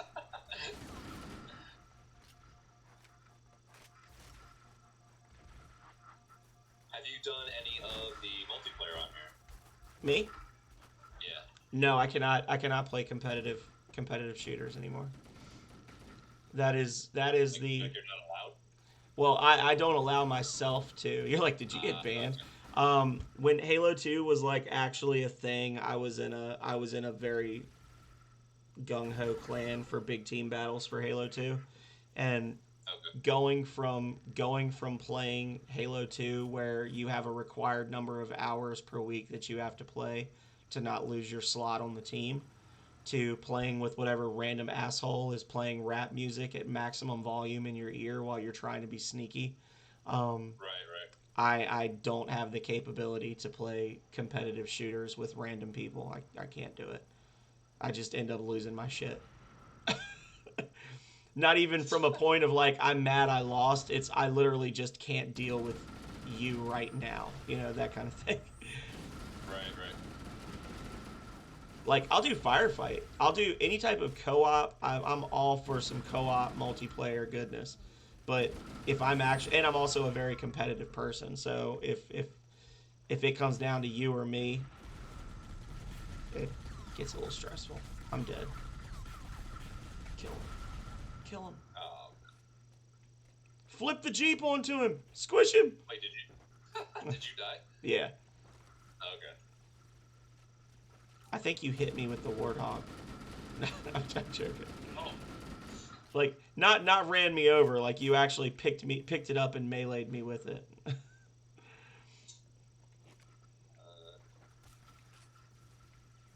that. The proof is in the pudding, Drupal. We gotta see. All right. What's that? Drupal was saying he was. Well, Drupal was saying he's bad at FPS, but I can't tell if he's trolling me or if he actually means it.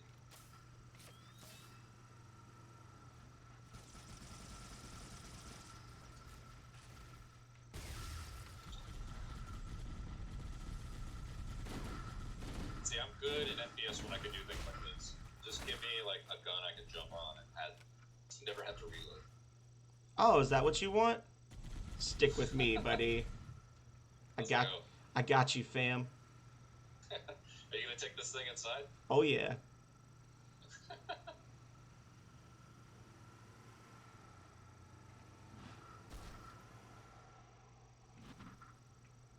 I'm gonna back down though, so that the sword guy gets you instead of me. No, I'm joking. It's almost like they made it specifically to be exactly the width of the vehicle. Yeah, I was gonna say, like, that's pretty perfectly fit. And ha! Aw. We'll give it one more try. Jam this thing in there. Yeah. Okay, it's not gonna happen. I think it could happen, but I don't think that your 35 viewers want to. Oh, there we go. Oh! Wait, I think I might be holding it up. You're the problem. Hold on, let me check it up. Get off. Oh, the gun's still there. Dude, you've got to be able to go through. Are Trying you to melee it in. are you hitting me? Yeah. It feels like it's going. I feel like if I throw a grenade, it might just give you a little... Oh, the wheels aren't even touching the ground, dude. It's not going anywhere. the wheels in the front are like 3 inches off the ground. Drubal's not trolling. I actually bad at FPS. Hey, you know what? Drubal, I am also bad at FPS, but I love FPS. Like, if you watch me play Halo Infinite multiplayer, if you like watching people die, then come watch me play Halo Infinite multiplayer, and I will entertain the socks off of you, dude. So, if we throw a grenade, do you think that'll give it enough, like... Because I don't have any grenades, but... I think at the very least it'll get it out of the way so we can progress. How did you get on the other side? You were on the other side. I just got out of the driver's seat.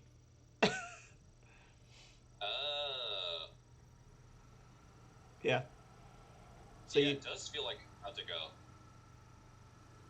It's like... I'm just gonna back... Ah, you got me again. Hey, look. I think this is the one time I can say, you know what, you did that to yourself. You're like, give me a little push. I think it's gonna go. Let me just put it in reverse. Alright, with zombies, with buddies, COD, yeah. Wait, zombies, you're talking about like World of War? Like the original zombies? If you were to get out of the vehicle and then back up a bit, I think we'd probably need to just blow that thing up.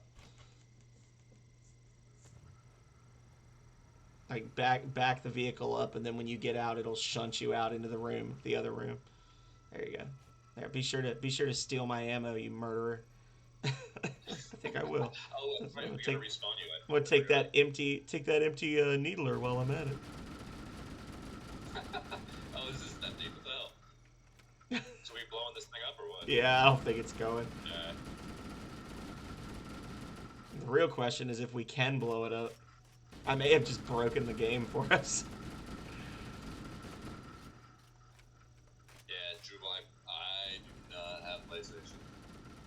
Like, PlayStation for me was like, when I was younger, it was great, and then like once I started playing Xbox, like, all right, that was it. I never so went back to PlayStation. This is what we're gonna have to do, friend.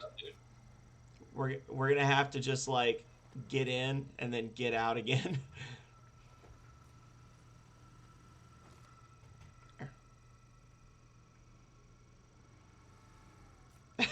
There you go. Yeah. Learn something new. It's gonna be a real B when we're trying to run from the invisible sword elites and we can't get through that door. Thanks for the lurk, Drupal. And the follow.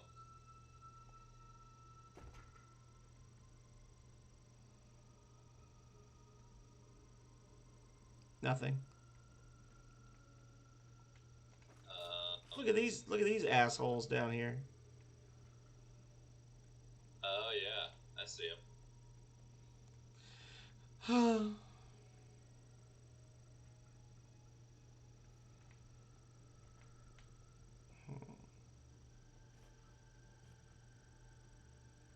This is a stealthy bit.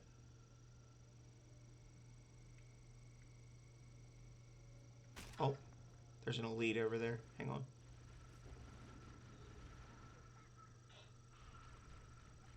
I think they know you're there. Oh wait, did you want to go stealth in this room? I was gonna kill that elite at least, but it's okay.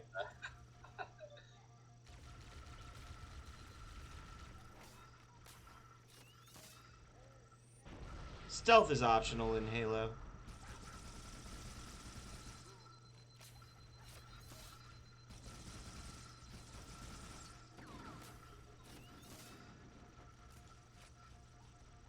So you said like you stopped playing at Halo 2? I stopped playing when I was doing my legendary runs that Calrea kicked me off the game for. I got about. How far through it did you get? Say what? How far through it did you get? In Halo 2, I got to the like the beach level.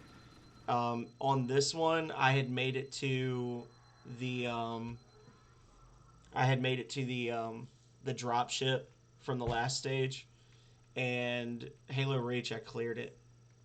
Um, I have soloed all of them in the past. It was just I was telling people like there's a big difference between having multiple years between each game to like calm down and cool off versus like trying to do it with people watching you and you haven't played a Halo in a decade. So Right. that was part of the irritation was just the fact that I know I can do it because I've done it before. Um, and then I got a little upset and Calrea told me I couldn't play it anymore. What if she played co-op with you? She would not. She would not. No, she can't do first person games. She gets motion sick. Okay. Yeah, she's not much of a gamer at all, really.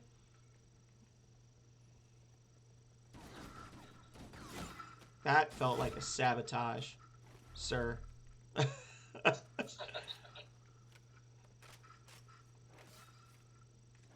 as I readied my strike, all of a sudden I felt you sneak up behind me and yell, "Are you gonna shoot that guy?"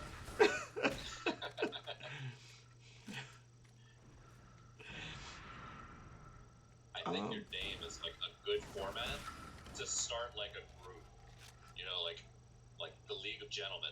The phenomenal Right. sir, the superlative lad, like that kind of thing. Exactly. Well, no. Everybody has to be a sir, but the adjective is different every time. Oh. Yeah, you could totally do that. So, why do these guys gotta be everywhere? God damn.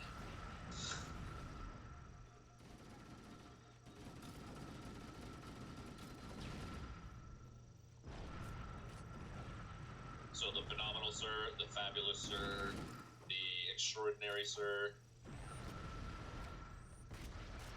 This could be a thing. So what's your surname gonna be? Good question. Definitely not something I could come up with on the spot because I don't have a favorite adjective. I need a good adjective. Unless you got a good adjective in mind. I mean, obviously you take it the best one. So. Listen, buddy. I'm gonna need you to stop with the nonsense.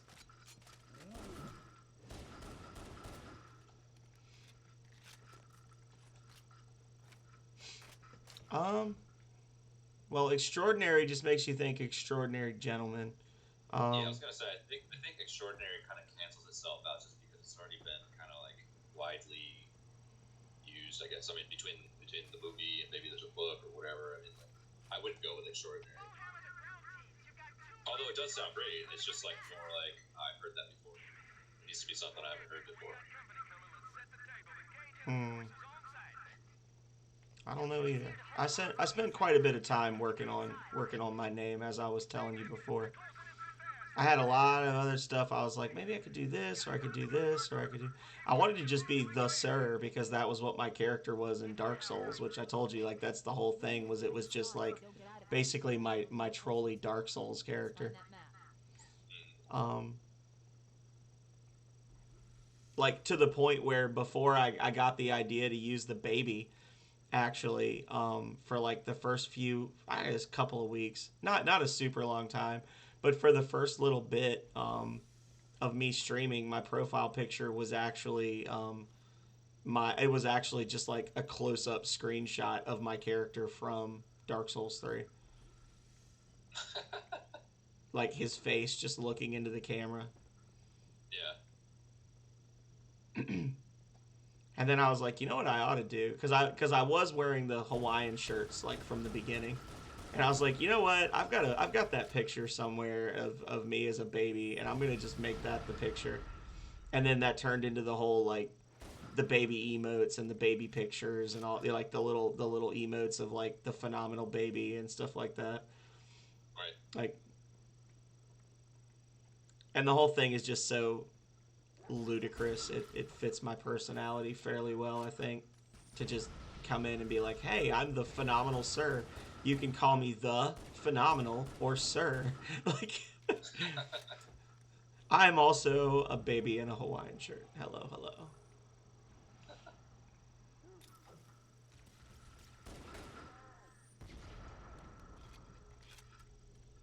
What kind of what games were like your bread and butter What you mean? for like like striking a good balance between like playing games that people want to watch and also that you enjoy playing? Well, I told you I did the Saturday morning cartoons stuff.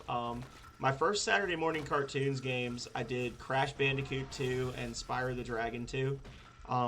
Both games that I played a lot as a kid. They were super fun. Other than a couple of spots in each game, they were very wholesome and not rage-inducing, which was important for me. I played the Halo. That's why when you said PH, I was like, oh shit, because there's a person named PHL himself that does Halo speedruns. And he used to come in and watch me do the legendaries, and it was funny because he was like, after spending so many hours just learning how to perfectly glitch my way through every stage, it's refreshing to watch somebody literally just cram their head through a concrete wall and find a way to make it work, and just one level at a time you slowly succeed. And I'm like, oh well, thank you. So Yeah, you said yeah, PHL. exactly. I was like, oh my god, it's PHL. Like he Is literally. he like a world record holder? Or?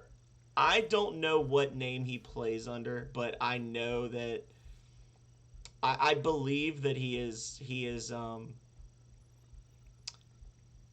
legit about it, because he didn't come in and be like, I'm a Halo speedrunner. It was more like he was telling me things like, if you do this, the enemy will react like this and you can get around them quicker. And I'm like, oh, okay, cool. And then I finally was like, how much do you actually know about this game, dude? I was like, did you help work on it or something? He's like, no, I speed run it. And I was like, oh, well, shit. I don't know where I'm going, by the way. I appreciate you following me like I'm a leader in the world of gaming, but I You actually, are a leader in the world of gaming. yeah, because you're following me. But so I did the Halos, I did Crash, I did Yoshi's Island. That was really popular. I want to go back and play Yoshi's Island again, but streaming on a capture card through the Switch is extremely laggy, and it's more annoying than it needs to be. Um, Okay. Breath of Fire. I streamed the first 3 Breath of Fires last year, so still kind of obscure stuff for like people that don't know Breath of Fire. Then they're gonna be like, "What is that?" But people that play a lot of RPGs from the Super Nintendo era have probably at least heard of it. Oh Um, yeah.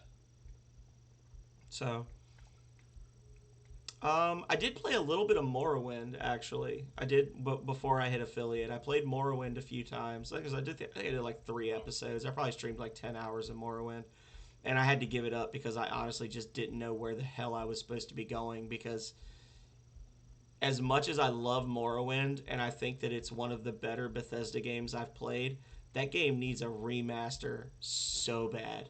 Like, going back and playing that now after playing Skyrim or whatever, the lack of like just a compass Like Yeah. just the most like don't even give me like a quest marker. Just give me a compass so I know when I'm facing north. Like for the love of God, don't the to hit where you just flail your sword and sometimes you hit and sometimes you don't.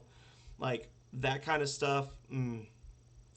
It made it very difficult to enjoy that game at the level that I wanted to be enjoying that game. Okay, guys, we lost him. We can go clear the rest of the stage now. It took a while, but now he has no idea where we've gone.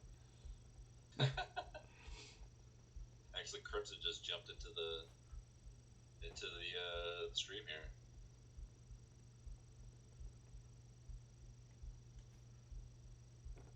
Did I actually lose you? I was joking, but Well, no, I'm up here where the hunters are.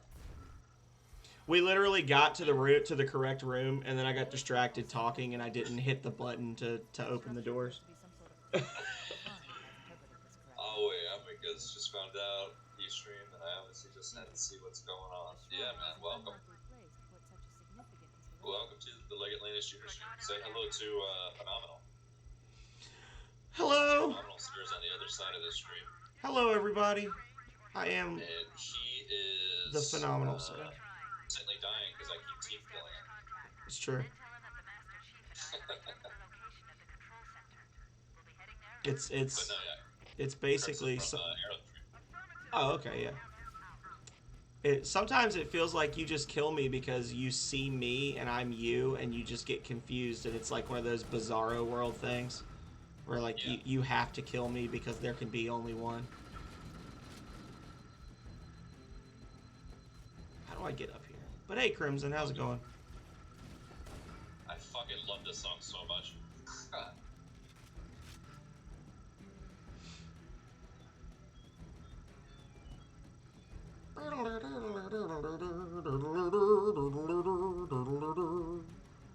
I don't know where I'm going. He wants me to team kill you, and you know what? I might. First of all, it's gonna happen because I've been doing it a lot. Oh god. Gotcha. Oh no, he did. Well, I hope you're happy because now we've got to respawn. Somebody got team killed.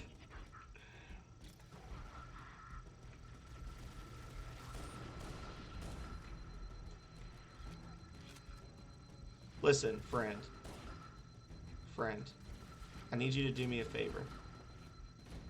I need you to stand very still and face the wall right here.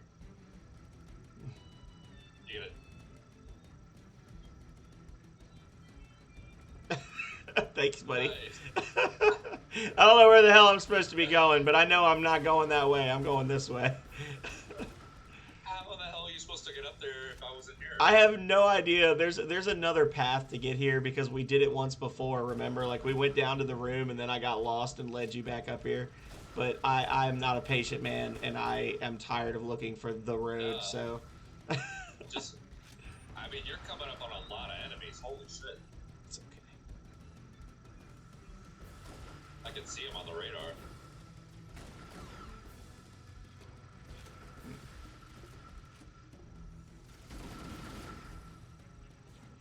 Well, it's all up to you now, friend. Oh, I'm back. Oh, you're back. How'd you get back here? Because I died. Oh. I opened the door and got sniped in the mouth by one of those jackals. Oh, get back up there. Oh, you know what? Maybe we can both come up here. Hang on. No. Okay.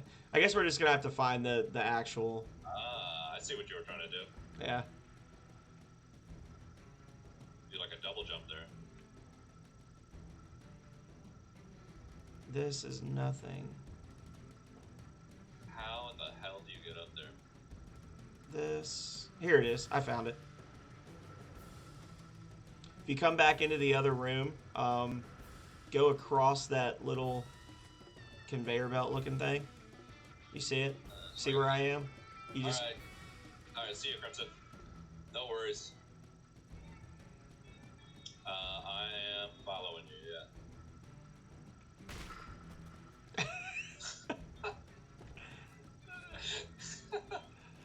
Wait, is this where we actually actually need to be, or you just wanted me to come this way? No. This is actually where we needed to be. I did that for Crimson as they were leaving.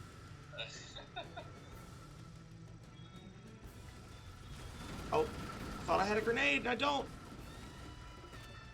Oh god.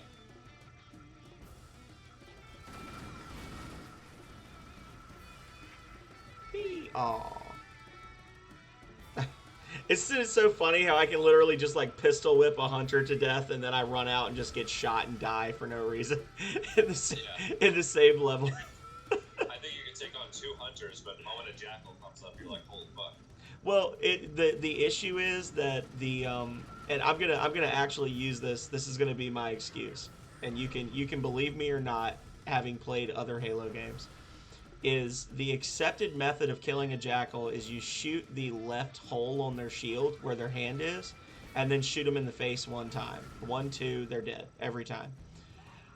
The combination of the hitboxes and the accuracy for the weapons that I have, I cannot seem to hit their fucking hand to save my life. So I'm running at them like, okay, here we go, bip bip, and then I just the bips don't bop, and then I die. Like, every time. But like Halo 2, Halo Reach, any of the Halos with a battle rifle, that's literally you just dead. So there's no battle rifle in this game, right? No. Okay.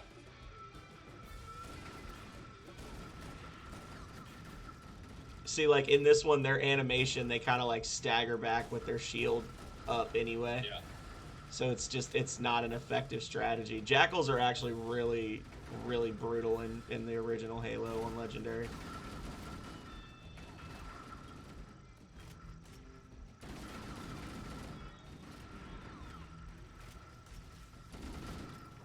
Most of the Halos, it's actually the grunts that are the worst on Legendary because they tend to like favor grenades very heavily. So you'll walk into a room and 6 of them just pull the pin and go.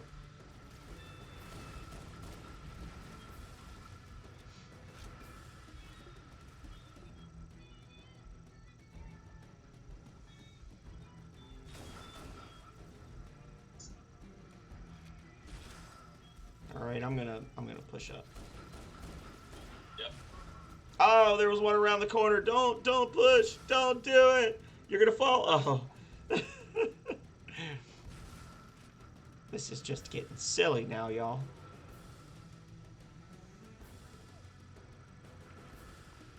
What happened? I just walked around a corner and there was one standing there. Okay. Like I basically was like trying to push and just get under cover. In my cover, there was a guy that was like, "Oh, I already thought of that, jackass." There's a grunt Oh up. my god. There's a grunt and an elite up above.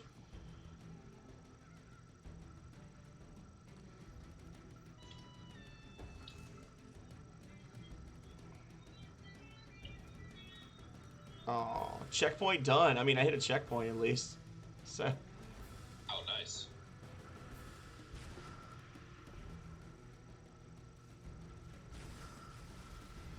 Oh my god, there's like 5 of them just lined up here.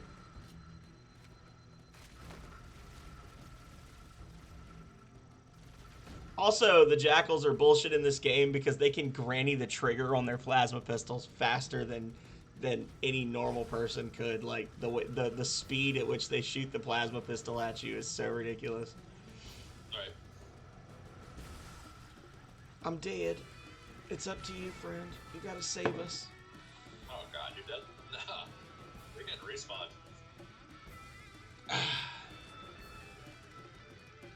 Oh no, this is not the way to get respawned. There we go. Okay. And one up there. One above us.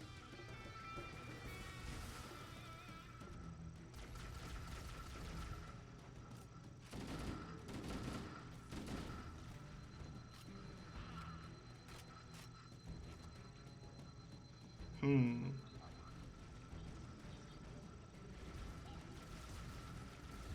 a little more cerebral. Oh my god. Ah!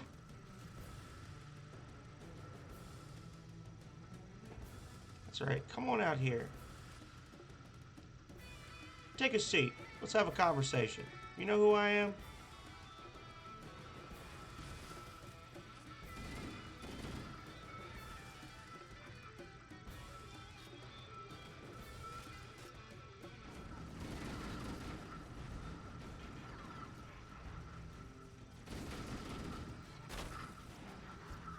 You jerk.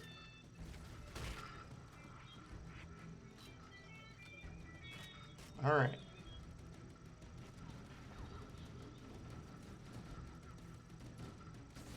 Fuck this shit, I'm out.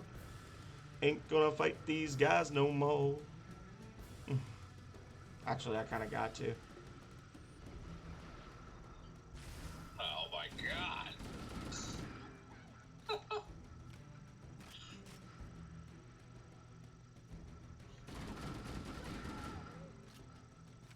All right, guys, it's time to get serious. Oh, never mind. He's back. We're fine. We're fine. So one of the elites is still alive down there. I plasmaed him and he fell. But Where? the first floor of that room full of jackals. Unless he just fell down and died from whatever. But when he was like crouching behind cover. Thought I heard one. And I definitely see something on the radar.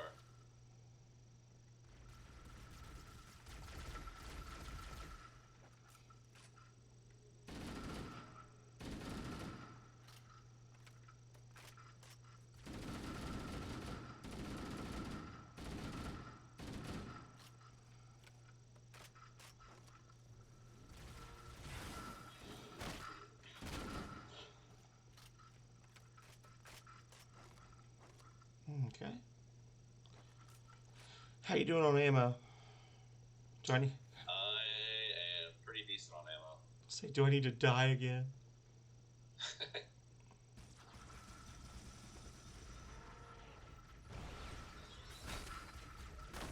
Oh my god. Yeah. I got you, fam. So we got an elite and 4 grunts on that side, but let's see. I'm gonna go for that one swaggy kill.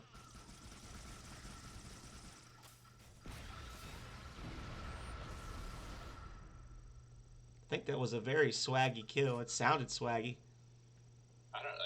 A bunch of red just disappeared off the radar. What'd you do? The grunts were trying to throw plasmas, and I think I killed one of them with a needler as he was winding up to throw, and basically he dropped his plasma grenade right in front of the whole group. Oh, nice. If you need health, there's a med kit back here. I am good on health. Okay. Yeah, good. All right, where's that invisible sword boy on the narrow walkway? Are you kidding? He's coming up right now? No, I'm just basically making a joke, like, you know, that's the next thing they're gonna do. Oh, well, I thought I could sneak on this guy. Watch it. I gotta dodge through. Oh. Sorry, I had no shields. I just kind of like run. Oh, wait. You died? No, I'm still alive. Oh, well, found the sword guy. Did you stick him? No, but his AI is dumb, so he died anyway. Okay.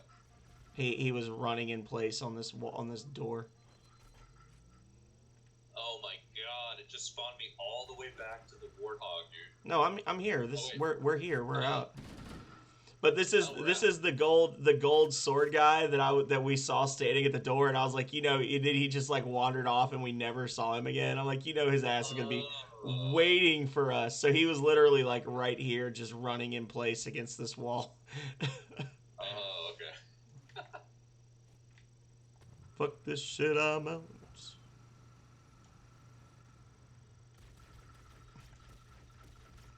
Later, haters.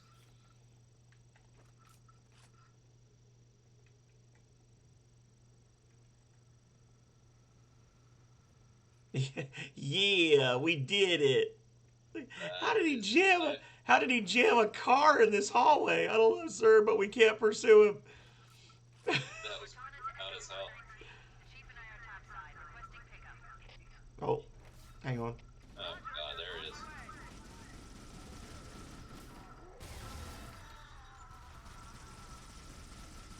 Master strategists here.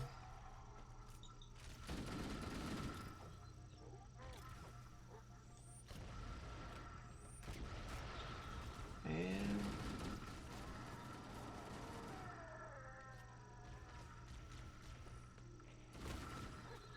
oh, where'd he go? I lost him.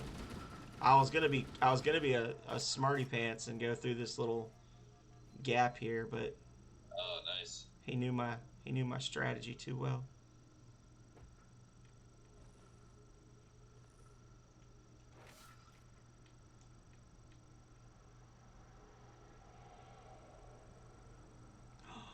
We did it.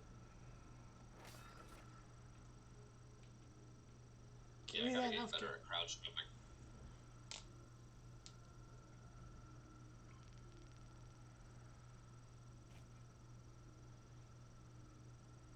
You gotta press X to enter the side seat of the Pelican, sir. You can't just jump in, okay? I'm so used to just jumping in. The Covenant did a thorough seismic scan, and my analysis shows that Halo's honeycombed with deep tunnels, which circle the whole ring. I hope you remember to solve the honey, Cortana. This pelican won't turn on a dime. Look on the bright side, Philhammer. The last thing the Covenant will expect is an aerial insertion from underground. Fohammer is the true unsung hero of the first Halo game. The pilot for Fohammer. Oh, who is it? The pilot of this dropship, Fohammer. Yeah. She's like the real hero of the first Halo game. Yeah, the Pelican or the freaking the dropship driver for Infinite is like a huge character in the game too. He's not the hero, he's like a cowardly guy, but he's definitely very important. Hello, Cleveland Tom. How are you? Welcome, welcome. I'm doing some co-op Halo with Legate Lanius. Roger that. We'll be able to find our way to the control center from here. Good luck. Philhammer out. Did you see the name of this chapter? I would have been your daddy. Yeah. Do you know the joke there? No. There's a the skulls all have like little short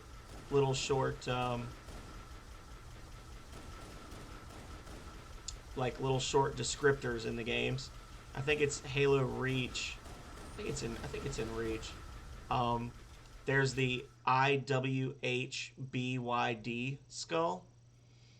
Yeah. And it stands for I would have been your daddy, which is this section. And the descriptor is, but the dog beat me over the fence.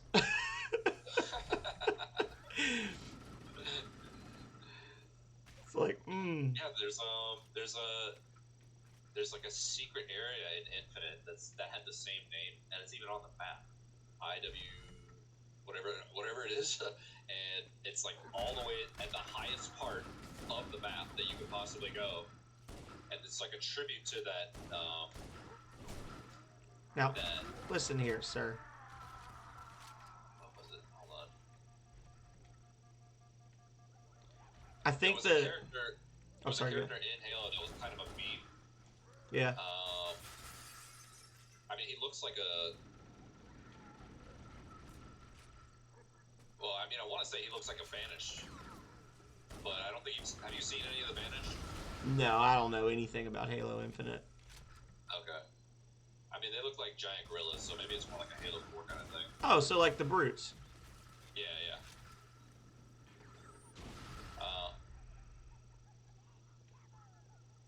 Because that's like a big part of the Halo, like the later Halo lore, isn't it? That basically, like, after the events of Halo 2 and 3, the Arbiter basically convinces, like, most of the Covenant to just leave the Covenant and join the humans because he realizes that what the rings do. and then Yeah. they like split off, and you've got the drones, some grunts, and the brutes are like the main baddies, aren't they? In the Covenant at that point. Yeah. Yeah.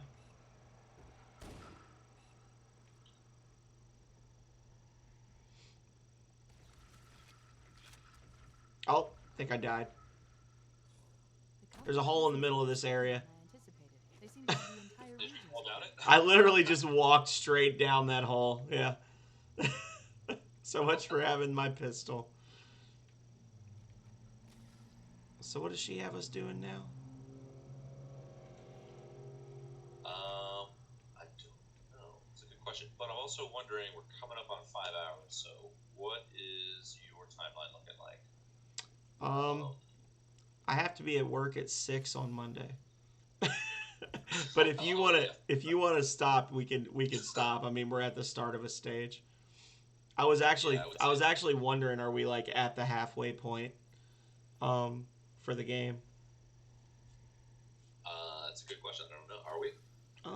Well, I could quit and then tell you how far we've made it, or I could look at Oh. I could look at achievements. Um, Actually, I don't want to do that. Okay.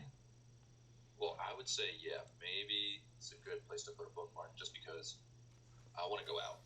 I want to go do something for a little bit. I understand. It could be, and because if I don't, I'm going to be playing this the rest of the night, which I'm totally fine with. But I also want to like save some streaming for tomorrow and Sunday probably. Yeah. Actually, Sunday I got a lot of homework to do, so I don't even know how much I can do. But tomorrow I want to stream like fucking mad. I mean, like I got a couple followers just from the stream, so Yeah. that puts me in like the 38, 39 range. Like if I could just figure out something and go nuts tomorrow, I could probably, I don't know, reach affiliate, but I can definitely get really close. Sounds But good. yeah, I definitely want to like go out and do something. Well, we are at 4 of 10, and I would say if you wanted to, if you want to break these up clean, what we could say is like maybe the next time we play, we just do Assault, Guilty Spark, Library, and then we could do the last 3 episodes the next time. So then that way, because that's the thing is you don't want to play for 4 hours next time and then be like at the start of the final stage. Oh right, yeah, okay, I see what you're saying. So if you wanna plan for that, we can. Well, yeah, well, so yeah, it all depends. I mean, when do you want to do like another? I mean, we can talk about all this like on Discord. Yeah, we can talk it through later. I'm thinking Yeah. probably not next Friday, because next Friday is gonna be an arcade stream. I'm gonna do that janky bullshit that I did a few weeks ago and set up my camera on a shelf basically and like record in my arcade in the basement. Nice. So I'm gonna play like some Defender and shit like that, and then the week after that, I could do something if you wanted to. Or are you trying to like get? I know you said we could do this for a year. I'm thinking you probably didn't want to play like every single week. Well, so the thing is, I anticipated dying. I mean, I did die a lot, but I anticipated dying so much that I didn't think we were gonna get this far in the first one.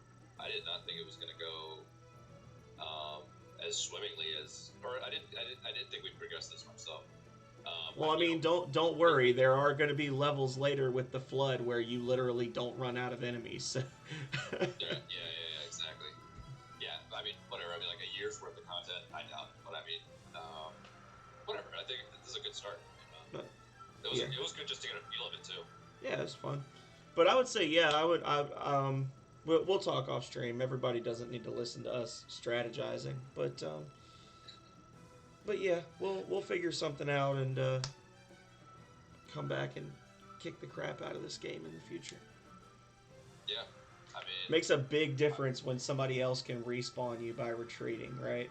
Like yeah, that's huge. That's a huge game changer right there. soloing it every time either one of us died, you would have had to go back to a checkpoint Yeah, instantly.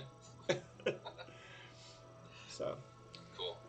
All right. Well, thanks so much for being here, Legate and everybody. I know Tom is kind of lurking, I think now, but it's been pretty quiet in my stream for a while.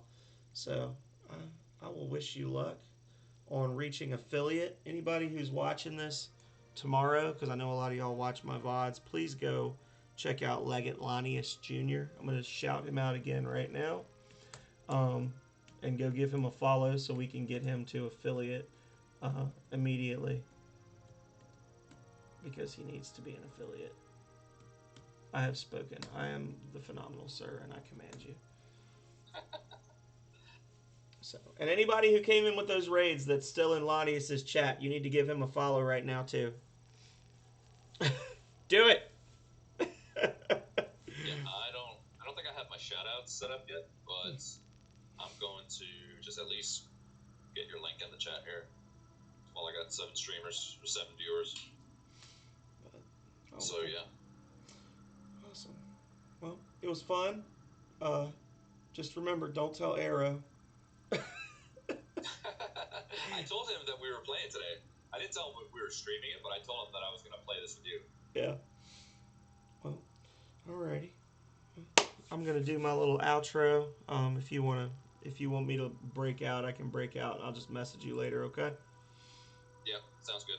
All right. Thank you, sir. Thank you for the fun games.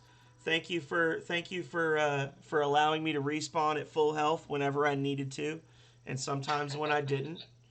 And I'll chat with you in the future. All right, cool. I'll talk to you later. Later. All right, everybody. So that was episode 1 of Legate Lanius Jr. and I doing co-op runs of the Halo series. Now, we've made it 4 levels of 10 through Halo 1. As you heard, we're going to aim to do the next 3 levels. Probably in a week, maybe the week after. I don't know. It depends on his schedule because I don't want him to like not play the game just because of me, right? So we'll see. We'll see what happens. But it's been a lot of fun. There was no rage. Calrea didn't get woken up by rage. Hello, Rocket. Thank you so much for coming in, hanging out. I'm just about to head out now. But we can find somebody to raid. I know it doesn't look like there's a lot of active people, but I think there's several people that are just lurking. And I want to take you guys to see somebody else because it's been a fun night. And we need to let the good times continue to roll, as they say. So, how are you doing tonight, Rocket? What you been up to?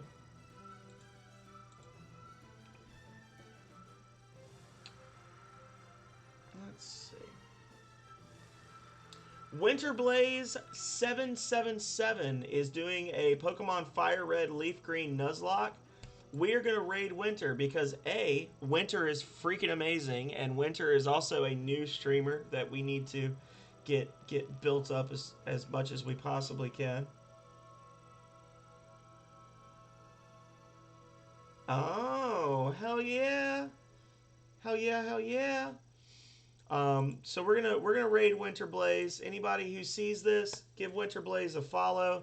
I want to check and see if Winterblaze still has my character alive because Winter had named a character after me. I want to see if he's killed me yet. So anyway, let's get this going.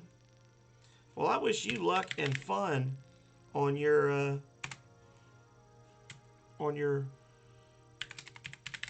Nintendo playing. Everything goes well. You meet all your goals. You get a PB. Whatever it is you're trying to do, hopefully you do it. So, I have been the Phenomenal Sir. This has been Halo, and you have all been great. I hope to see you again on Monday for our next installment of the Breath of Fire 2 Challenge Run. But if I don't, as always, until next time, stay healthy, stay safe out there, y'all. Later.